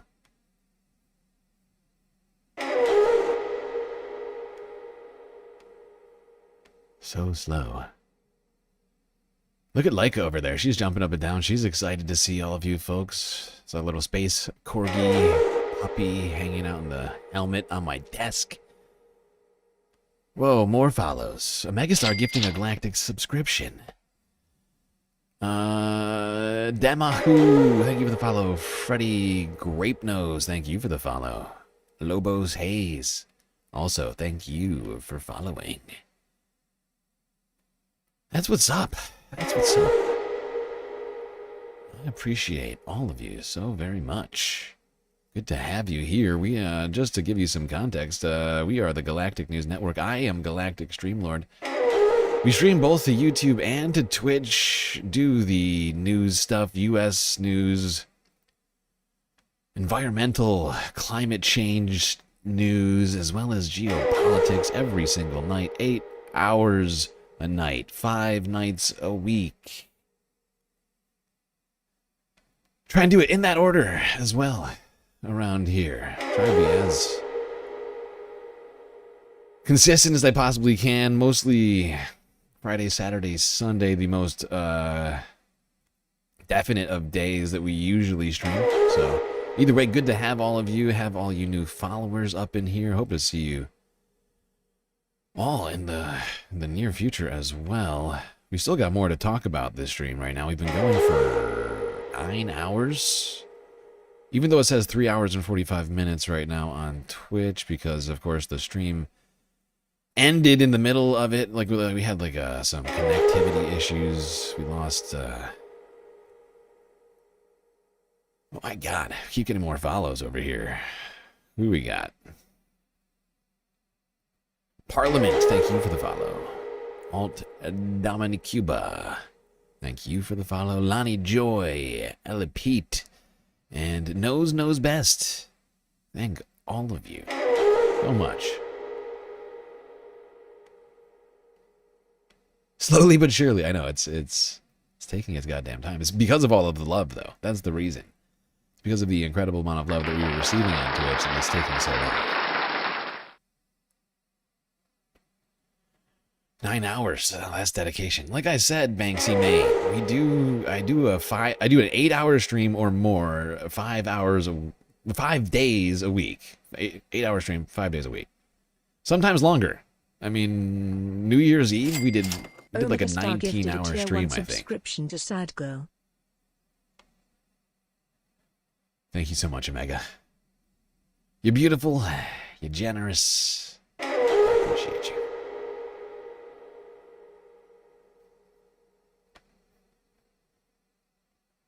All right, I am going to get back to the news. Get back to it. Where did we leave off? I've completely lost it. Ah, yes. We were discussing Iran. And despite Donald Trump's warnings of some sort of a strike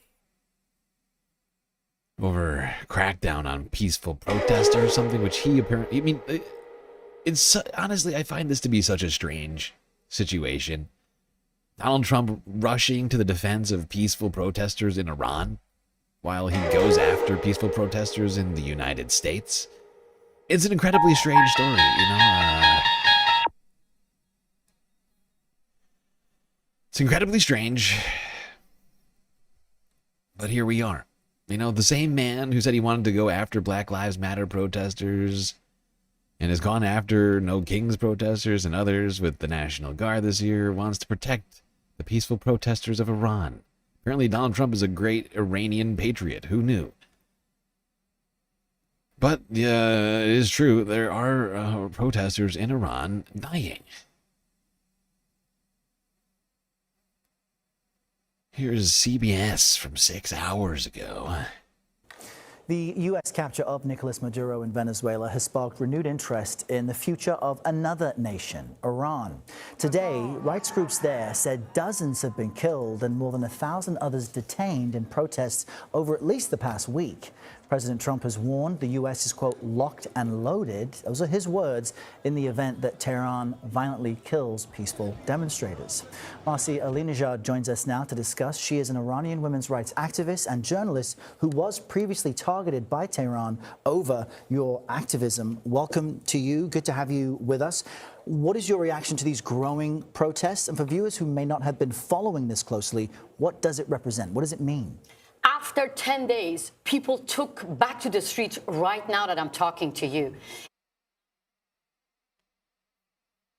Okay. Now, honestly, I mean, they really go in on this one. They bring this woman in here, Masih Alinejad, who is a women's rights activist in Iran. I'm not here to say the women have all the rights in Iran. I'm not even close to that. But the fact is like there's a lot of stuff at play going on here, and like I was mentioning before the story, but since we got a bunch of people that just showed up, I'm going to repeat myself.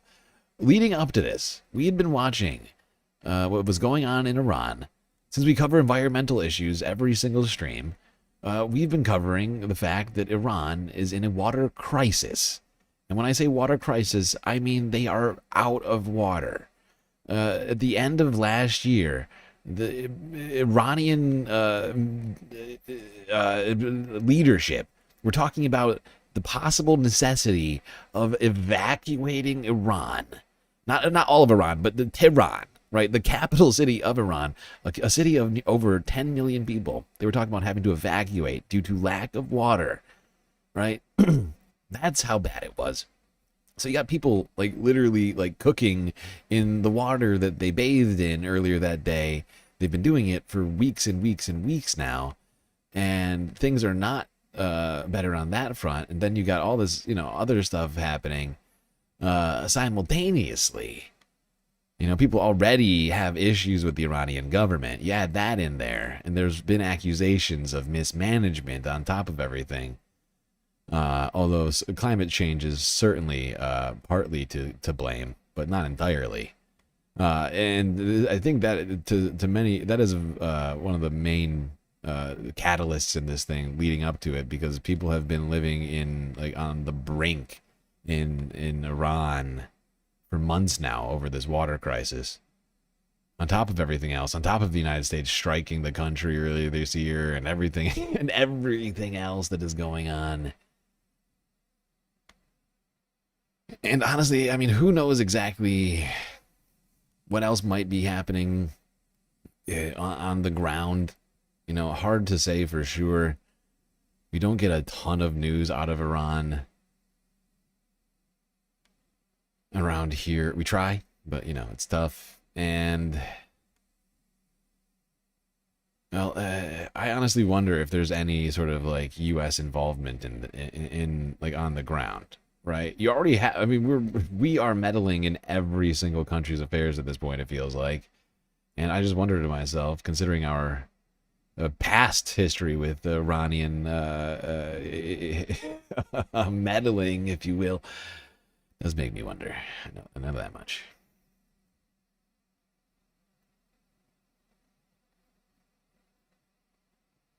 It's what the U.S. does best. It's true, Dark Sparkle.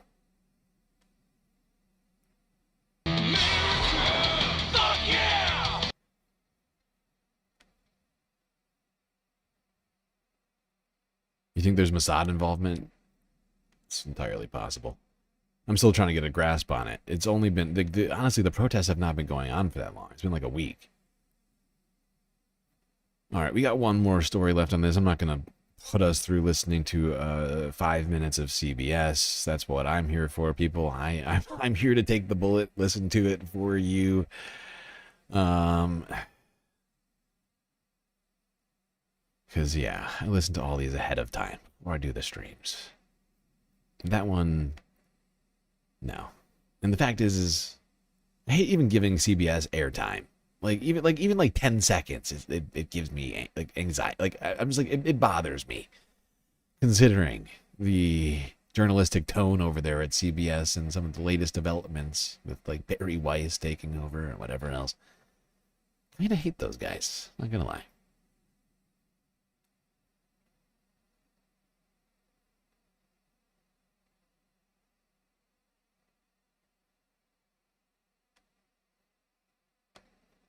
Okay, final story of the night. I know, it's already here. Let's go to Japan to talk about more sort of tumultuousness on the planet, as if we didn't have enough. A North Korean ballistic missile test caused Japan great alarm and brought condemnation from Japanese leaders. 北朝鮮は本日7時台から8時台にかけて北朝鮮西岸 Between 7 a.m. and 8 a.m., North Korea launched at least 2 ballistic missiles in a direction towards its eastern waters from the western coast. Details are looked into by Japan, United States, and South Korea, but the missiles are estimated to have landed outside of Japan's exclusive economic zone. Additionally, all may have flown on irregular trajectories. We are still investigating. The first one was fired around 7:54 a.m., and with its highest altitude of 50 kilometers, it flew over approximately 900 kilometers. The second one was fired around 8:05 a.m., and with its highest altitude of 50 kilometers, it flew over approximately 950 kilometers. Regarding this launch, Japan has strongly protested against North Korea via the embassy in Beijing. Whatever the intention, North Korea's nuclear weapons development is a threat towards Japan's and the world's peace and stability. It is totally unacceptable. The Ministry of Defense will do our utmost best in gathering and analyzing information and monitoring the situation, working closely with the United States and others. Now, we've been talking about Japan and their sort of ramping up of rhetoric in recent months. Honestly, over I feel like it's almost been over like a year now. There are more and more rumblings about Japan turning its defense force into a full-blown military, as well as rhetoric coming out of the new Takaichi administration. Japan's new woman prime minister, she's been saying a lot of very sort of hawkish type things, and I'm not sure I'm not sure if that's the way I want to put it, but how do I put it? I guess Sanae Takaichi, the newest prime minister of Japan, has been saying a lot of things that one might call inflammatory, regarding things like Taiwan. It just feels like things are heading in the wrong direction. From sea to shining sea, all across the goddamn globe, things just seem to be getting worse. World War III, it feels like we're living in it right now, not so much approaching it, but like at the nascent stages of the actual war. I mean, like, how many conflicts are there at this point? How many like battle lines, and like it's starting to really get very troublesome and worrying.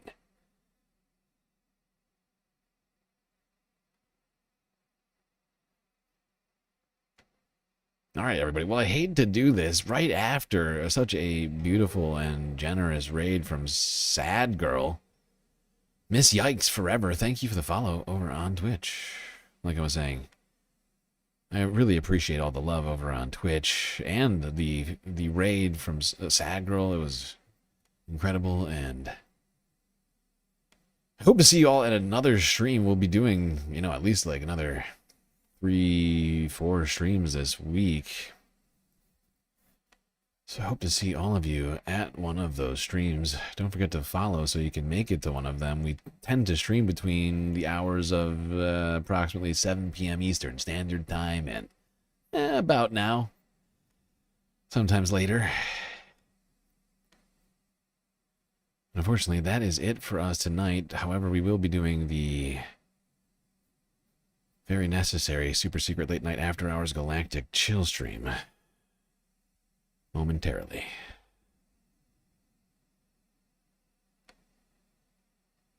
Troubling times we're living in, Space Fams. Troubling times.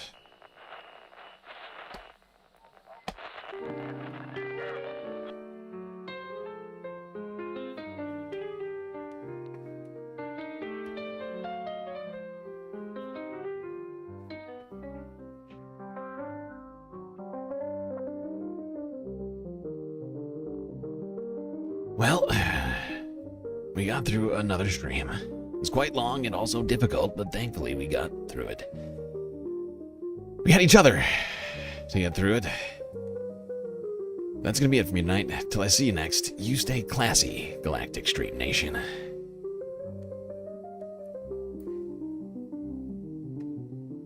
Can't forget this. These are your galactic patrons. Gabby, Goth Dogs, Aaron W, Schmegley, PB, Midi, Afroponics, Narwhal by Nature, Interplanet Janet, Godcat, Robot Cat, Disco Wolf, Callie Braiding, Sammy, Geodragon, The Anti-Corporatist, Obsessive Audio, Moanoa, Nadia, Choki, Scout, Selena, Omegastar, Sasha G, Pitchforks Dragon, Vincent Morales, Donald James X, Evan from Portland, Lovely Pariah. Mish, Becky, Decipher, Icebreaker, Columbia Rica, New York, Will in Detroit, Sisyphean Task, BC, Free Palestine, Hermit Horologist, HBX, Manda, Lori Lunchmeat, Carl Gaslight Tocracy, Paige Larson, Frizzla, Benny Hanna 99, Dark Sparkle, and CJ from the 6. That's right, all these people here have helped produce the show which your eyes and ears just got done enjoying. You can too for just a few dollars a month on Patreon.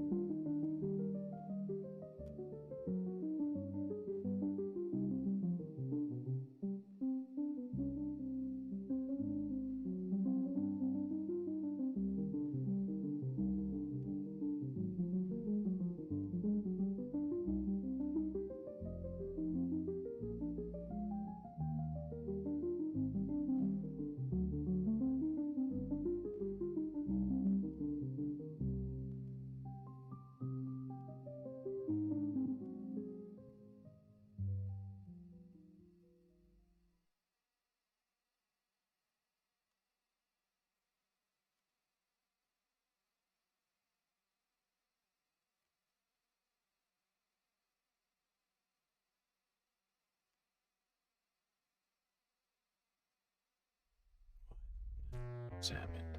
Go outside, touch grass. How did that happen? I don't understand what just happened. Tax proposal. Mr. President, as I think everyone knows, the President of the United States, President Obama, and the Republican leadership have reached an agreement on a very significant tax bill.